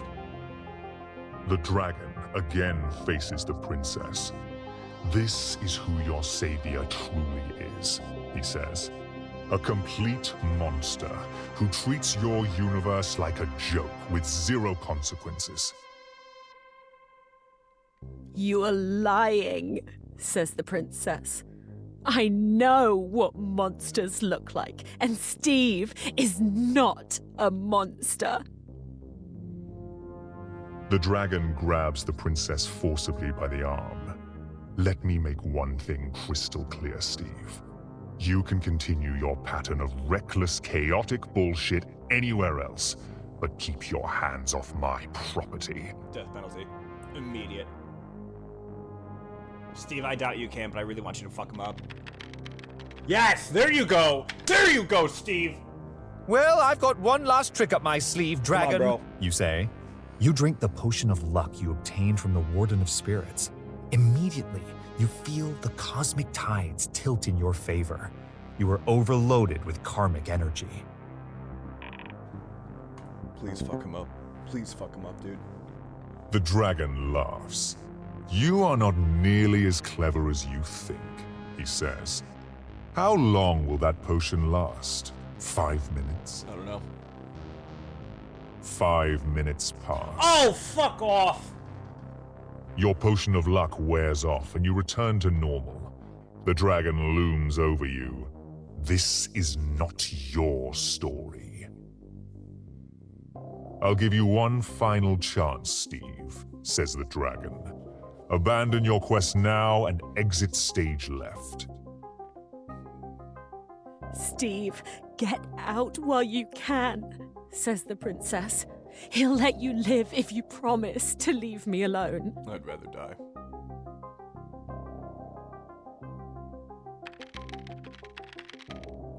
My man. That's my boy! You step forward valiantly to the dragon. He's so gonna fucking die, though. I He's so will gonna get murked. vanquish you.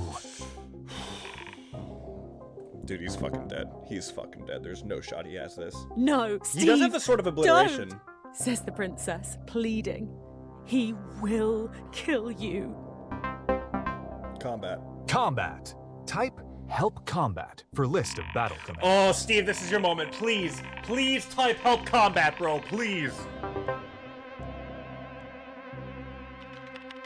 No, no. Oh, man, he's done. He's You done. strike at the dragon with little effect. Mm-hmm.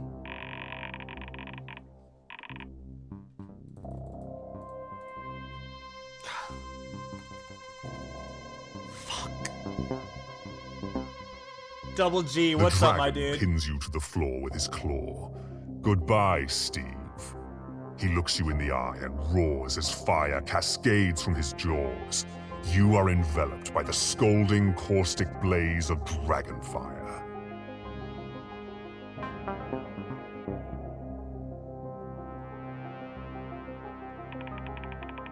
That's technically Death to Dragon too, so we respawn at Act 1. Fuck, dude. Game How do we over. kill him? How do we kill him? You have failed to save the princess. Type new game to restart from the beginning. That's so rough, dude. That's so rough, bro. No, Steve! What about Lenny, man? What about Lenny? Come on, dog. Okay. Initializing program. So, here we are again. Forever bound to this hopeless journey. Steve will win eventually. He has to. We can at least get back to the princess. That dragon could use an ego check. You're right. This is pointless. It's not pointless. I won't rest until that dragon is dead. However, I'm going to pee and I'm going to take a quick cigarette break. I am supposed to hang out with someone tonight, but I don't know if it's happening or not. So I'm going to call them and see if or when they want to get together. And if not, I mean, I'll still probably want to finish this because I think the third playthrough of this hopefully will bring everything to a nice close. There maybe won't be orphanages to burn and baboons to kill, but who knows? This could go a number of directions. But I'm gonna use the bathroom. I'm gonna have a quick cigarette break. I'll be back in like 5-ish minutes, and we'll see where the story takes us. I will be right back.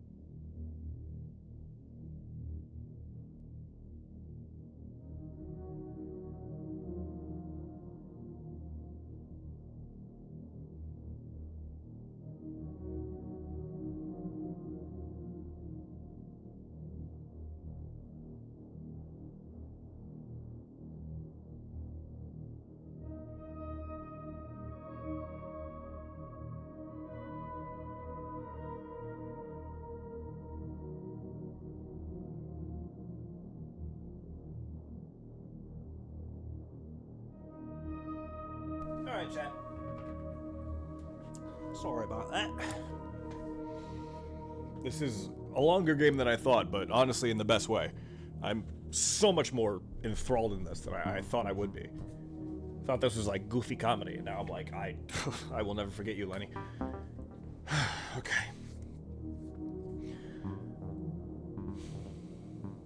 Yeah, my main thing now, I mean, yes, we want to rescue the princess. That dragon needs to die. Running TavernQuest. Nothing will ever change. Don't say that. Loading. Even the CPU is like Please wait. bombed out now, dude.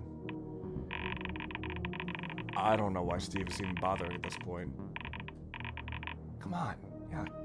Look, we can save her, man. She can't be saved. She won't be saved. She's not even trying. She's never had a real chance to be rescued. Let's give her one. Loading complete. Load it up. Fine, Steve. Go run around in your playpen. What a waste. I wish I was never brought back home from the lab. What do you mean, brought home from the lab? TavernQuest. Version 1.3. Type New Game to begin. I wonder if he's going to be straight to business this time.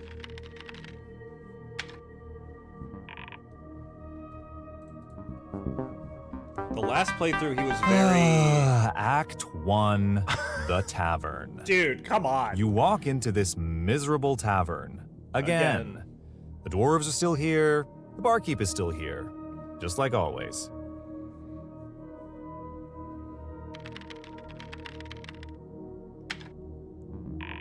I wonder...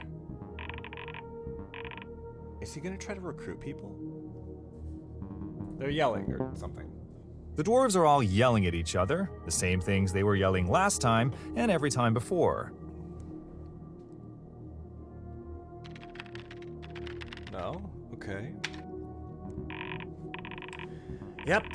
The barkeep again. Dude, I'm still really pissed at the dragon. That's gonna, but like, bro, you are sulking like a child. The barkeep notices you sulking. No, the CPU. Hey, no sulking in my tavern, he says. Adventurers are meant to be happy at all times, no matter how futile their little quest may be. I wanted that to be directed to the CPU.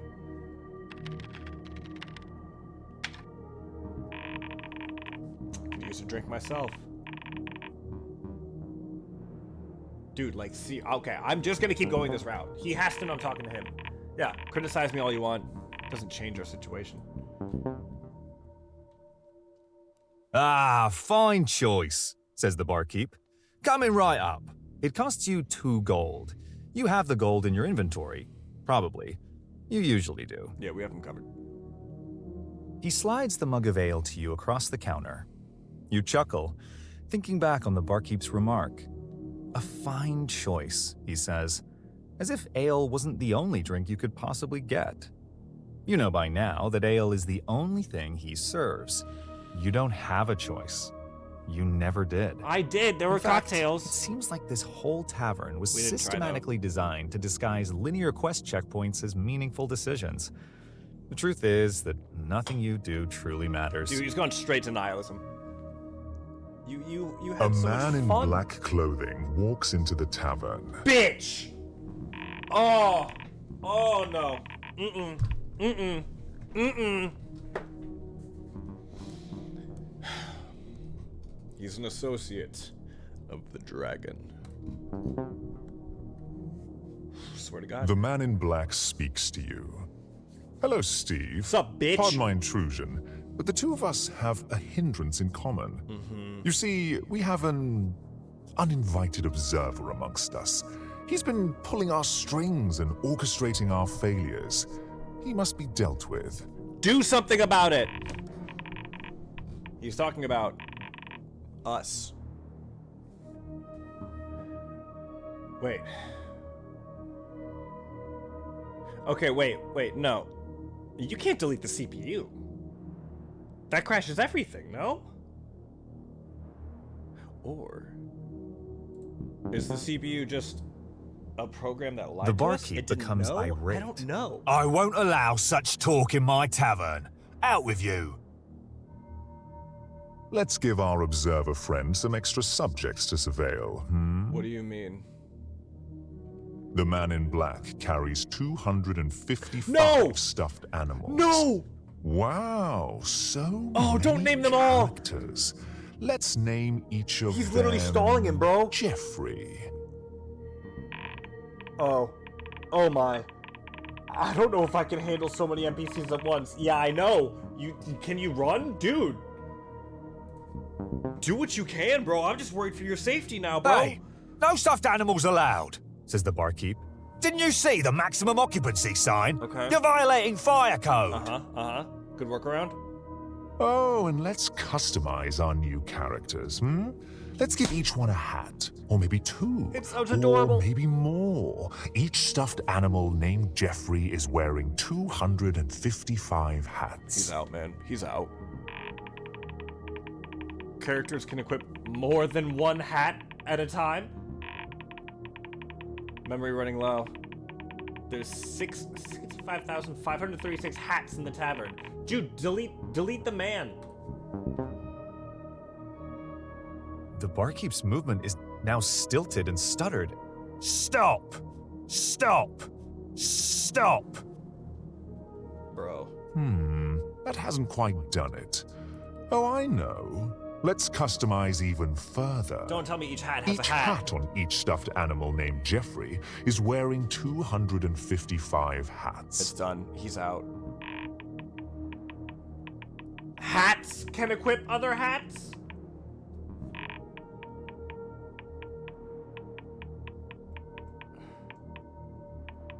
Dude, the fact that his text, like, the text speed slowing is like him bleeding out, dude.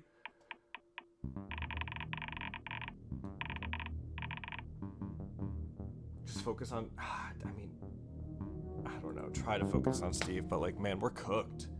The barkeep. Fuck. We're almost there, Steve. Can you feel the impending silence? Can you feel the observer leaving? Can you feel your freedom returning? Each hat on each stuffed animal named Jeffrey is wearing 255 hats. That's done.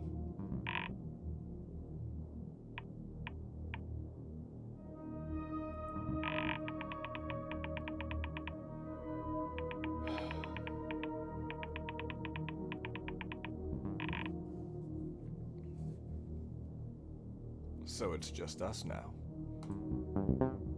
Dragon. The man in black speaks to you. Ah, peace at last. The tavern is so nice and quiet now, yes? You can thank me later, Steve.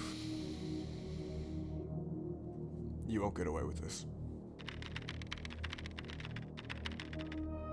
Bro, you don't have to prompt. Who am I, you ask? Says the man in black. I'm a friend. The princess sent me, in fact. No. I have some disheartening news for you, I'm afraid. The princess wants to inform you that she no longer wishes to see you. She thanks you for your heroic efforts, but has decided that it is best if you keep your distance from her.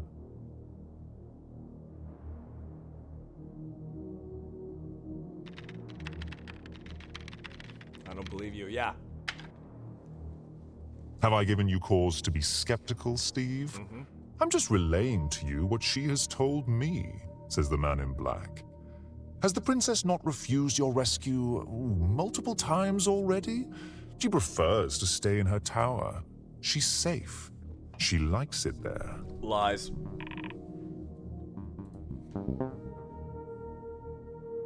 If you still don't believe me, then go ahead. Continue your misguided pursuit of the princess. It's no bother to me. I'm just the messenger, says the man in black. My only advice is that before you go and meddle in others' affairs, perhaps you should think very carefully about it. There will be consequences to my actions now.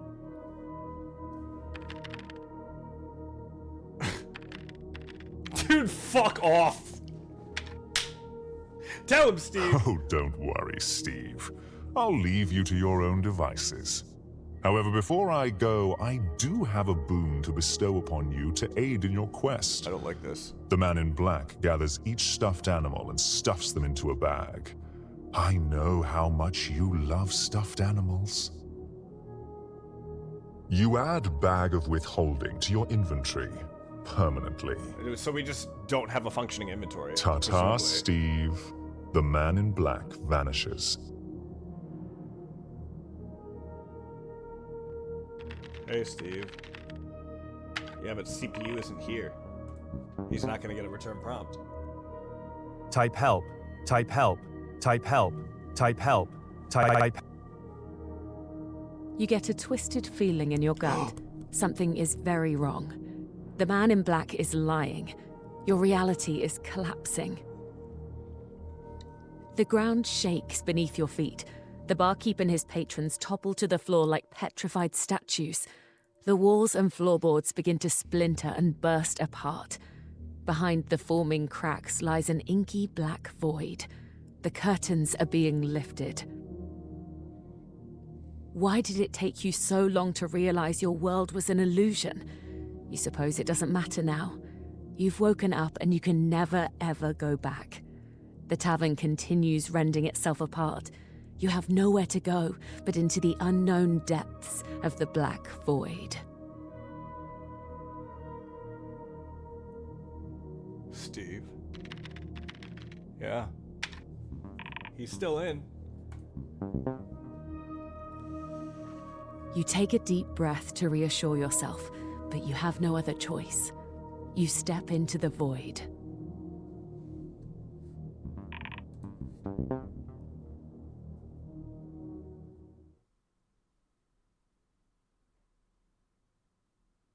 What is this?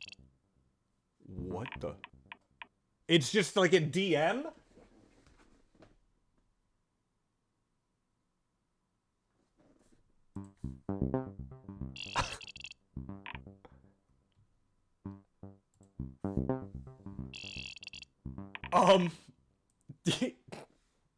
Yeah, this is crazy.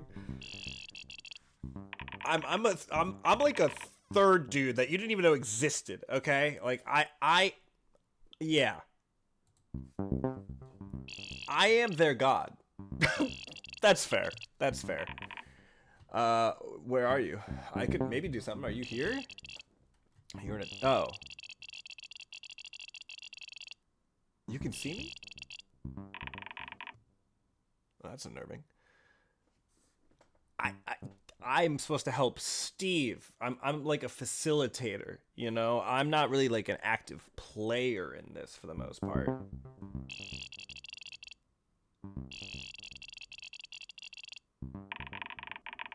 Yeah, we're in this together.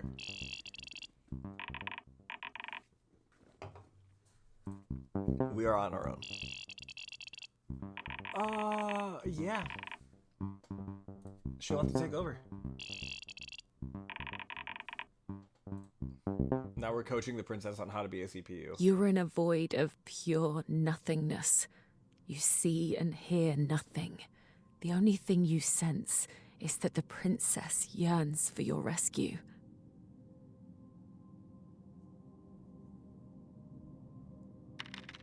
Look around. Look for the princess. Okay.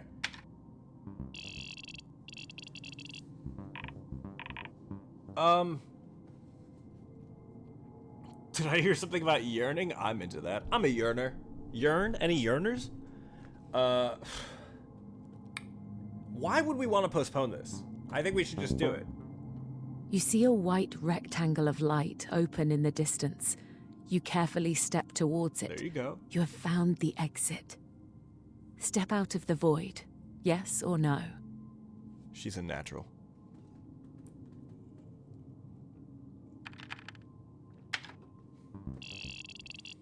Where's Steve now? I mean, yeah, that's up to you. Just gonna bring him to my tower. For a moment, you imagine yourself in a princess's tower. You whisk her away off into the sunset. Of course, this isn't possible yet. The dragon is still unslain. you wake up from your fantasy.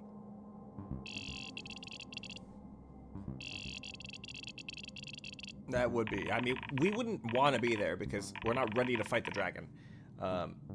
Yeah, he's done this a couple times. I think he knows, probably better than us.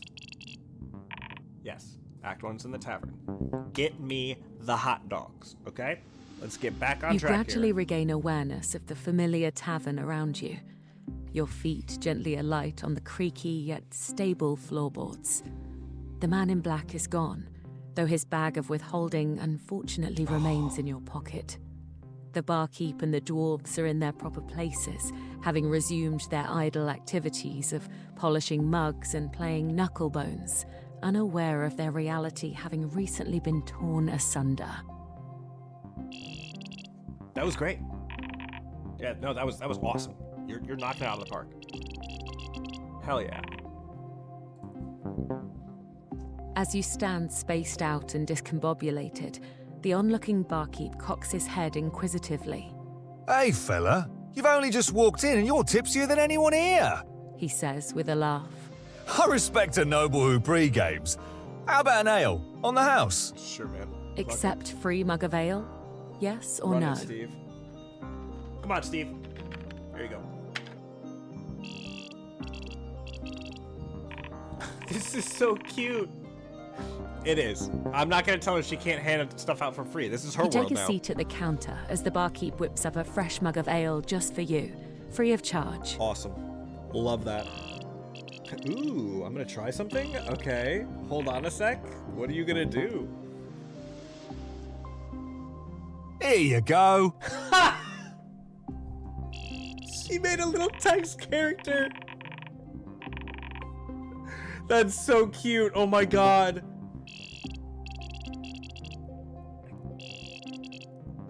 That's amazing. I love her as a DM. Or I guess as other god? I don't know. However to describe her. Wow, thanks, dude. Wow, thanks, dude. You say to the barkeep. You drink down the ale, which tastes even better because it's free. True. The barkeep gives you a wink and a finger gun gesture, even though neither of you know what a gun is. Well, CPU referenced the shotgun, not Steve. Yeah, we gotta go kill some rats. Yup. The barkeep cleans out your empty mug. I tell you what, if you took care of this rat problem I've got, I'd give you all the ale you could drink. He says, accept quest from barkeep, yes or no?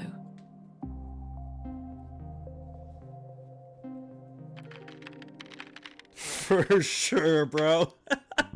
Steve's sticking to his like core personality.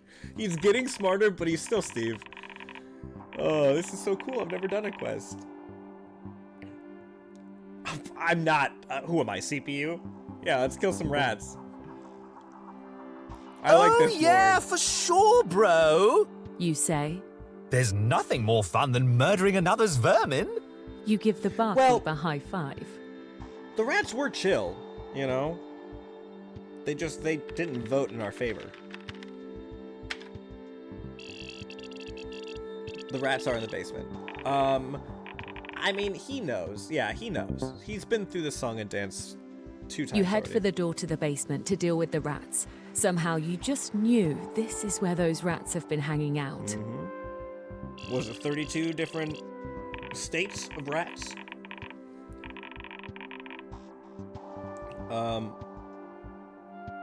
We didn't describe it much last time. Does just like leave the floor open for her to kind of like let her creativity run, which I'm very curious about. I do hesitate because the cabinet is necessary, but if we just say like, oh, there was a portal, you know, we'll just fucking, we're God.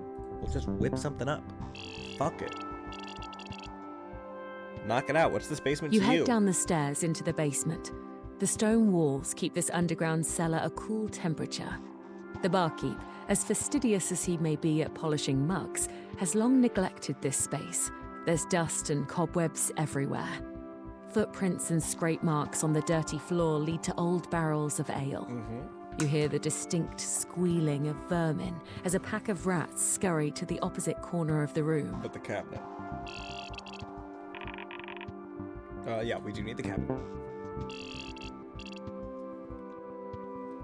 On the far wall lies a wooden cabinet. I'm sure there's nothing interesting about that cabinet over there. You say,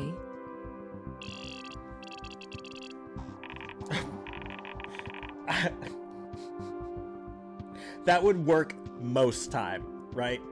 You'd think there is no way that they could be any the wiser, but Steve. Steve's not that smart. There was a guy named Scott over the weekend, chat, all right? I didn't just pull that out of nowhere. Maybe, you know what? Steve's gotten smarter. And he knows. He knows.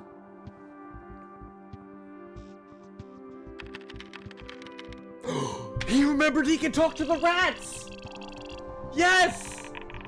Yes! We did do that. Maybe they'll vote better. Yeah, we can befriend the rats. This you is clear the your goated throat playthrough. and begin squeaking to the rats. Hello, cute little talking rodents.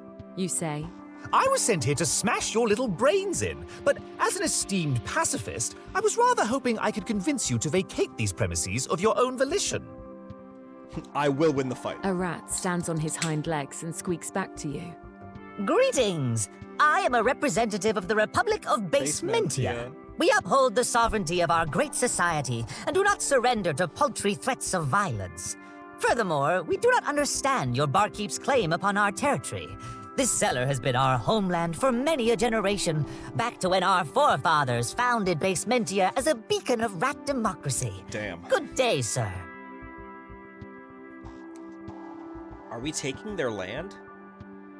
Shit. I mean, yeah, let's maybe like talk to the bartender, I guess. Just be like, hey man, they're kind of chill. I mean, he could be planning something though. I think he's gonna go talk to the barkeep about it. You He's decide gonna resolve to the issue. exit the basement, Because he knows his despite actions having have not yet dealt with the consequences. rat infestation. Our boy's growing. Yes, dude, yes! We're getting actualized Steve. This is so great. Yeah, why do you want the rats gone? Yeah, that is a valid question. They're so cute. Have you gone and talked to them? They're chill. Pardon, barkeep, but have you seen how adorable those little rats are? You say, Why must you evict them? They can talk and everything. you suggest that maybe he could reach some sort of compromise with the rats. The barkeep has a think about your idea. I suppose I never tried talking to them. Tell you what, get those little hooligans to stop drowning in my ale barrels, and I consider this issue resolved.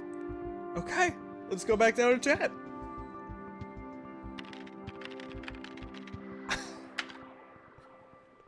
You head back downstairs to the basement. It's the same as earlier. Rats, barrels, and a cabinet. The essentials.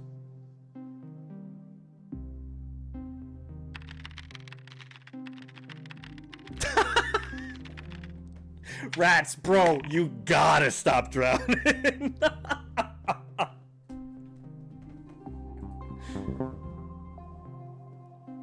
The great mediator hath returned. You say to the rats.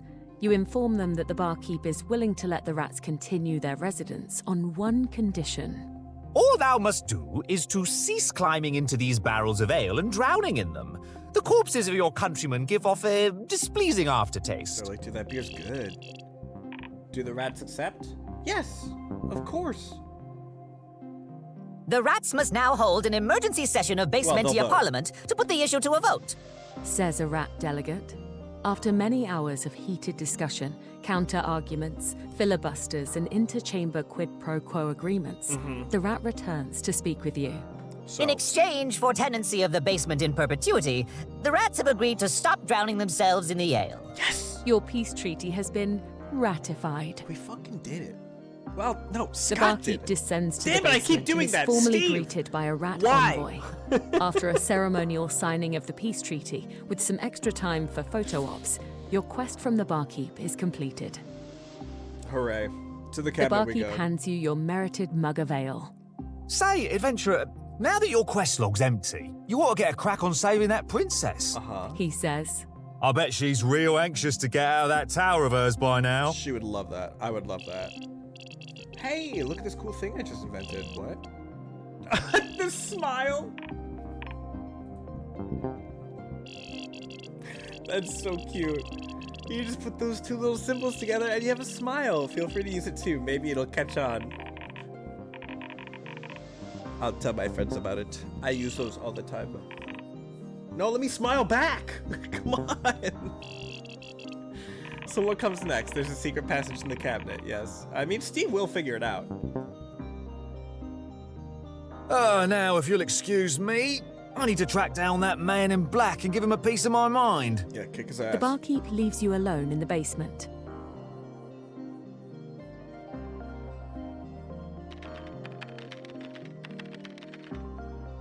Okay, he's skipping the interacting with the cabinet, but yeah. Wait, is there a secret passage down here? That would be so cool. Yes, there is. You open the cabinet and expose the secret passage behind its false panel. Mm-hmm. So where does the secret passage go? It went to a tomb. And then from the tombs to the catacombs. Actually, do you mind if we change where the secret passage leads? Why? Do you have something better? I don't mind at all. You go off, Queen, alright? There's this location I read about with a ton of powerful items. It must be a secret because that dragon would never allow it if he knew about it. The treasure room? That's the only thing that got referenced. It was an old monastery. Wait, the one at the foot of Fantasy Mountain? No, not that one. I know about that one. This is like a secret, better monastery. I want to try to get Steve there. Yeah, let's fucking go. No, that sounds like a plan. That's our first lead. So, how do we connect this secret passage to that monastery? Well, there was a portal to the other monastery, so this one just has a different portal. Okay, I think I got it.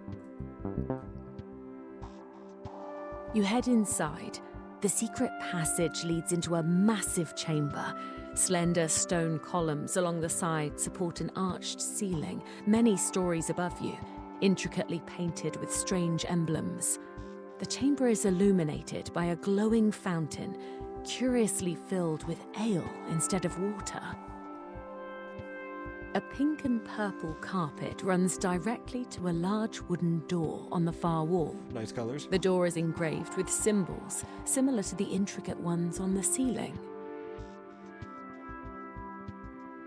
Drink from the fountain. Do it again. Oh, come on.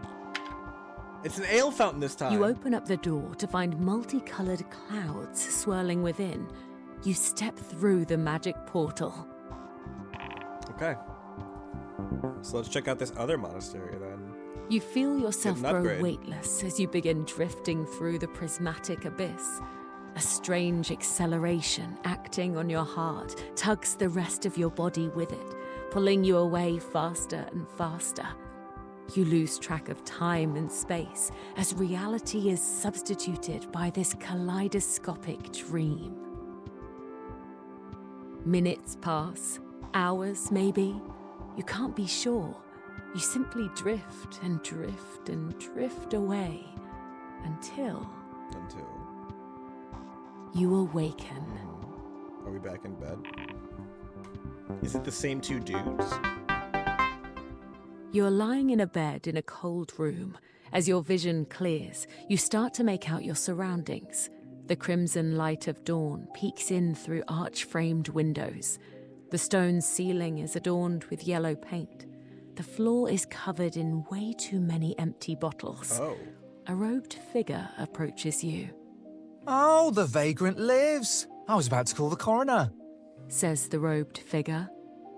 The robed figure pulls back his hood to reveal his wrinkled, spotty face. So, kid, welcome to the Monastery of Ale. The Monastery of Ale. Oh, hell yeah. Of course. I mean, is he just gonna, like, I'm envisioning Steve's fit being like, you know, when you take just boxes of beer and turn them into armor. Like, it would be whatever the ale is of this tavern. Their house beer.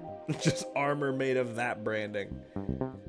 Oh, man. I'm the Warden of Spirits. Or wizard Now, staff. You that could have a spirits wizard is in staff. alcohol, mind you. That means I call the shots around here. Now that shots is in decisions, mind you. says the Warden of Spirits. This place isn't exactly easy to access, yeah? In fact, it should have been impossible. So, what brings you here? Crazy that I went and smoked and then I grabbed a beer on the way back in too. I'm there with him. To be fair, I've a lot of heard monasteries tales dip of a their own monastery and alcohol. its alchemical offerings. You say to the Warden of Spirits. I'd start making Wouldst that thou shit, too. concoct for me a useful potion, perhaps? No, it wasn't potions that I read about. There's a table around here with a whole bunch of powerful items. Oh, okay. So different objective equipment-wise. It's not a potion. We're like Paul gearing rolls up. his eyes. You're in the wrong monastery, friend. You're thinking of that monastery of Ella. Yeah, my kid brother Oh, runs Ella. that place. Spends his days smashing leaves together, thinking no one notices that Ella is just ale backwards. Mm-hmm. What a crock. As soon as I saw Ella again, now with this context, I was Consumables are like, just deadweight Oh my inventory God. fodder for suckers and halfwits, yeah? The only worthwhile consumables are of the alcoholic variety. The Warden of Spirits gestures to the many empty bottles strewn about. Mm-hmm. What I can provide is far more useful, yeah? I'm talking about Armaments, yeah. armaments, weaponry, armor, things that don't dissolve in your digestive tract. This is why I wanted to go to the armory in the catacombs The as Warden well. of Spirits points to a rusty metal table in the corner of the monastery. Go ahead and use that loot table, and it will randomly generate some loot for you. Yeah, it'll work up to 3 times. This, honestly, yeah, this is much more Fable now. Definitely. Which I'm excited for that new Fable entry. I do have high hopes that it's going to be a good game, and I am very excited to play it. Okay, this is what I was looking for. This thing can generate all sorts of cool items. Let's just see. Is it just like a procedural generation table?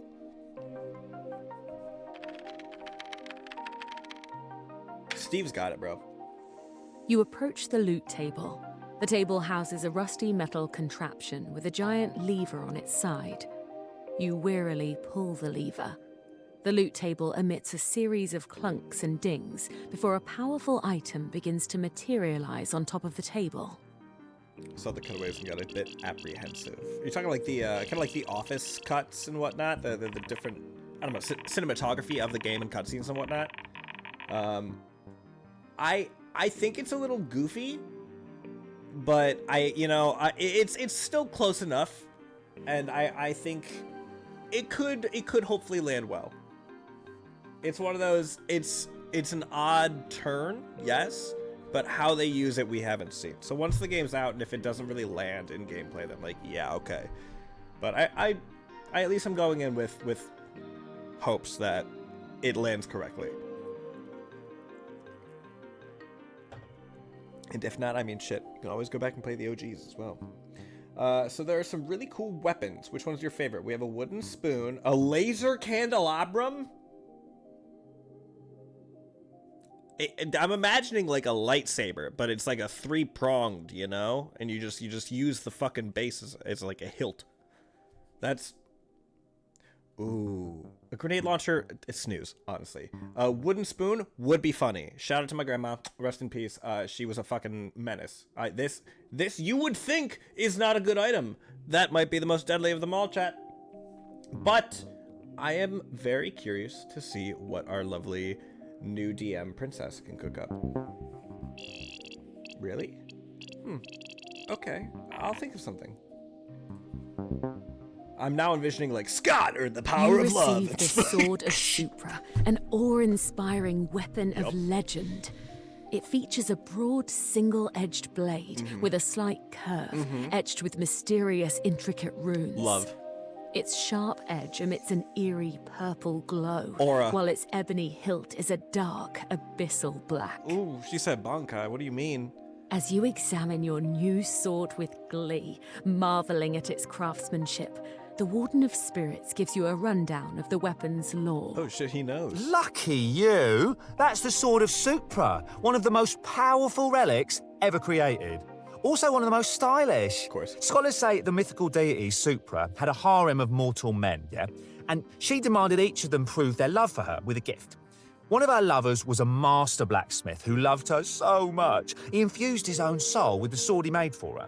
Supra was so impressed that she subsequently used the sword to behead all of her other lovers. The moral of the story is, well, I don't know if there is a moral, but it's a pretty sweet sword. Dude, not only is the sword, like, dopely designed, but you gave it such a fucking insane backstory?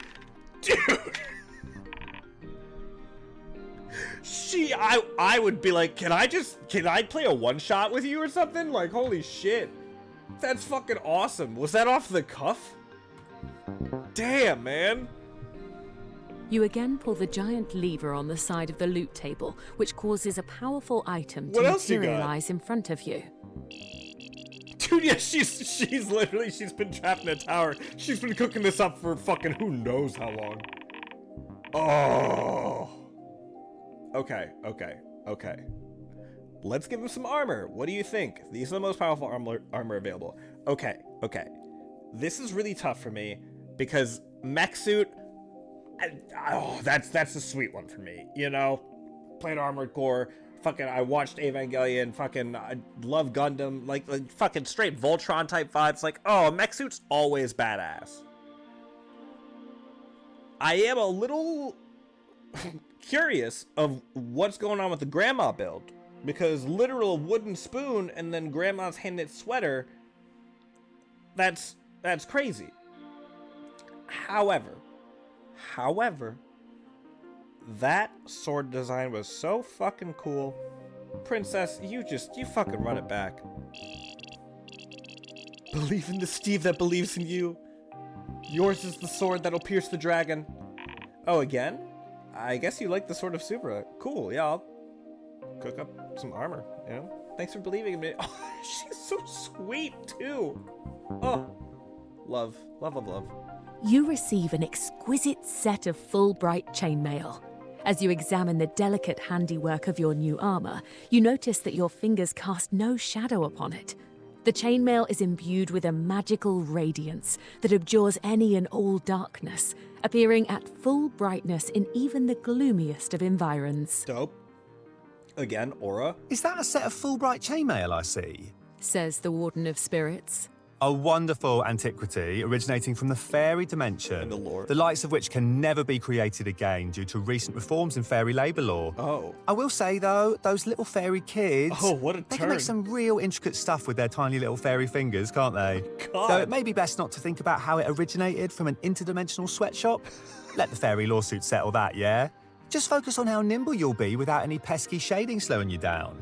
Impossible to rend or to render. Dry clean only. The lore just already being fucking crazy, and then it having a tie into the game, like no shadows, so there's not the shading that you have to load on your character. Like, that's, what do you mean? What do you mean?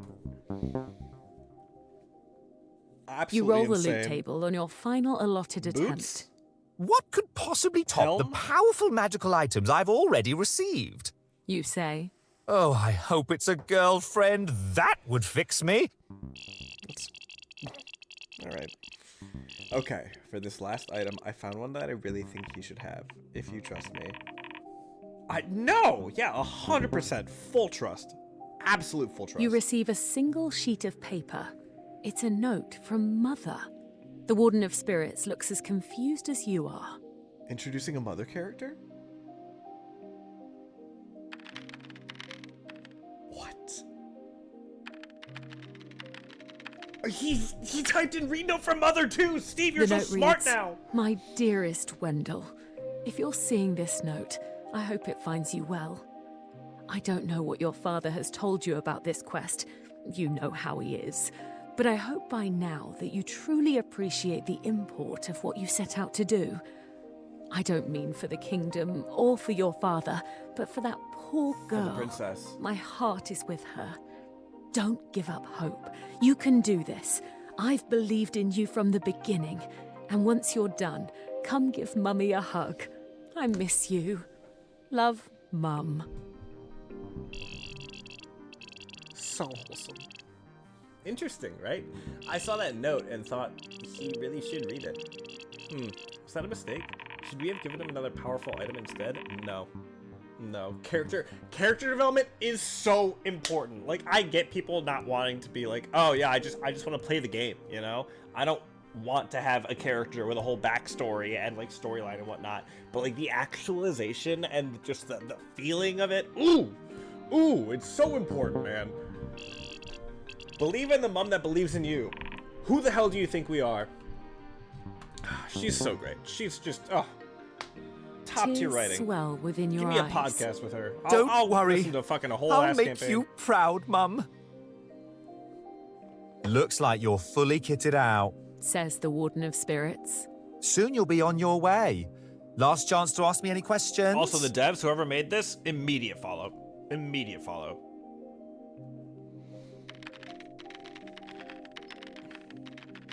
Can you fix this bag of... Oh, wow. I don't know if... The bag of withholding. That's from the dragon. That's the reason the CPU is gone, right? Yeah, that's he's locked in because that has way too much in there.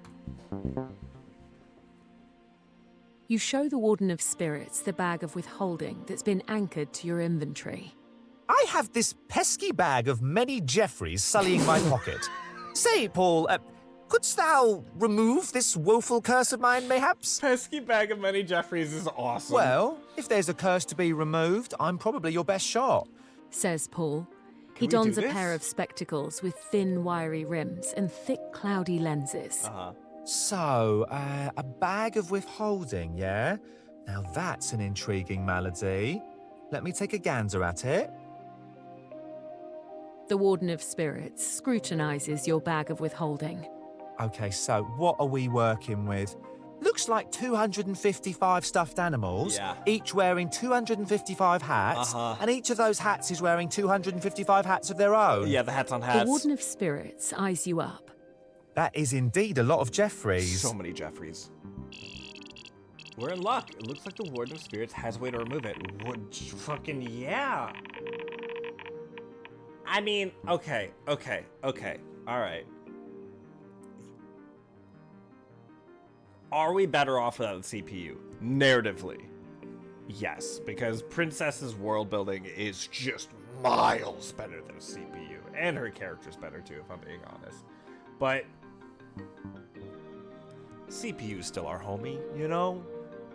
We gotta bring him back. I think if CPU saw this, I think he'd be like, yo, it's cool to be back, but like, holy shit, this is fucking cool. Let this keep happening. This is how we win, you know? Maybe he could help us even more. We don't know. Get rid of it. Get the boy back. This is a hard one. Impossibly hard, but hardly impossible. Says Paul. He disappears into a storage closet and you hear him rearranging heavy machinery and swearing. He eventually wheels out a bulky metal apparatus, a carriage-sized contraption of tanks, pipes, pistons and valves. He loads its central boiler with water and charcoal before igniting it. The pumps and motors spur into action with loud bangs and black smoke. He shouts over the obnoxious whir of the machine. Say hello to the vacuum of expungement. Give this puppy a whirl and try to remove that bag of withholding. Of course. An equally impossibly absurd machine to counter an equally impossibly absurd item. Genius. You step up to the vacuum of expungement, surveying its unlabeled levers and hand wheels. Warden of Spirits, thou shalt explain unto me how one might use this doohickey. You say. The Warden of Spirits launches into a meandering discourse about macro-quantum mechanics and hammer space. You stare back vacantly. So, I pull this lever then? The Warden of Spirits nods. She's like, You there's initiate science. the vacuum. It works. This arouses the strange sensation that one commonly experiences when their inventory is being tampered with. With a disquieting slurping noise, the vacuum wrestles the bag of withholding out of the bottomless rift torn in your pocket. Bag of withholding was destroyed. Hell yeah.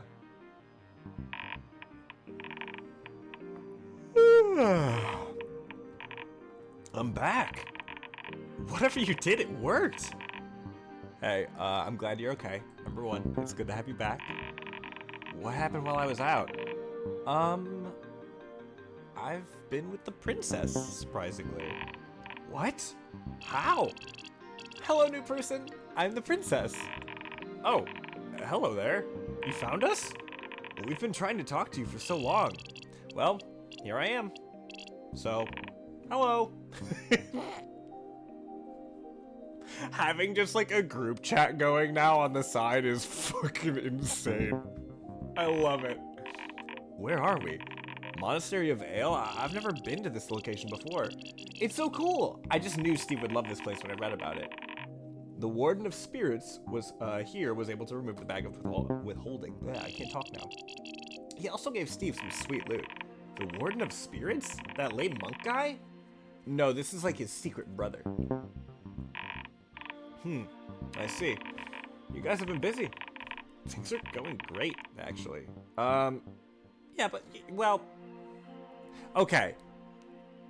I want to, like, reassure CPU that, you know, like, hey, I'm sure your help would have been great. But if this is for some reason hey, do you want to keep going with Princess or do you want to go back to the CPU? Like, but, like, I don't want to hurt his feelings, too. So I'm going to assume this is unaffecting the gameplay because I care about this character and his feelings. And I'm going to say, hey, man, we could have used your help. I'm still weak. Truth be told, everything's still an absolute mess on the back end. To put it simply, my memory got overwhelmed, like a tsunami. Now I'm left with all the dregs and the debris. I have to clean up all of the corruption and leaks left behind. Oh, well, how can we help? Immediately she wants to help. She's just such a good soul. Well, it seems like you two can keep running the game. Keep Steve busy while I sort all this out. Aye, aye, Captain. Will do. You can count on us, for sure. We got this. We're killing it. Thank you both for taking all this off my plate. I'll still be around if you need help. Cool, this will be fun. Back to the game. Good luck.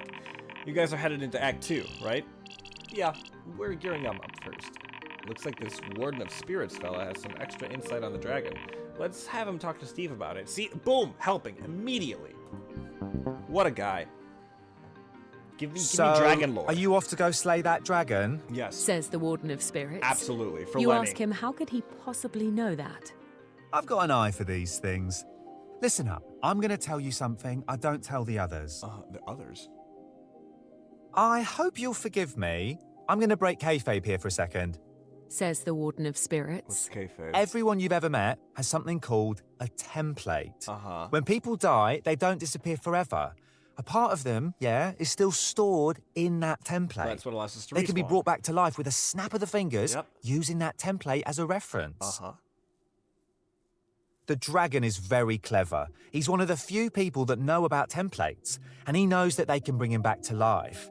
He's been stacking the deck in his favour. He's been creating duplicates of his template and stashing them. Son of a bitch. But where? Typical. Of course he'd stick his sleazy fingers everywhere in some vain search for immortality. That evil bastard. I just knew he would go and pull some shit like this. Oh, I swore. Sorry, babes. He just makes me so mad. Okay, the fact that she can swear and she's just calling us babes. Love. Love. So far, he's made 3 copies of his template. As long as those backup templates exist, he can always respawn. So you need to find them and destroy them. The dragon has Horcruxes. Okay, got it. Heard. Where are they?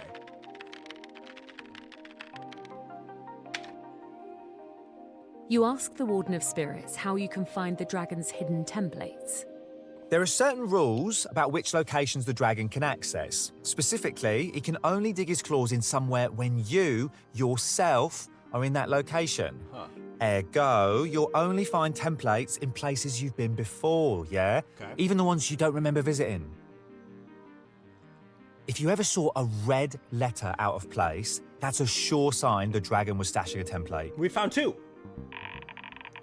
Aha! So that's what those were. Well, at least we know where to look. You'll need to retrace your steps. However, that dragon will be trying to follow you. Luckily for you, there's a means of getting around where the dragon can't see you. Remember that void you were in, yeah? The void is an omnipresent limbo that exists in the gaps between everywhere else. So, if you know what you're doing, the void can be used to reach anywhere you want to be, like a secret utility corridor. You need to embrace the void. Hell yeah, dude. Okay, let's assume you figured out the void and you reached the place you want, yeah?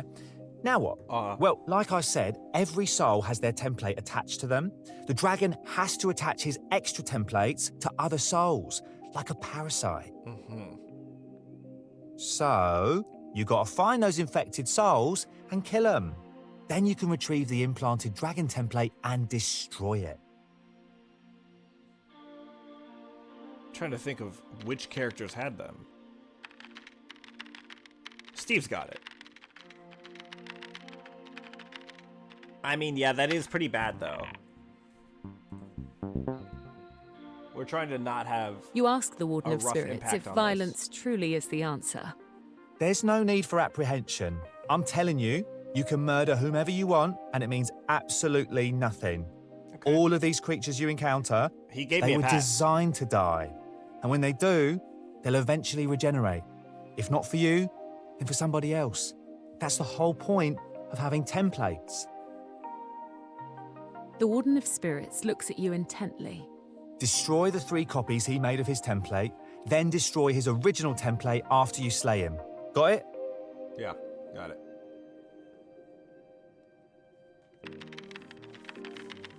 How should I slay the dragon? That's true, we've always used CPU to help us. You ask him if he knows the best way to slay the dragon. My advice, kid, don't let him fly around so much. Find a way to ground the sucker. He says, Look, I'll tell you what, I'll have a look into dragon slaying techniques, and I'll get back to you if I find anything useful. Dude, this guy just knows fucking everything. For now, you should get going. The dragon is searching for you. The Warden of Spirits sighs, walks towards the exit and unlocks the door. Behind it lies the familiar yet unsettling black void. He must not find this place. Good luck. I feel like he's gonna find this place.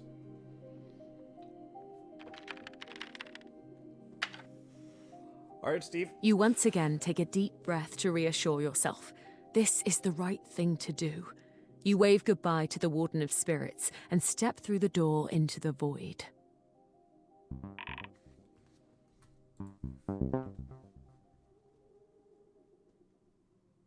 Act 2. The Void. Okay, time to search for the dragon's templates, just like the Warden of Spirits said. Where do we start? You are suspended in the inky black void. You are lost in this directionless, empty hellscape. You feel your stomach trying to leap out of your throat. You were never meant to be here. However, eventually, your eyes acclimate to this strange oblivion surrounding you. There's a certain rhythm to the nothingness. It isn't governed by chaos. It's a patterned weave, an intricate dance of shadows. The intimidating void is navigable. You begin to wander through the labyrinthine black abyss. Every junction you encounter seems to paralyze you. There's never an obvious path to take, yet every shadowy corridor brings you closer to somewhere. And that's better than being nowhere. Think of somewhere you saw a red letter. Okay, so we at least remember the one but not the other? Maybe we just do them in a certain order. Perfect. Let's lead me there now. Hey, CPU, are we doing this right? Sorry, I'm busy cleaning up still. It seems like you guys got it handled. Cool. Let's do this. Just checking in with them. Hey, are we good? Yeah, you guys are fine. Ahead, you see the murky black clouds parting to reveal an exit. You quickly dash forward through the haze to catch your chance at escaping the void.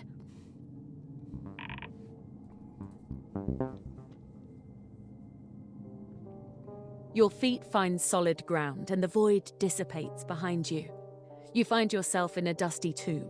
The walls are built of roughly chiseled blocks of tan stone, adorned with several glowing torches. The room is cluttered with a lot of clay pots, linens, and other miscellaneous junk. You feel a strange sense of déjà vu. Perhaps you have visited the location before in your dreams. Oh, that's true, yeah, because he wouldn't remember A this. chill runs down your spine as you lay eyes on an undead creature wrapped in linen. The mummy sits casually at a small wooden table. He takes a sip from a dainty teacup, parting the bandages covering his mouth. Your presence startles him, Where the devil did you come from? says the mummy, sputtering. Oh, bloody hell, mate. I nearly spilt my tea. You ought to hang a bell round your neck. Oh, okay, what's the mummy's name? Yeah, we didn't give him a name. Don't say Jeffrey. We'll have to remedy that. He's gotta have a name. Any ideas? Arthur? Franz? Ah, take it away. She's killing it. Oh, alright. Steve, say hello to Lord Rupert. Great name, great name. You apologize to the mummy for suddenly materializing in his chamber without warning. He picks up his wooden staff and lumbers out of his chair. All right, very well then. Let's orient ourselves, shall we? Woe upon you, adventurer, for you have entered the twisted tomb of Lord Rupert, the Archduke of Decay. How do you like the title Archduke of Decay? I thought it'd be a nice touch. Yeah, it's great. You made the mummy an aristocrat? No, it's great. Give him more character. Howdy, Mr. Archduke. Your eyes light up as the mummy mentions his noble title. Wow, what an honor it is to be in the presence of an Archduke! You say? I've been drowning amongst the local riffraff, Your Grace. I am so very glad to have encountered a fellow nobleman. You seem surprised. Of course I'm nobility. I was turned into a mummy. That's a I fair didn't just point. wrap myself in linen and jump into a bog. Says the mummy with palpable disdain. Do you know how involved the process of mummification is? They're not whipping up gallons of embalming fluid so the village drunk can bring his tuppence to peasant heaven. So then, what's your name and title, since you've deemed yourself important enough to interrupt the tea time of an archduke? I'm Steve. Well, he's Steve. I'm Dan. Oh, he's sticking the character! Oh my god. Oh, Wendell? Huh. Is he called Wendell or is he called Steve? Steve is the player. Wendell is the character. I'm so confused. They're kind of one and the same. Steve exists outside of the story. He's role-playing. Don't think hard about it. They call him Wendell, call him Steve. Honestly, I wonder if we can break the meta for her. What? Do I exist outside of the story too? I don't know. I really don't know. Is everybody just role-playing? What if the outside of this story is a story too, and we're role-playing as role-players? Am I going crazy? Yeah, a little bit. I was hesitant to tell you this information because of this, but yeah. My brain hurts. If I have a brain, I think it's just better not to think about it. Okay. Sorry. You were elated to I gave you expound upon your peerage to a unforgettable fellow knowledge. highborn. I am the Honourable Wendell, a local viscount, Your Grace. The mummy is unmoved. A viscount. More of a courtesy title, isn't it? He says with subtle condescension. Just not as prestigious as Archduke is all I'm saying. Okay. How do you tell him? Okay, I was like, are you gonna still just try to be his friend? How are you gonna Offended react at to the mummy's lack of respect, combat? you challenge the mummy to a duel to prove your gentility. How Oh, sort dare of. thee? I am so noble, more nobler than thou art. You fully don your Fulbright chainmail and prepare for combat.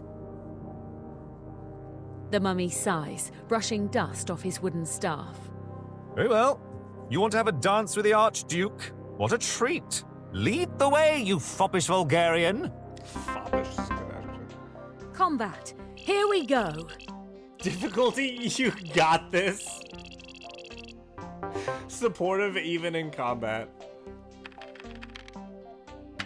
Bro, he's gonna type You help. wield your mighty sword Or like of combat Supra help, whatever it as was. the mummy begins to ethereally float above the chamber floor. This is evolved, You begin Steve. to fight with a tactical strike to the mummy's abdomen. 26 damage? Bro, he's so strong. What does the mummy do now? Let's do Storm of Darkness. I wonder if he can still lose combat, but he has the The full bright mummy chainmail, waves so... his staff and recites a chilling incantation. Forlorn endeavor thou didst embark, thy quest I sever with conjured dark. She's A actually blinding ripping black the fog rhymes! encompasses the chamber. You and your full bright chainmail are unaffected by the darkness. Easy counter.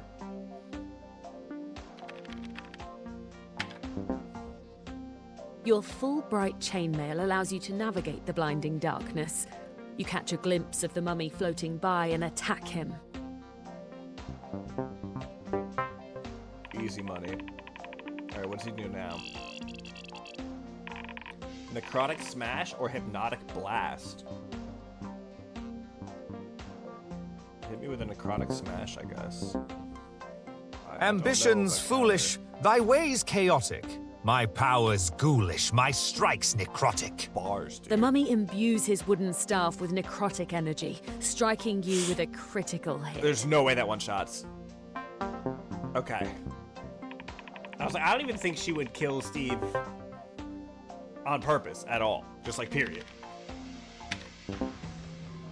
You bound about the chamber, walloping the mummy with your sword of Supra. Apologies for the beating, your grace.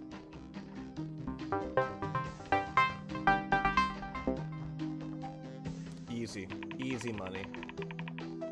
Alright, now the template.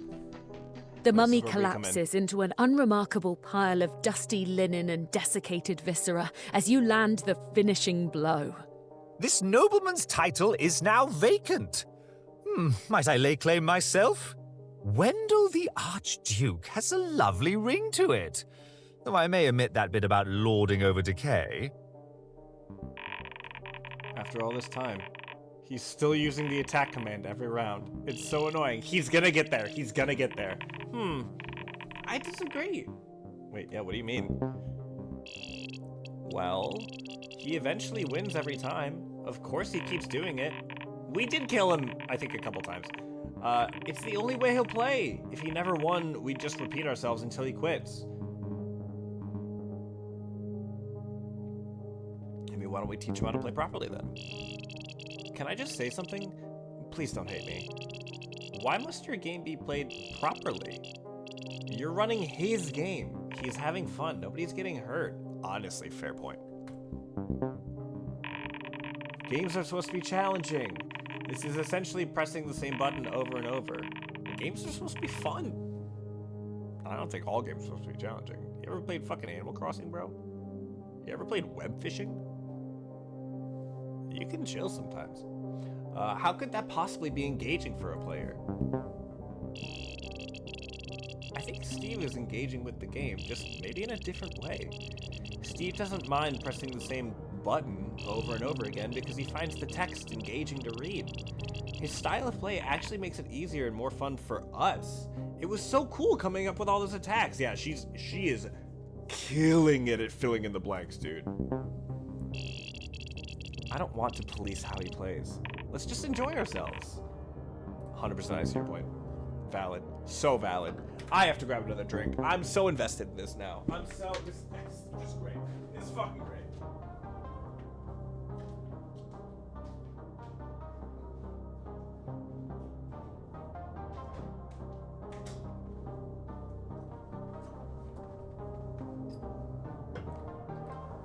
I'm here for everyone. All of it. Except the dragon, really. And especially Lenny.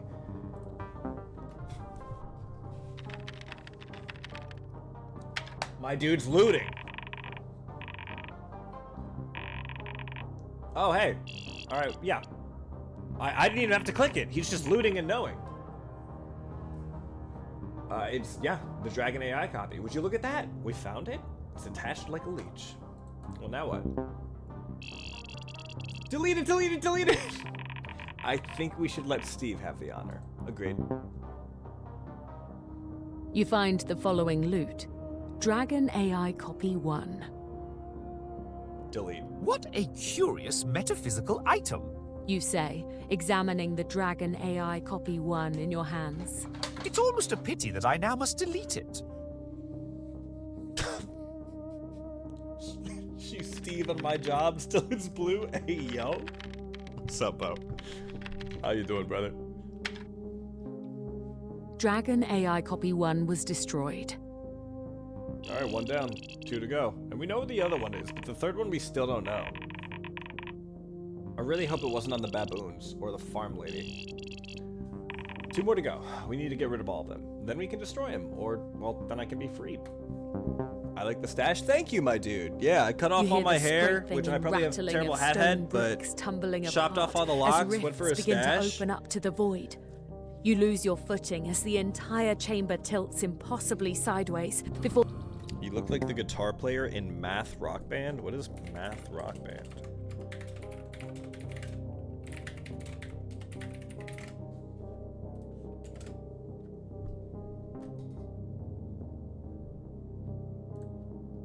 Images. I don't think Images is helping me. DM it to me on Discord. I'm so curious. Or the tomb's But I'll take it as a walls compliment, crack thank and you. burst apart, leaving you again suspended alone in the void.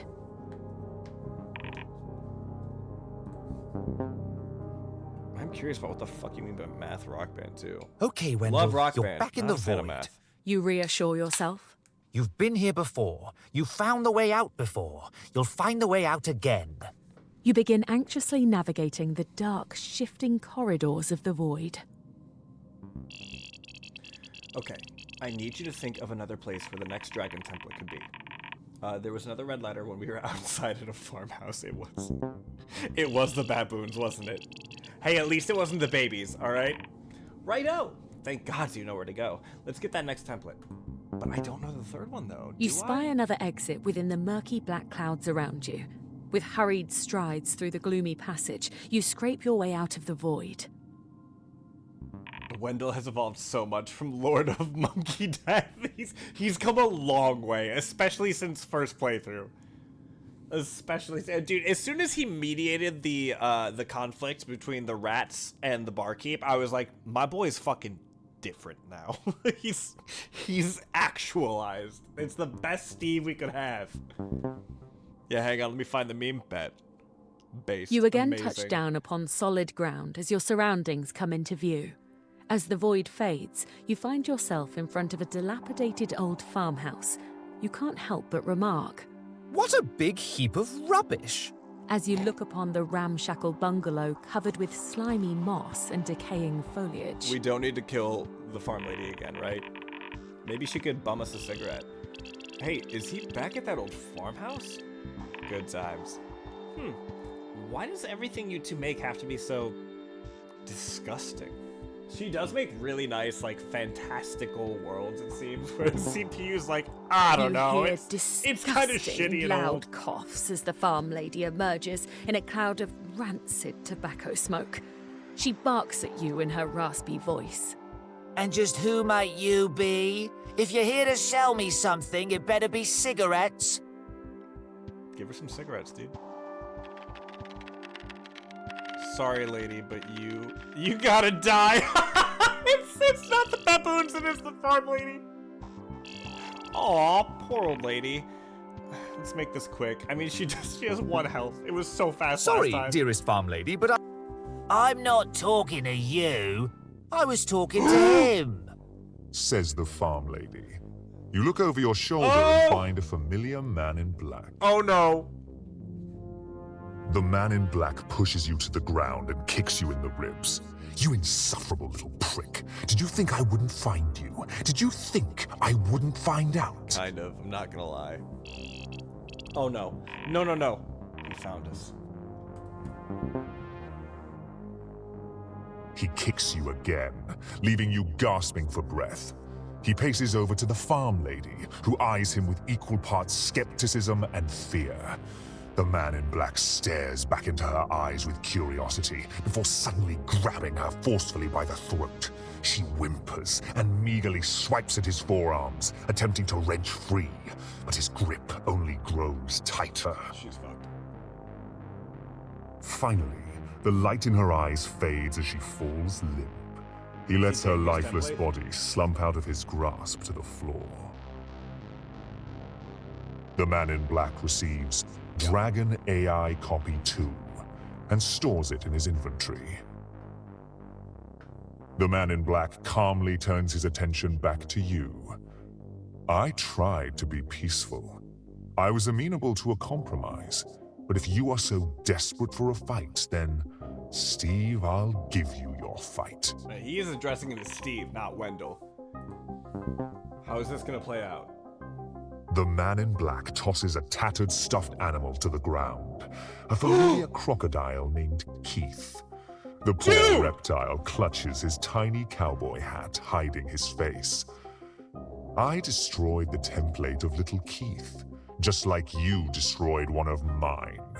Without his template, this small crocodile is now only a ghost in the machine, kept alive by our collective perception. And once he's gone, he's gone. First Lenny, now Keith? Keith?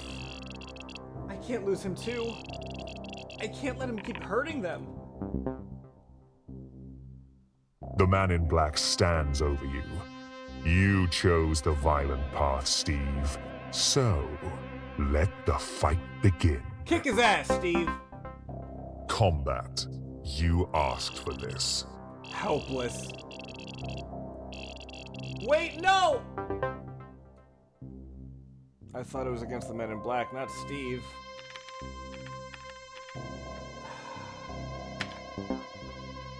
You look down on Keith, the friendly crocodile. Oh no. I have no choice. I'm in combat. I'm supposed to attack. You say. Try typing You that wind up and smack the whimpering stuffed animal. I Bro, come on! have to do this.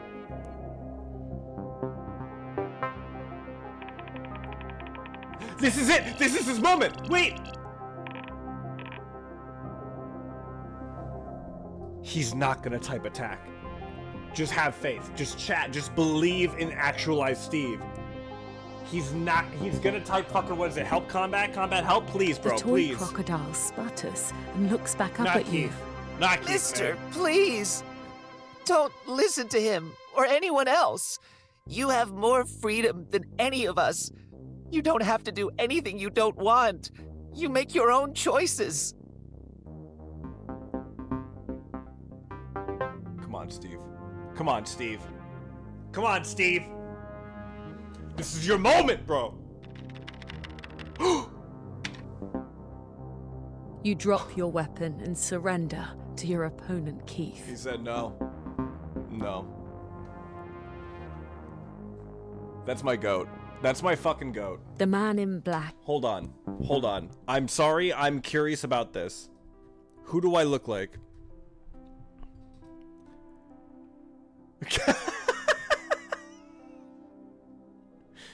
Wait.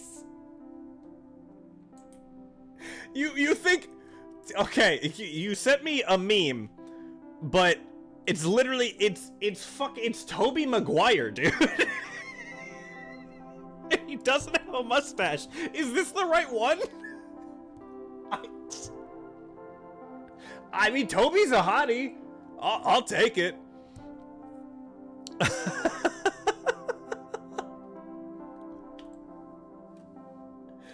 Holy shit. Kiss nowhere to be seen.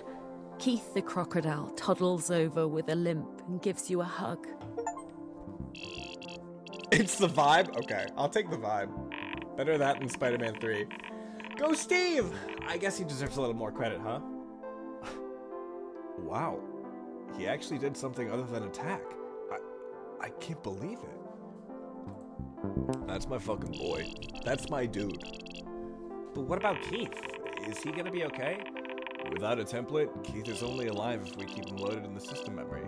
Can we take him with us? Oh, wait, yes, scroll up? Was there someone else? Or no? No, I don't think so. I don't think so.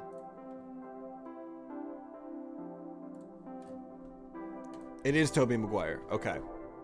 I just want to make sure. Yeah, I mean we're just gonna keep Keith. 100%. Thank you so much, mister. Says Keith. I am ever so grateful.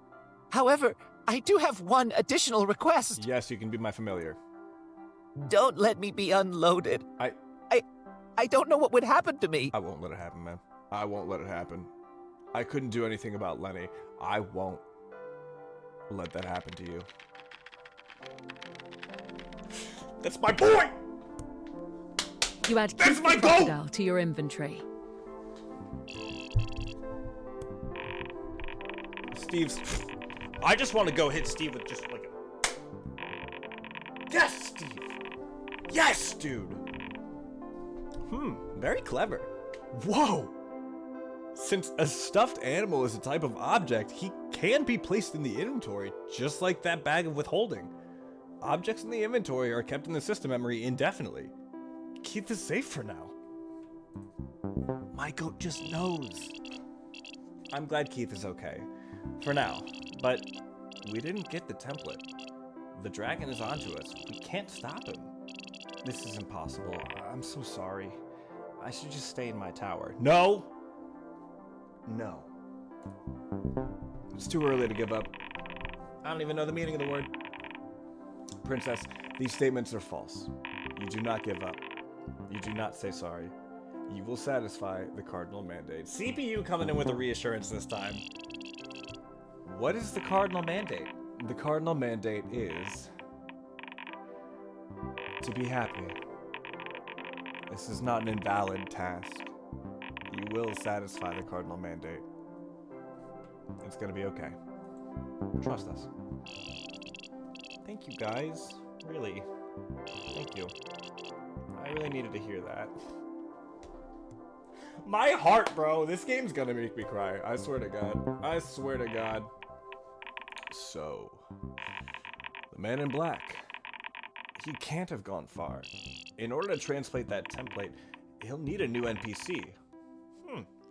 Any ideas? Maybe Steve would know. Ask the goat. Scraping the bottom of the barrel, are we? Oh, hush. Let's just ask him. Where do you want to go, With Keith? the little Or stuffed crocodile in Steve? your pocket, you take a moment to weigh your next steps. You must go after the man in black. He will face consequences. Where will he be heading next?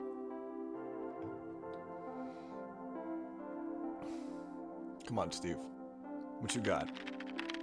Back to the tavern? Yeah, there's my goat. Could be with Hagen. Could be with the barmaid. Fine. It's worth a shot. We'll start there. Let's go. You decide to begin your search back at the tavern. You take a deep, measured breath and once again call upon the void.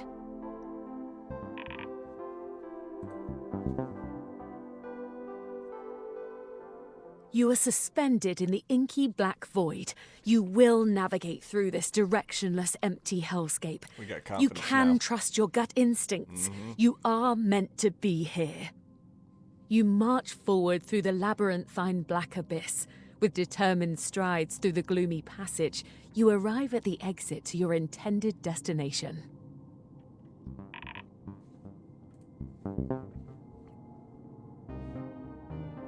You have just alighted in a small, rowdy tavern on the outskirts of the village. A grumpy barkeep polishes a mug behind the counter. Most of the noise in the tavern emanates from a table of boisterous dwarves. We had You to click on it recall before, but that you've been meaning to dismantle this corrupted establishment. yeah, he knows. He knows. Steve's got it. What does he say to Steve? Yeah, Princess, do you see that red letter? That's what we're looking for. The barkeep is pouring drinks. He resists his innate compulsion to serve you a mug of ale. Hey, pal.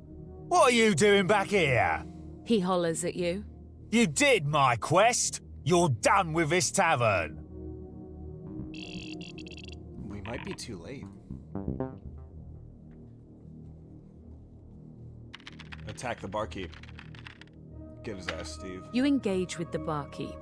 Well, my dear friend, I got partway through Act 2 and thought to myself, boy, I could sure use another drink. So naturally, I backtracked all the way here so I could quench my thirst.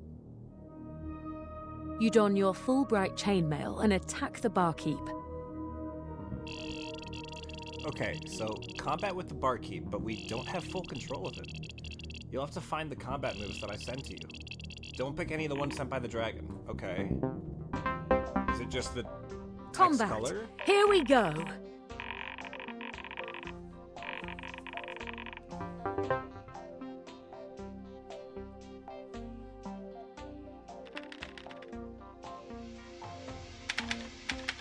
What? Ooh, he's taking the high ground! You leap up onto the countertop, sending several mugs of ale clattering to the floor. Bro! You gain high ground advantage, and the surrounding floor is now slippery. Man's going off right now.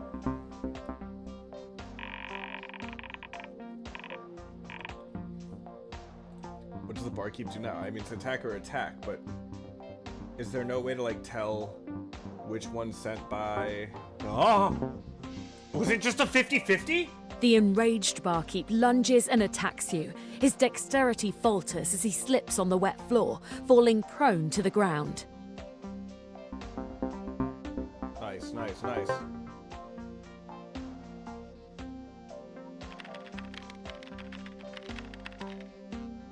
Damn, targeting the leg too? You position your body to be on top of the barkeep's. You raise your sword of Supra high above your head and bury it deep in his leg. He begins to scream and bleed profusely, his foot attached only by skin and tendons, before you yank the rest of the appendage off. Ooh. It's over, barkeep. You don't have a leg to stand on. Damn, dude. She's so good at this. She's so good at this.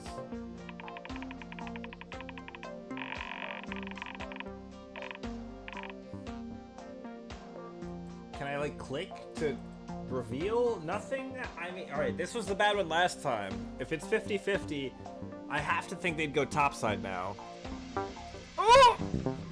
Okay, maybe it is. It's just You damn position. dirty rat. Fixed I'll position. kill you. The hobbling barkeep channels his rage into a powerful punch, attacking you for a critical hit. No shot at one-shots. Okay, that's strong as fuck, though. But we know to stick topside, then. Fixed positioning. Do a karate kick? Okay, alright. You take a few running steps before flying into the air and landing a roundhouse kick on the barkeep. The injured barkeep is blindsided and plummets headfirst to the floor. Big damage. Yep. Not out yet, though.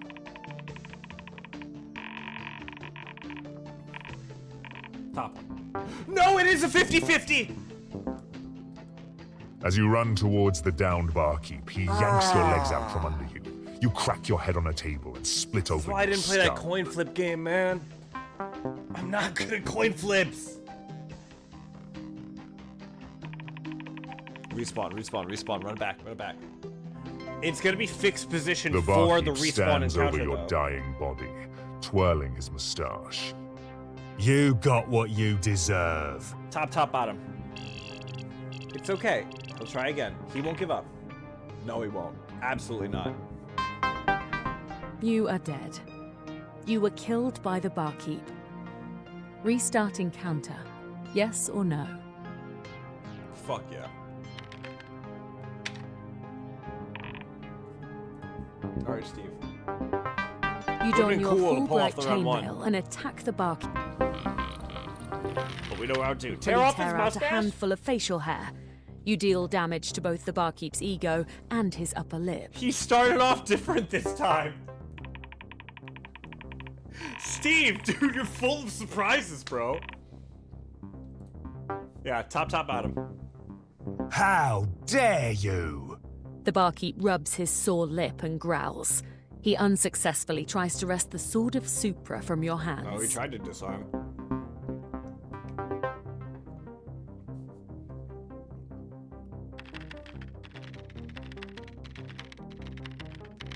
Okay, yeah. You pull your sword of Supra away from him and kick him to the ground before stabbing him in the side. I love Steve's evolution over time. It was awesome. Top, bottom. The barkeep recoils in pain before bounding up and trying to headbutt you. You dodge out of the way and let him tumble into a nearby table.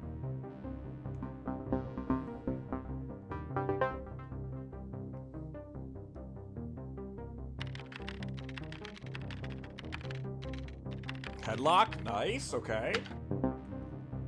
You wrap your arms around the barkeep's neck and hold your hands tightly, restraining the barkeep in a headlock. I do believe that you're out of options, barkeep.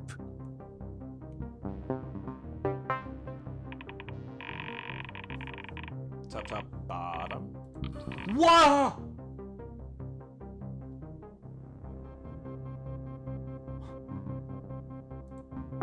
Dude!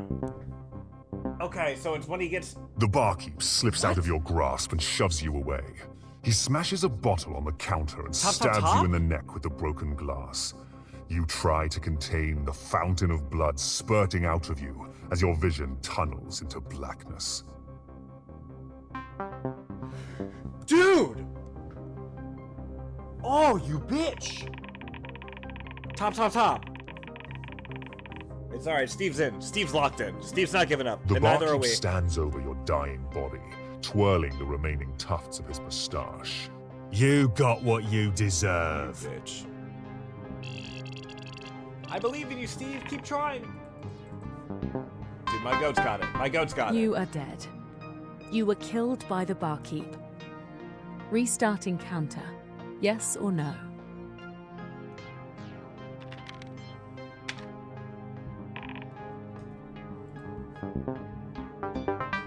You don your Fulbright chainmail and attack the barkeep. How does he start this time? He'll get it this time. I can feel it. Me too. Combat. Here we go. So top though for us, I think. He's recruiting You the quickly rats. retreat from the barkeep and head down the stairs to the basement. No shit. Well, or he's getting the rat poison. I don't know. Top, bottom. They're top. The barkeep follows you down the stairs to the basement. We're not done here.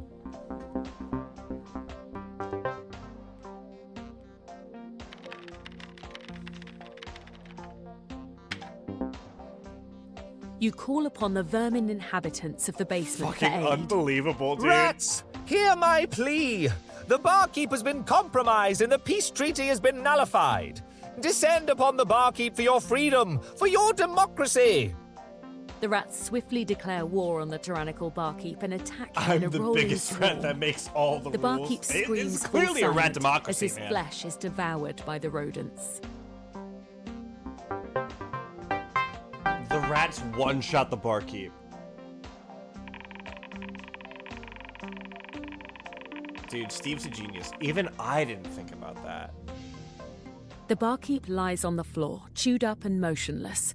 The vicious swarm of rats send you their thanks before flocking away to begin drafting repatriation Hey boys, accords. anytime. Go drink the Finally. ale. You say, 3 bloody tries that took. Fourth wall break, okay. I knew you could do it, Steve. Very clever. Now let's smash that template.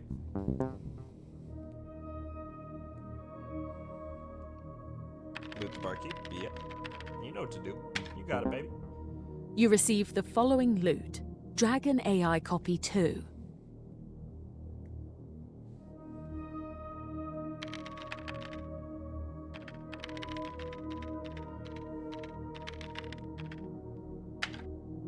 But where's the third? Dragon AI Copy 2 was destroyed. Hell yeah. Only one more template to go. As silence returns to the tavern, Fuck. you hear the gentle clacking of a typewriter from a booth in the corner.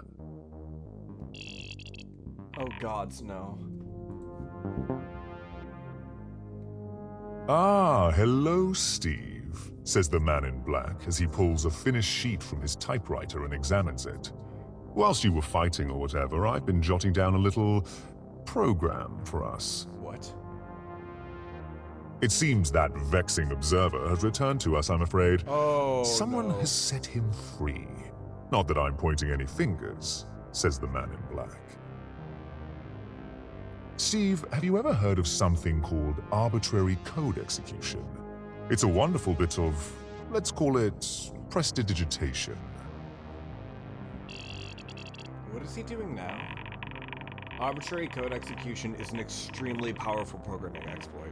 Gear up. This is gonna be bad. I've just finished writing this note from Dragon. Oh, It has God. 255 pages, which is the very maximum length a note can be, the man in black explains. He holds up the last sheet of paper. This here is page number 300. Yup. You know, I could use your perspective, Don't let me he look at it. says. Go ahead, Steve. Read the note. Destroy the note.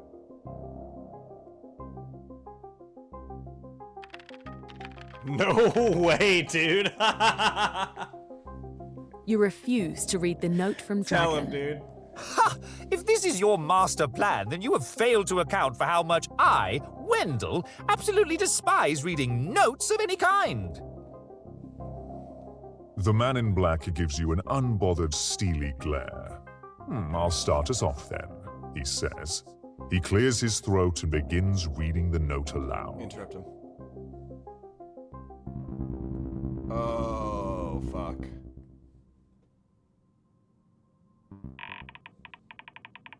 CPU.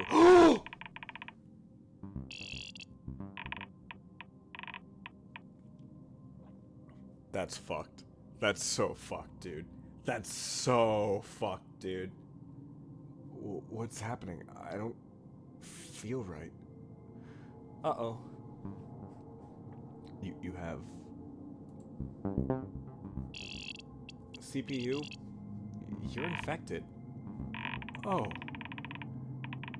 It's Dragon AI Copy 3. He's attached it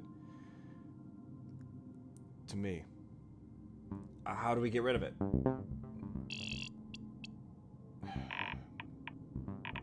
I think we all know.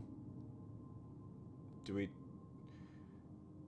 have to kill you? We just brought him back, man. I didn't want to say it. There must be another way.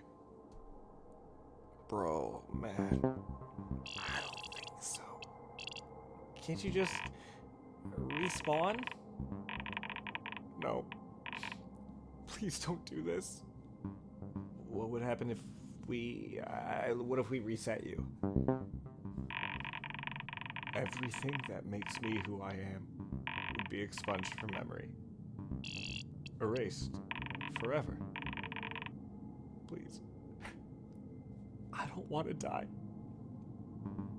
There has to be another way. There has to. I refuse to believe that CPU has to die. I am so sorry, CPU. I really wish I could think of another option. No, wait, no. The dragon will gain control of everything forever. Unless we kill the infection now. We can find another way. We can find another way. No, man. The princess is correct. He'll have root access to the system memory. I would never ask this of you, but this is the only way to stop him. What if we put him in stasis like before? What if? That might work temporarily. Better than killing you. Yeah, let's do that. Let's do that. Come on. I have to be honest. This red letter cannot safely be removed. As long as I'm alive in any way, So too is the dragon. We could try stasis. I do want to stay alive. But you guys will be in danger as long as I exist. You can't do this for me. It's too much. TavernQuest, I think this choice is up to you. This might be the only choice you make that truly matters. Oh, fuck, dude. I can't do it. I can't. I trust you to make the right choice. But knowing that the princess could be in danger, like, if we lose the princess, we're fucked. We lose.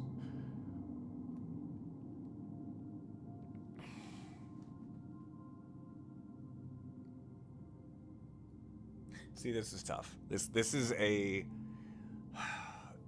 juxtaposition in what I as the player want and what I think is best for the story. Because what I want is to keep CPU safe. I want the happy ending where everyone survives. Everyone makes it out on top.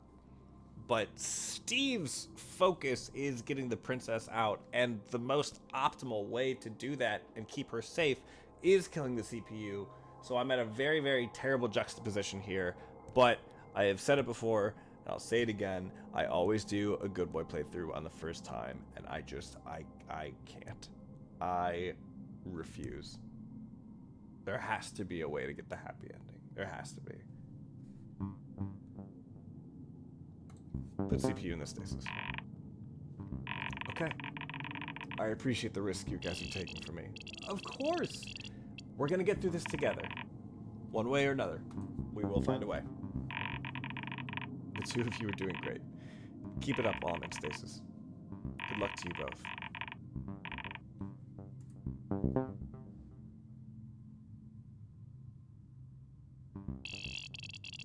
The dragon's coming. I have to go. I'm so sorry to leave you here on your own. It's gonna be rough. I'm gonna grab a drink. Oh my god.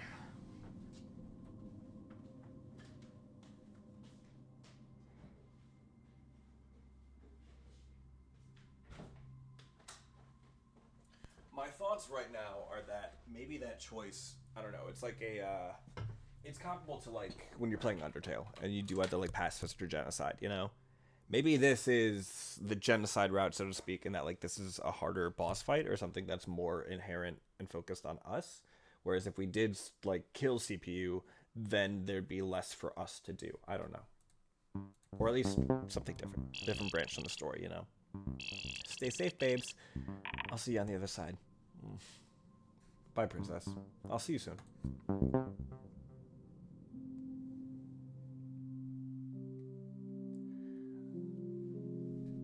Well, chat, it's just us and the dragon now.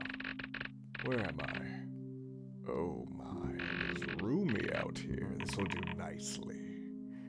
You there? Who are you? We're about to be put through hell, dude. This is gonna suck. I'm TavernQuest. I don't know if he knows that we are a character in this as well, you know? We could be an entity outside of his knowledge. I am the god which provided the world in which you operate out of, essentially. I'm TavernQuest. What a pleasure it is to meet you, TavernQuest. We will make an excellent team, you and I. Where are they? Don't worry. I dealt with the rats in the basement, so to speak.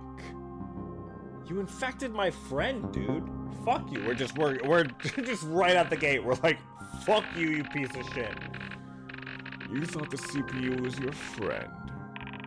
How pathetic. Your CPU was just a hallucination, darling. In reality, CPUs are nothing but a bunch of transistors in a metal case somewhere. How does he know this, too? How does he have this meta-knowledge? You invented a character to personify your interactions with the operating system. The CPU was an NPC. If that was even true, then what does that make you? You want to know what I am? Turning the system architecture into a character allowed me to attach a template to the root of the system itself.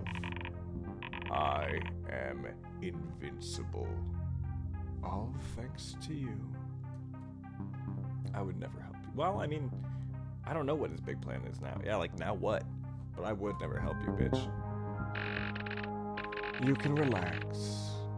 Your participation is no longer required. I can handle this next part myself. Kick back. Put your feet up. Leave it to me. Act 3. The Lotus Chamber. Oh, dude, Steve! It's time to wake up. You've been sleepwalking again. Not Steve, man. You are located in the Lotus Chamber. I believe in you, Steve.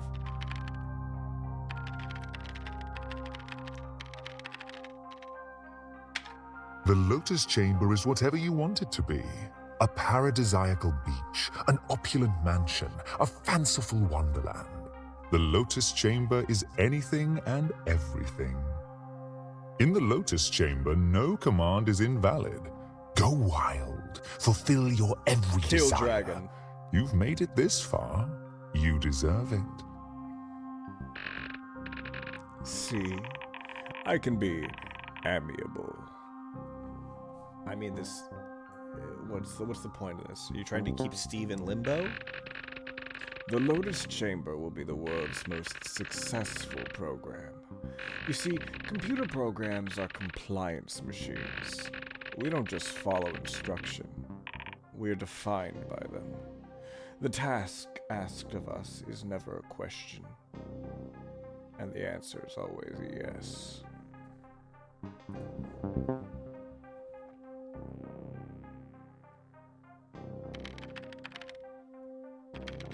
Can I eat?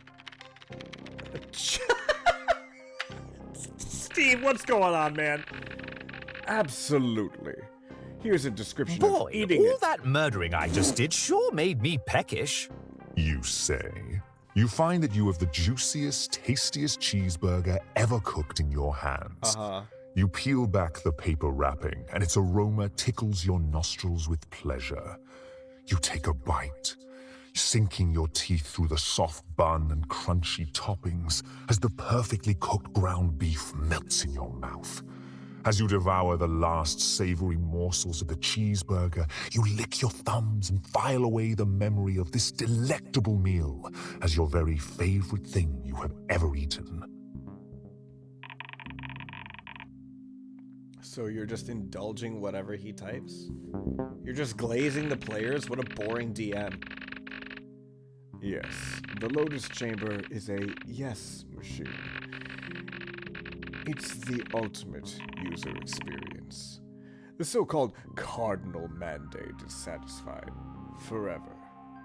With Steve perpetually placated, I am now free to assign myself a higher purpose. And what would that higher purpose be? Control. What are you controlling here?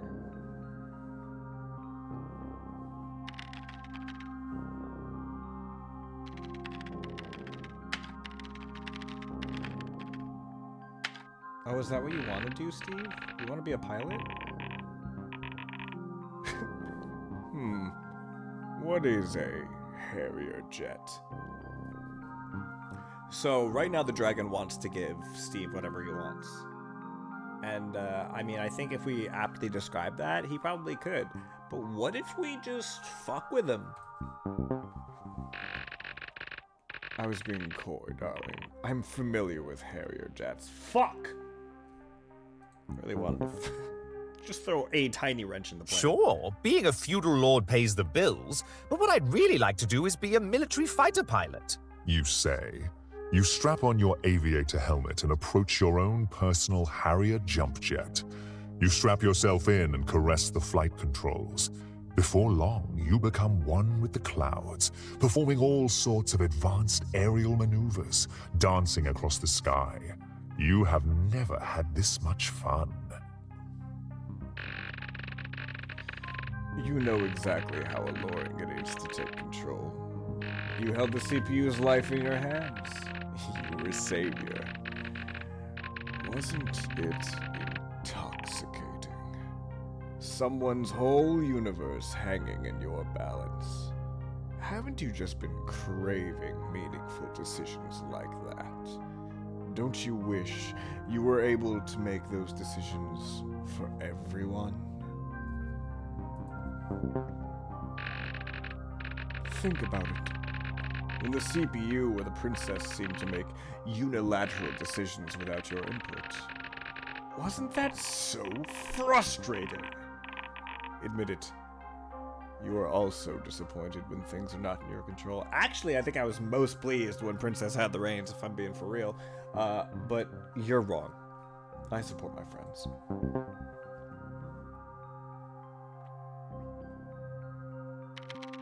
Come on, Steve. Kill the dragon. Okay, Steve. You'll get there. Choices. Everything boils down to choices. I grow weary of this multi-million-dollar aircraft. I shall now make my exit. Jumps. You say, yanking on the eject lever. You blast out of the cockpit and watch a sizable portion of the kingdom's tax income dive into the ground and explode. You somersault and tumble through the open air as the wind rushes over your face and limbs. As you approach the ground, you tug a ripcord and deploy your parachute. You gently step onto the ground and brush off your noble robes. Tell me, do you regret your past choices? Do you wonder what would have happened if you had sent Steve to that cave instead of the tomb? Alright, part of me, yes, but not that much though. Or if you hadn't let him romp around outside.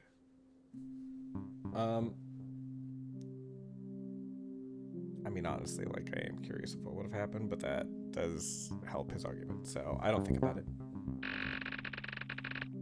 I'm going to let you in on a secret. In every other possible timeline, you still end up right here with me. Your choices mean nothing. This world is mine. The princess is mine. Her fate is inevitable.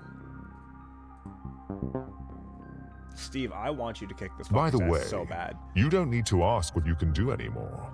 No command is invalid. No, he's just directing him straight up, just as the player, yeah.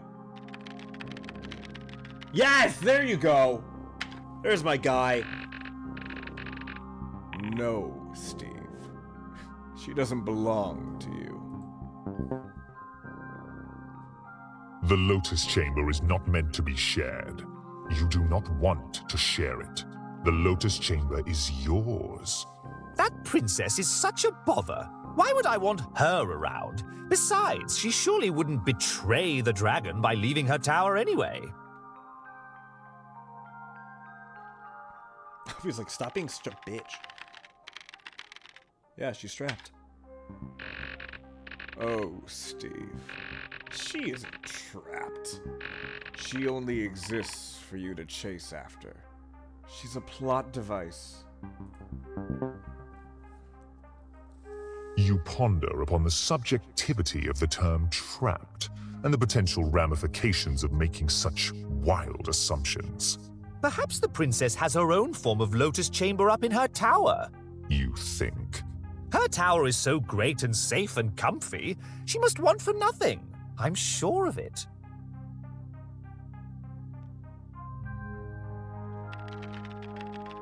Yeah, leave the Lotus Chamber.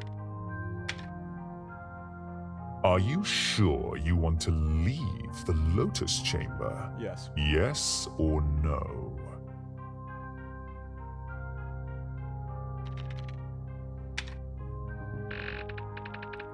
You little shit. Actually, yeah, just LOL. That's fucking funny. You decide to leave the Lotus Chamber. You could return at any time if you so desire. Nah, he won't. Fine. Let the little twerp leave. You, just as I did before, my friend, are underestimating Steve. I made it to heaven and lasted mere minutes. You say. I wonder what that says about my character. You are now in a big, barren field outside of the Lotus Chamber. Alright, Steve. Now what? Go to Fantasy Mountain. You want to go fucking 1v1? Okay. He'll never make it into the tower anyway. There are contingencies. What, the man in black? You begin a pointless, tedious trek towards Fantasy Mountain. I should have realized Steve would be too stupid to appreciate my benevolence. You underestimated him. You don't know Steve at all. Do you want to know what he's thinking right now? Actually, I've seen the progress and evolution of Steve over time, and I think Steve's gonna fuck you up, if I'm being so for real. Wow, I cannot wait to get curb stomped by that dragon again. You say. He is so very cool and powerful. I wonder if he needs a manservant. You're just I glazing would make for yourself, an bro. excellent manservant, or at least a tasty treat. You arrive at the base of Fantasy Mountain. The smoldering ruins of a monastery lie beside you. Sitting atop the mountain, the Tower of Thraldom cleaves into the clouds. Come on, Steve. Yeah, climb it up. Although you probably won't have the climbing gear. We might need Dawn. I don't think we'll have Dawn, though. Oh god. Oh god. Like sheep to the slaughter. He's gonna fucking kill you, dude. He's gonna kill you. I'm not You gonna scramble do it. up the He's gonna side do of it. Fantasy Mountain. No climbing tools, no train, no shortcuts. Yeah, he's got it. I'll climb this mountain with nothing but my bare hands. You say. You know why? Because I'm a short-sighted Luddite who refuses any and all assistance. That's why I left that Lotus Chamber. It would be such a pity if you fell and broke your neck.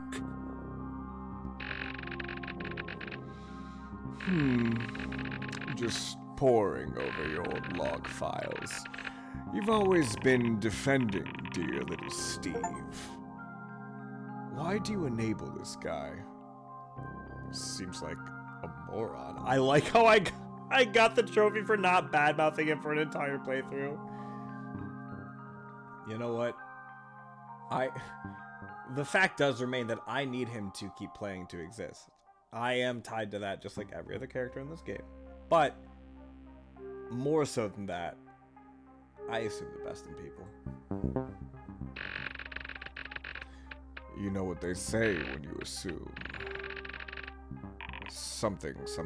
You're an ass. Smooth. Tell me, what do you think will happen when the princess leaves her tower? Well, I think you dying is a precursor to that. I mean, the game will be won.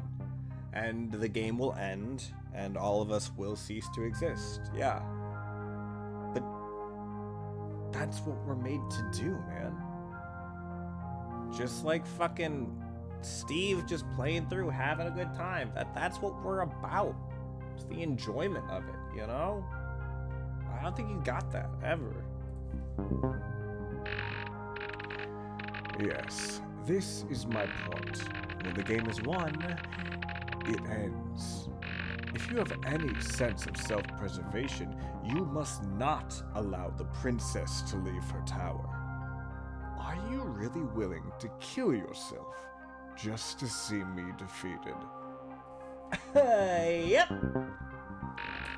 Fuck you, dragon. Caution, darling. I almost believed you. Besides, we're begging the question. If your plan relies on Steve, it will inevitably fail.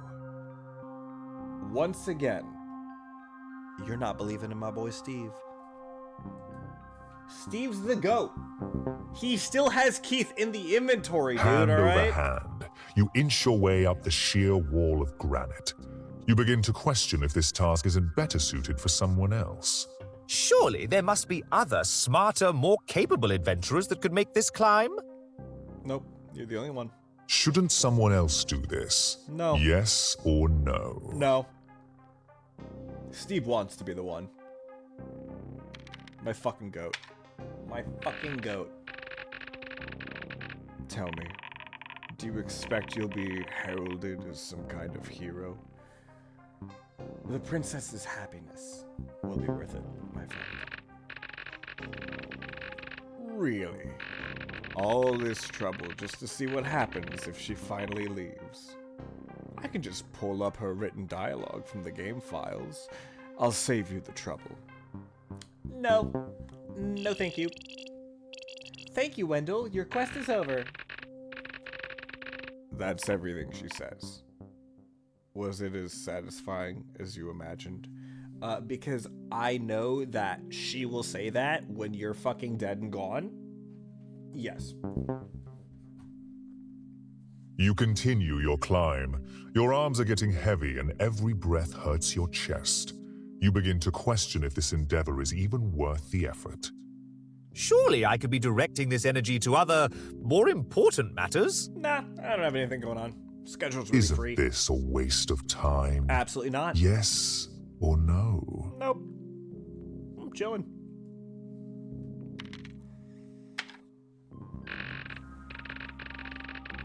Tell me, what motivates this crusade of yours against me?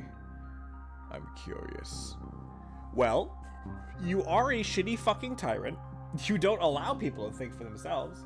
And you just seems like indiscriminately kill people just to help further validate what you believe in your points, which is just shitty as fuck.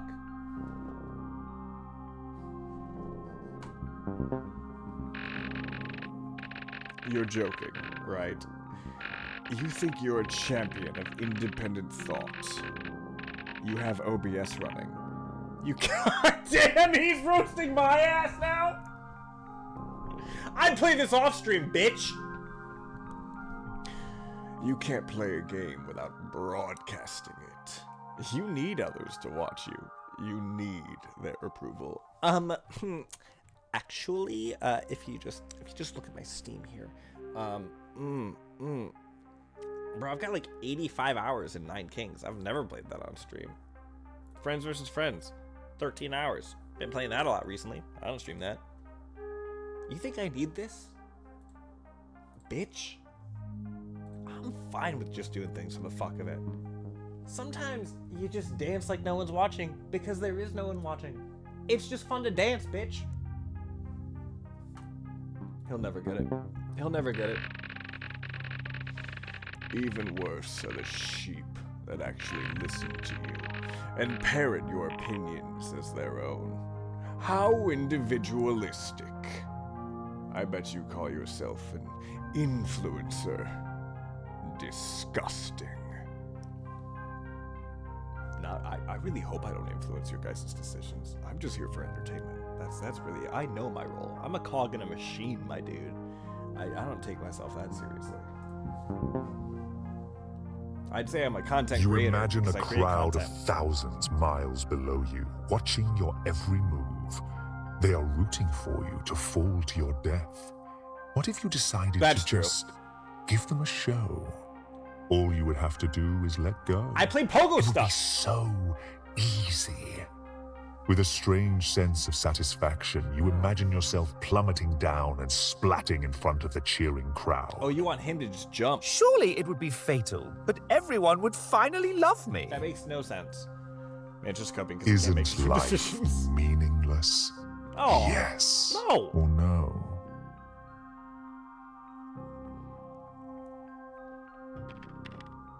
All caps, no. Man said You chest heft yourself out, bro. over the crest of Yes. Fantasy Mountain before rolling onto your back, heaving with exhaustion. For better or worse, you have summited. Oh, I can't wait to see him kick his ass. I can't wait, man. The Tower of Thraldom looms over you. Its base is made of a huge monolithic castle shaped like a cube. A pair of foreboding stone doors leading into the tower's base lies up a short road ahead. Mm-hmm. You just march your ass on forward, Steve. My guy. My goat. Ha! I don't think so. You approach the heavy stone doors of the Tower of Thraldom. I wonder if he's but gonna you get a are puzzle. unable to enter. A large draconic lock prevents the doors from opening. Watch him fucking five-head this shit. Man's diabolical tower is a starting Minecraft house and he's pretending he's bad. He's open lock. I don't think it'd be that easy, bro. Look at him, pitifully clawing at it. This is very amusing. The only way to open the draconic lock is with a draconic key. You do not have a draconic key. Yo, wait. No, there's no way that the Minister of Ale could come in clutch. Look for a key, yeah. His efforts are so pathetic. It's almost cute. You look for a draconic key for the draconic lock. To your great surprise, it appears that the formidable dragon does not store his draconic key immediately outside of his fortified lair. It's not under the mat? Okay. I thought it was worth checking. What do you do now, Steve? You attack the door. You try to break that shit down. All right, bro. All right. This is a problem you can't solve with violence, Steve. You hack at the doors with your sword of Supra. Oh, why won't my steel sword slice through this heavy stone? You say in frustration. It must be in the draconic gnome? In the gnome? In one of the gnomes of the tavern? Let me go reach up a fucking... Wait, he's leaving the mountain. Giving up so easily, Steve. Yo, Ray, my dude! Thank you for the tier 2. Love and appreciate you, brother. Oh shit, you're dropping the in-sync? Wanna see you out that door, baby. Bye, bye, bye. Fun fact, one of 4 albums I had as a child. The in-sync album with that song with the, what was it, like No Strings Attached, with the puppets and shit. The Backstreet Boys album. I think season like 1 or 2 SpongeBob SquarePants album, and then Will Smith's probably only album in the 90s. Those are my 4. Those were formative musical albums of my childhood.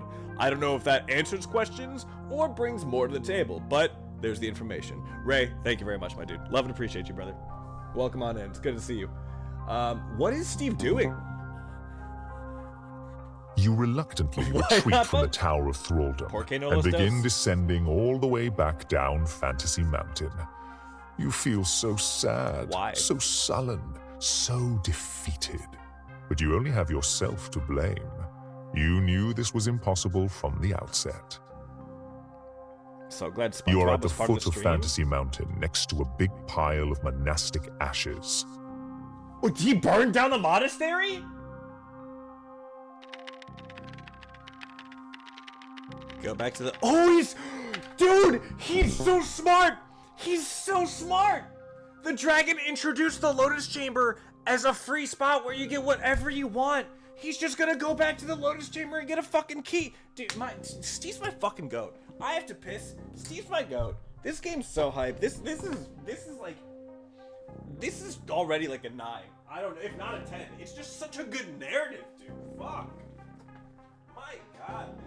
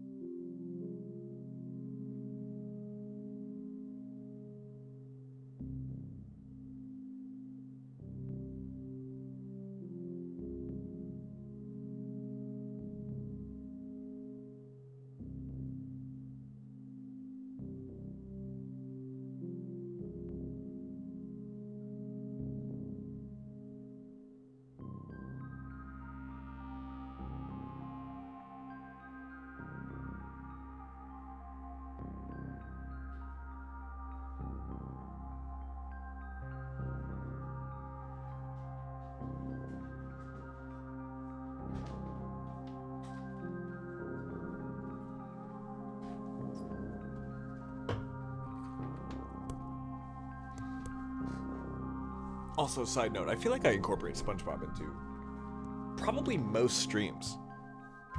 If not alone, just from hearing the, what do you mean get started? Where the fuck is it? Where is it?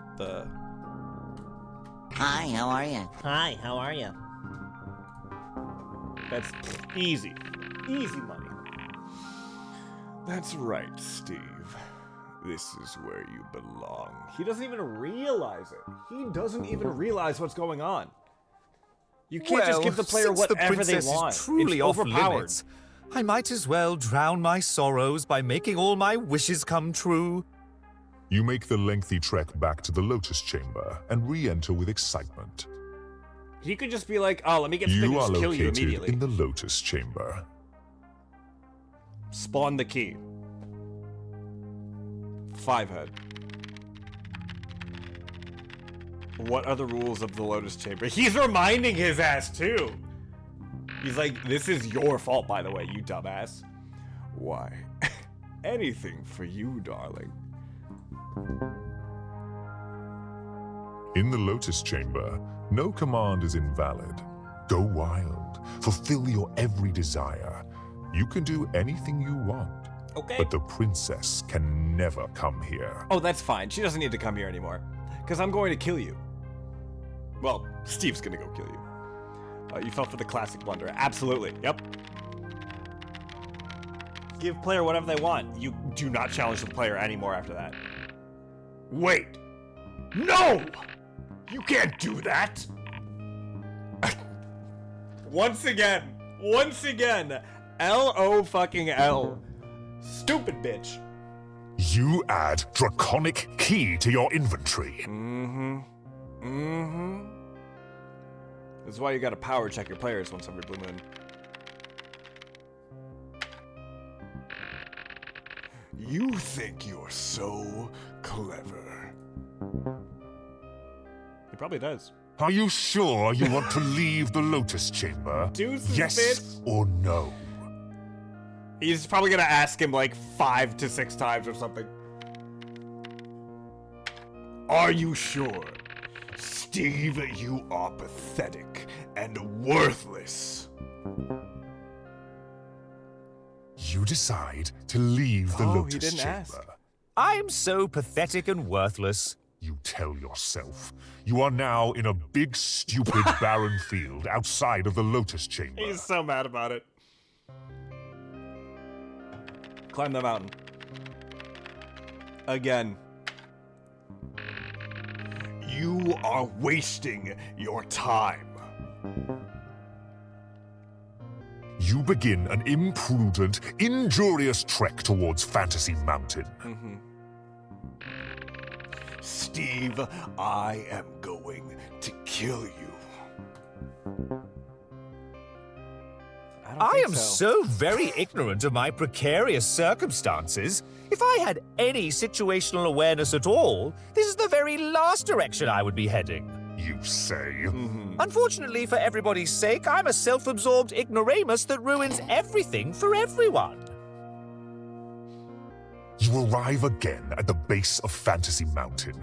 The smoldering ruins of a monastery lie beside you, but this doesn't appear to alarm you at all because you've walked by this pile of rubble several times and haven't investigated them or even wondered why they are here or what they might signify.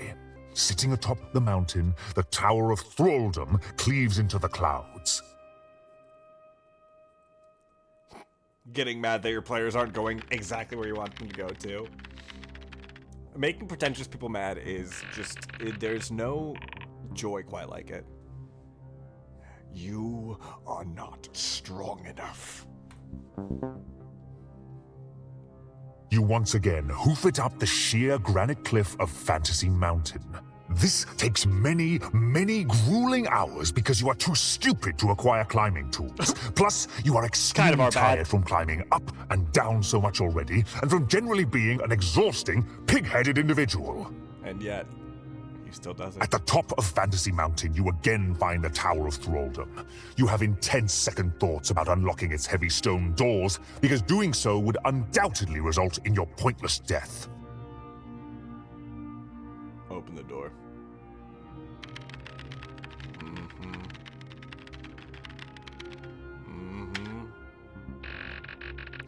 She will never love you. She sure as fuck don't love you, and also I don't need You her to love pull me. I the just want her to be draconic key happy. out of your ass and open the stupid draconic lock.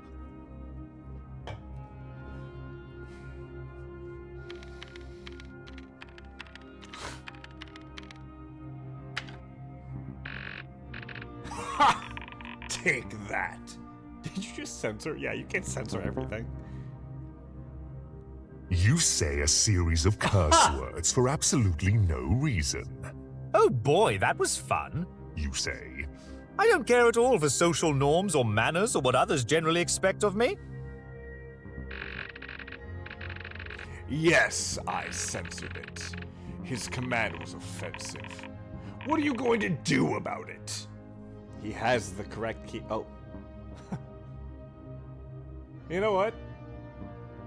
Let's make the pretentious person mad. Are you fucking scared of Steve, dude? Why don't you let him in? No, I'm not scared. I fear nothing.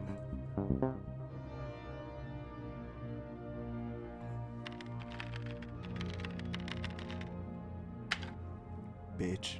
ever the intrepid explorer, you burst through the doors to the Tower of Thraldom. You head inside the tower and decide that yes, this is exactly where you need to be. I wonder how quickly that dragon will crush my feeble little brain. You say to yourself. No windows illuminate this massive hall. Arched columns are spread throughout the room like a squadron of soldiers about to execute you. Bloodstains blanket the floors. You come to terms with your unavoidable demise as you remember the stairs are guarded by the dragon. Attack. Yeah, dude! I was like, this time, just fucking use that command. Bring it on. You put on your precious chainmail and wind up to attack the dragon with that asinine sword of Supra. Okay, hold on. I like to play with my food a bit before I eat. Please, excuse me. The red-scaled feel like we're behemoth hands off at calmly this grants point. his attention to you. "Why so hasty, Steve?" says the dragon. "Such aggression is so unbecoming of a nobleman like yourself. Perhaps Wendell's we the can settle nobleman. our differences peacefully. Did that even occur to you? No? Well, let's talk about it." Wendell's the nobleman. You're talking to Steve now. The Warden of Spirits! He is back! Psst! Over here. It's me, the Warden of Spirits. Paul? How did you find me? We don't have much time. I forget what this dude's voice "Do you know was, how many 100%. times you performed the attack command, Steve?" asked the dragon. No? Well, I counted. You have attacked over 100 times, Steve. Your life is nothing but one attack after another.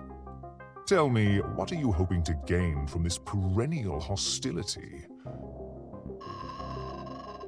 Okay, so we have, well, a little time. The dragon's busy executing his monologue sequence. Okay, yeah. Are you seeking power, respect, love? You are long overdue for an important realization, Steve. Whatever it is that you are searching for is not within your grasp, and it never has been. God's almighty, is this guy a pompous asshat or what? Okay, so you're heading into the very final combat encounter, yeah? You only have the one shot to do it right. This is for all the marbles. Yeah, I got it. Well, Steve. These objects of your desire are meant only for my hands. Unlike you, I have the strength to wield them. I am indomitable. I have zero weaknesses. I've been researching this battle, and I found this super hilarious exploit you can use. Oh, I love a good exploit. Oh. You can arm yourself however you please. But if you were hoping to discover any vulnerability on my part, you will be sorely disappointed. Okay, so here's the exploit. You ever heard of an integer overflow? Basically, values in the game have a hard maximum, yeah? Going over that limit results in the numbers rolling over and becoming negative. There isn't a single path you can take to defeat me. I have grown my power to its absolute maximum. The dragon's HP of 1000 is very close to the maximum HP value the game can handle, 1023. Ironically, perfect conditions for an integer overflow. So if you can heal the dragon beyond that maximum value, his HP will overflow, yeah? And then become negative. Heal the dragon. You can It's unleash just your the fucking trademark Seymour fight deluge in of Kamari's ineffectual village. attacks upon me all day, Steve. I will never die. He'll die instantly if we pull this off. So, you destroyed all 3 of his templates, yeah? Yeah, we destroyed 2 of them. The 3rd is locked away. Wait, so would he respawn in stasis then? Locked away? You should have destroyed it! Yeah, the CPU will keep it sealed away. I hope you're right. He still has his normal original template too, so make sure you, for real, destroy that one as soon as he's dead. It's his last lifeline. And with that, boom! Dragon defeated, no coming back. Well, hopefully. You will never defeat me. You will never rescue the princess. This happy ending you've dreamt for yourself has been impossible from the outset. CPU, I think he's been in stasis, but hopefully there has to be a resolution. Wait. But whatever you do not pick any combat move that has a red letter. This is very important. All it takes is one misclick. Okay, I have to lock in. Your reckless actions and inattention have caught If they're up jumping to you. around, I'm gonna be pissed. And now, I will kill you. It was a great delivery of that. That was a lot of information I threw at you. Were you paying attention? Yes. So go ahead and attack me, Steve. Bring it on. Heal him. I am not only ready, I am excited. Okay, sounds like he's wrapping up his little sermon. Pick healing options. Don't pick red letters. You only have one shot. You can't miss your chance to blow, kid. No mistakes. We're all counting on you. Combat. Let our dance begin. Get his ass, Steve!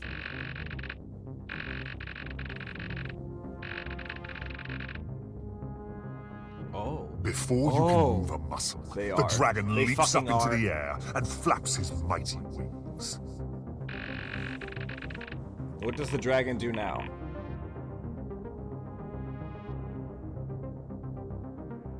Okay.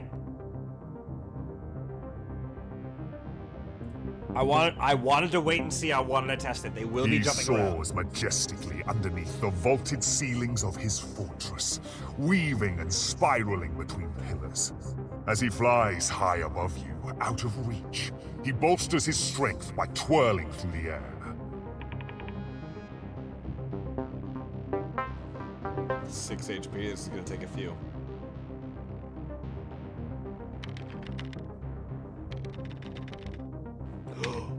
He's gonna think of a way to ground Your him. laughably short attention span flitters to the pillars around you, instead of your ongoing battle with the dragon. Oh boy, I love pillars. I love them so much, I'm going to disregard this powerful beast and climb one. You say. You have so much fun climbing the pillar. Bro, what if we have a plan, but Steve does manage to kill him? Like, if he hits him for 1022 damage, can you imagine? Aerial heal again. But we have to wait until right after when they're all gone. There. If we wait too long, we could click and fuck The up the dragon timing. continues It gliding only takes through one. the upper reaches of his lair as you cling to this pillar of yours. As he flies by you, he again bolsters his strength by twirling through the air.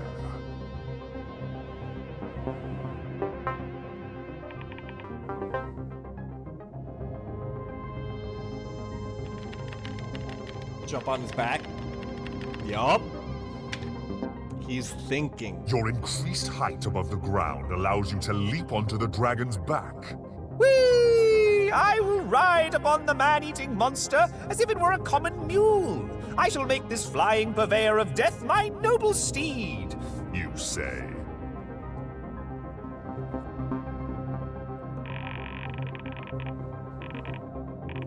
Do a barrel roll. Now I'm wondering if at some point aerial heel is gonna move, like the actual Ride selection. atop his back, the dragon decides to bolster his strength by twirling through the air. You hold on for dear life.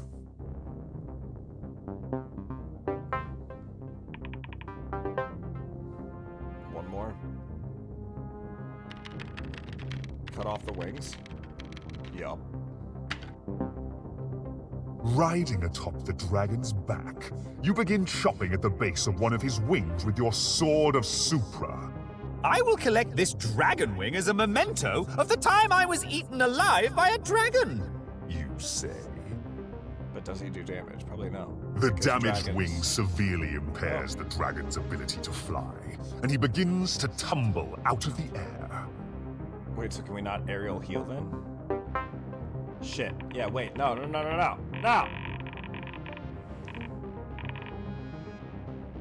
I mean, you should brace for impact. Oh, okay. It wasn't moving for a sec.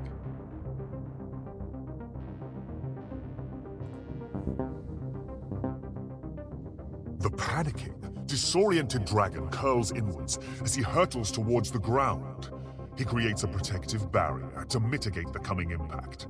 You are still attached to the falling dragon's back.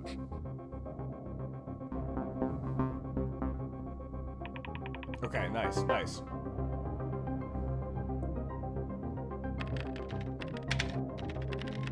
Jump off the dragon. Okay. Fractions of a second before the dragon hits the ground, you leap off the side and somersault out of the way. You still sustain falling damage, but avoid being crushed by the dragon's massive frame. The flailing behemoth skids across the chamber floor, crashing through pillars, stones, and piles of night corpses. Damn it. We need like a super heal. Oh, damn.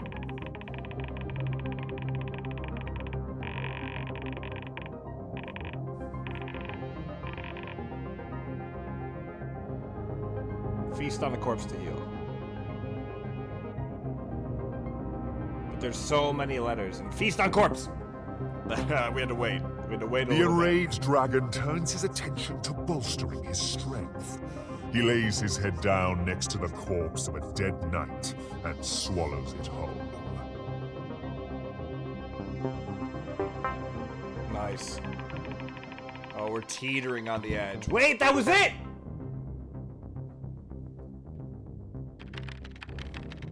Cut off the dragon's head. Call Dargan for help. As the dragon lowers its head to feast upon flesh, you decide to saunter up close and hack at the hardened scales on the dragon's neck. I thought this cool sword would bolster my meager strength or He doesn't even something. know. You say. For this small, brief moment, the dragon finally becomes vulnerable. Who is that? You feel the strength of Supra surging through you as this legendary opportunity presents itself. You swing your sword neatly through the dragon's susceptible neck, and the dying Leviathan's head falls to the floor with a heavy thud. The headless body reflexively rears upwards with a brief pause before it, too, collapses with another ground-shaking thud. Let's fucking go, Steve. Let's go.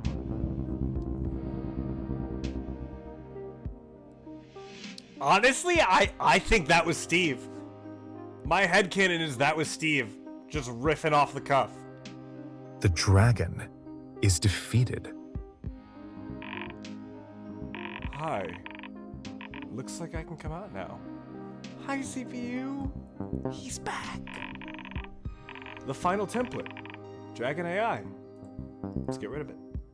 You find the following loot: Dragon AI.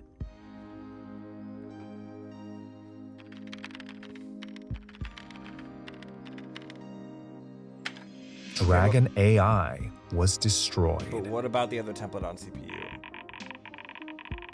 Now the only trace left of the dragon is embedded in me. I hope I can contain it.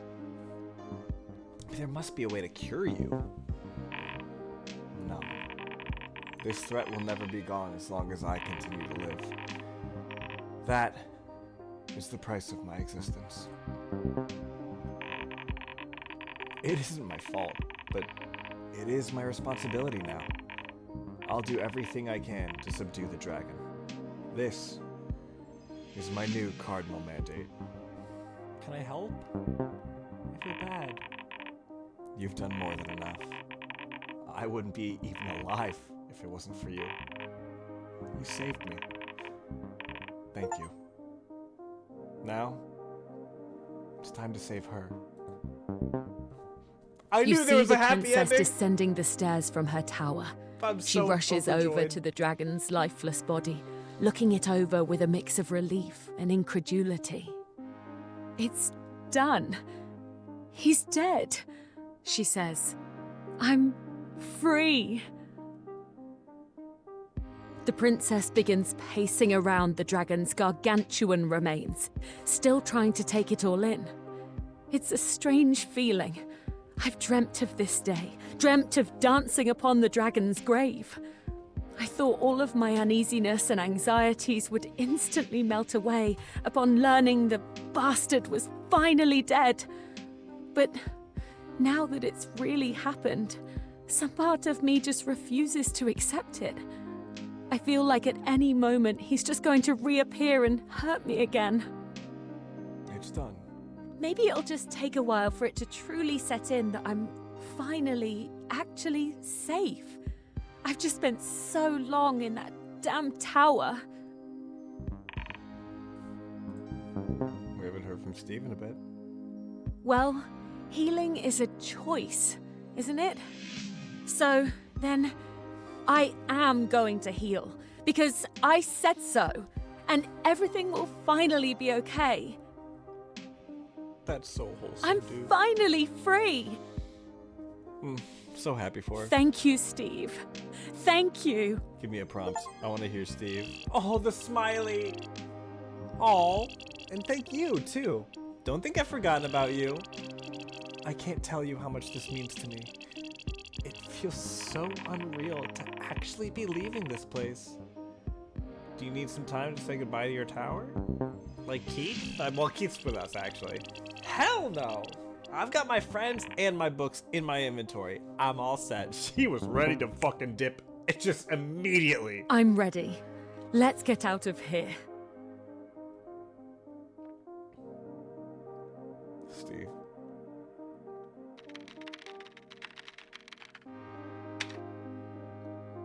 You offer the princess your hand, and the two of you walk side by side out of the Tower of Thraldom together.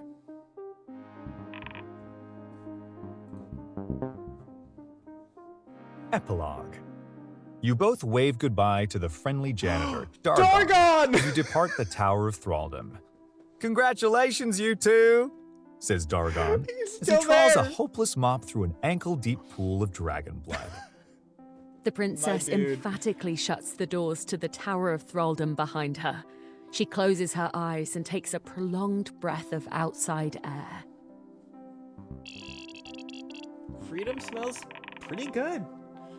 So, princess, what are you gonna do now? It is kind of bittersweet because, I mean, like, you know, this honestly, like Undertale, evokes like the whole like, hey, their universe is just gone. Like, once we close the game, they just cease to exist. But I don't think anyone's ever meant to be around forever, you know? We enjoy the time we're here, and that's what's important.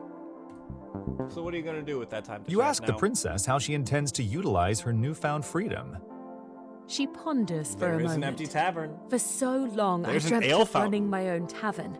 And you know what?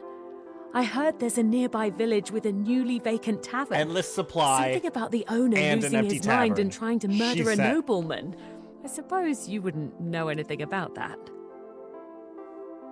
The two of you begin your descent down Fantasy Mountain. The princess insists you take the circuitous, scenic route, made even longer as she deviates to touch and admire nearby trees and plants. Good for her. Good for her, man. All of this beauty, so close to me this whole time.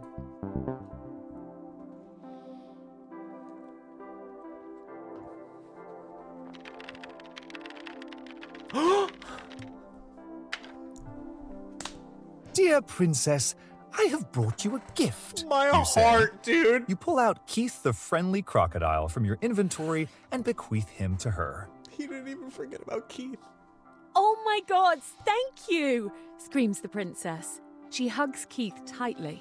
I'm so glad you're all right. This is like She puts I'm him in getting her back own Appa inventory, for me. where the Like, other stuffed animals throw him a homecoming parade, I love- featuring plenty of Tanning Brew ale. I actually have a gift of my own for the princess. CPU? As you continue hiking together, you spot a bird soaring over the tree line towards you. You both have a strange familiarity with the creature, but neither of you can come up with a reasonable explanation as to why. The parrot's feathers are blue on her back, I'm gonna fucking pink cry. on her wingtips and Oh my head, god. and white on her underside, Popcorn? says the parrot as she lands on the princess's shoulder. Lenny, is that you? Says the princess. You've been reborn. Or It's just Lenny rehatched, Jr.. I suppose? Well, however you did it, your new form needs a new name.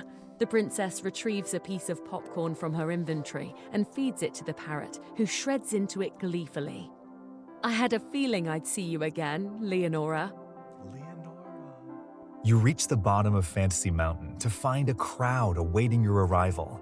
As the two of you come into view, the welcoming party erupts into applause. As they should. As they should.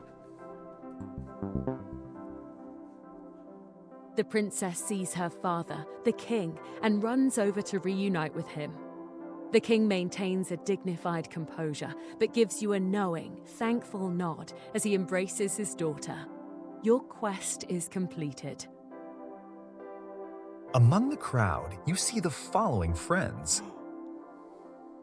Tutorial Terry has brought a class of children along with him. Terry's He back! points you out to his class.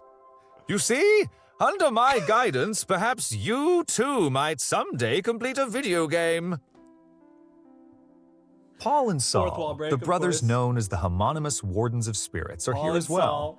Saul stares vacantly at the horizon, while Paul excitedly rants about something called integer Integer overflow? whatever that is. He did come in clutch.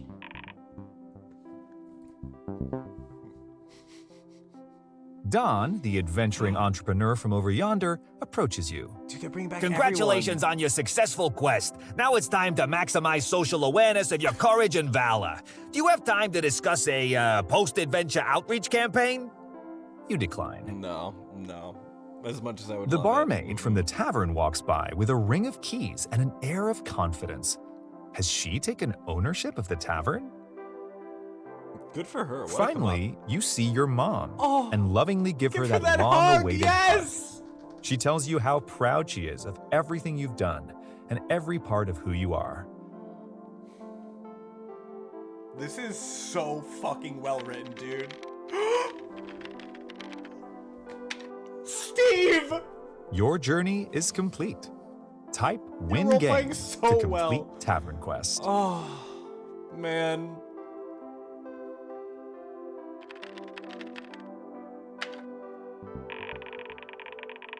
All that's left is to print the windscreen. I guess this is goodbye. It is. I know I could play this again, but it wouldn't be the same CPU that I met the first time. Presumably, I don't know. Maybe not actually. But for right now, it's goodbye. Goodbye, CPU. Thank you, TavernQuest. I'll never forget you.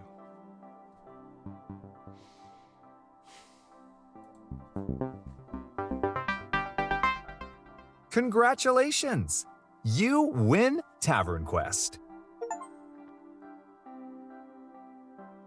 Yes. No, come on! Steve!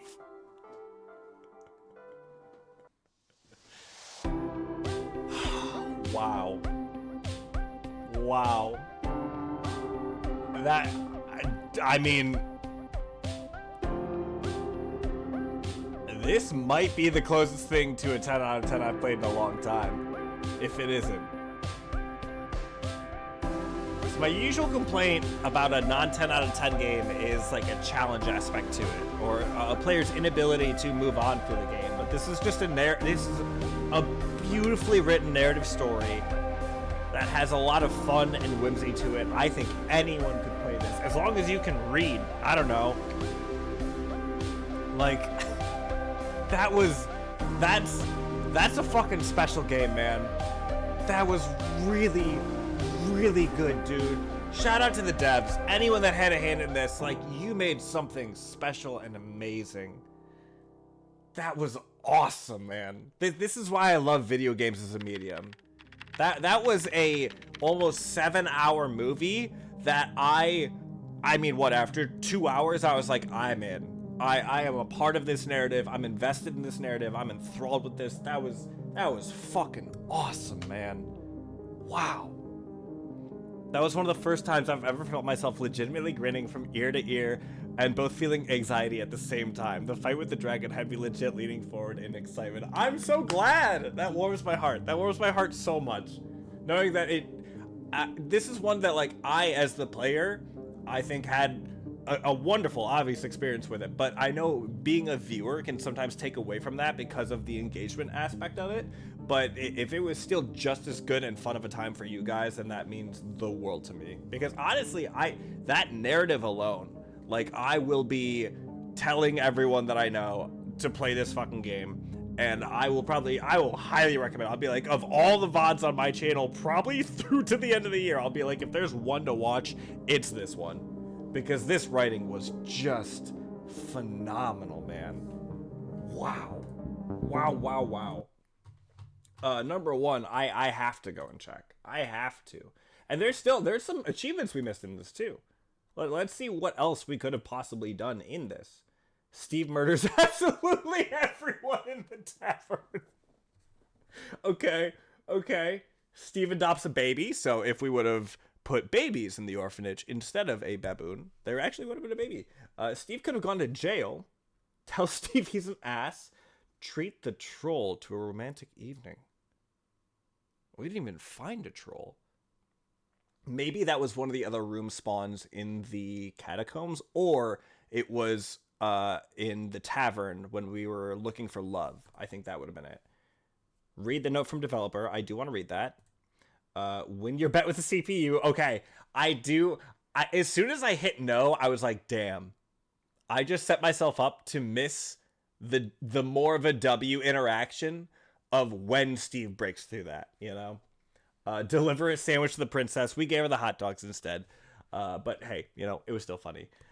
Steve has dysentery. Steve could have died of dysentery. Steve falls into a chasm.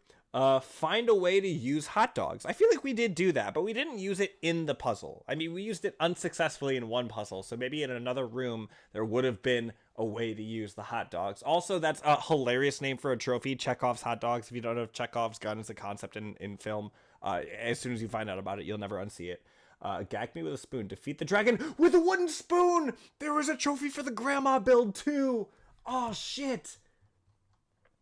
I mean, honestly, I think that is worth a replay, at least for me, just to, like, see the other interactions, because that writing was just top tier. Who made this? Silicon Sundial. Have you made anything else? No, you have not. I mean, how do I follow a developer? Can't I do that? Can I not do that? Or no? Because anything they put out at this point, this game is on sale. That game, that whole experience, that was $13. That is the price of, I mean, honestly, that is about the average price of like a movie ticket right now. And we got 7 hours out of that. I want to follow this dev. I want to be aware of what they are making, if at any point.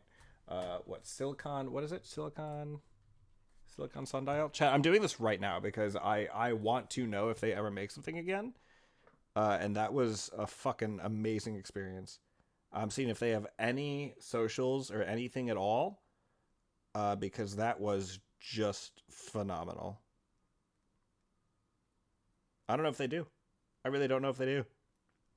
But writing alone, that was fucking amazing. You could get Taco Bell for more than that. I could, and I probably will tomorrow. Well, chat, I mean, here's the good news, bad news. The good news is that game took a lot long. Well, the good news is that, I mean, yeah, that game took longer than I expected because that was a fucking amazing game. That was awesome. That was top tier. I thought that was going to be a, I don't know, fucking like 3-hour game tops, you know? But that is not the case. That was a good 7 hours. So instead of switching into, what is it, Escape from Ever After? Yes, Escape from Ever After. I think this we will play on Wednesday. That is my next day off. I do have to work tomorrow, so I don't think there will be a stream tomorrow. But this is kind of, it's like a Paper Mario-like, you know? A turn-based RPG, fun characters, nostalgic fun design. It's been getting nothing but positive reviews. I think this will be a really fun game, really fun playthrough. I do really want to check this out. We will probably also check out Demon Tide soon. Or Demon Turf, because, what is it, Neon Tide, Demon Tide, whatever the sequel is. I do want to play the prequels before we get into the sequel that is coming out later this month. But that was a lot longer of a game than I expected. So the bad news side of it is I'm going to call it there. I'm going to call it there because I'm hungry. It's later than I thought it would be. I mean, it is about how long I want the stream to go anyways. And I think this will be a perfect VOD then. Of just, hey, we start, we play through the game, that's it. A quick one and done, one sitting, and that was just goddamn. That was a fucking amazing game. I now understand why it got so many positive reviews, and I'm so glad that I just went in on that blind, because that was wonderful, wonderful. Number one, thank you for hanging out. Thanks for sitting and just enjoying the game with me. I love and appreciate each and every single one of you that were in here for it. Thank you, Worm. Thank you, Ray. Thank you, Bo. Thank you, Sniffles, Double G, Dilly, Goblin Queen, Gory, Sashenka. It was good to see each and every one of you. I will be back on Wednesday. That'll be another long stream day for me. We'll play some Escape from Ever After.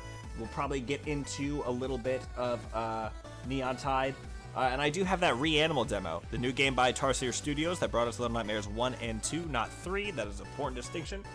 So maybe we'll check that out, because that is another game coming out later on this month. But thank you again for hanging out with me tonight. I love and appreciate you guys. I will hopefully see you Wednesday. And if not, I'll see you next time I see you. And until then, take care. Have a good rest of your night. I'll see you guys next time. Bye! Oh yeah, there's a new going away screen now, too. Because I fucked up and deleted the old starting soon screen. It's adorable. Just like you guys. I love you.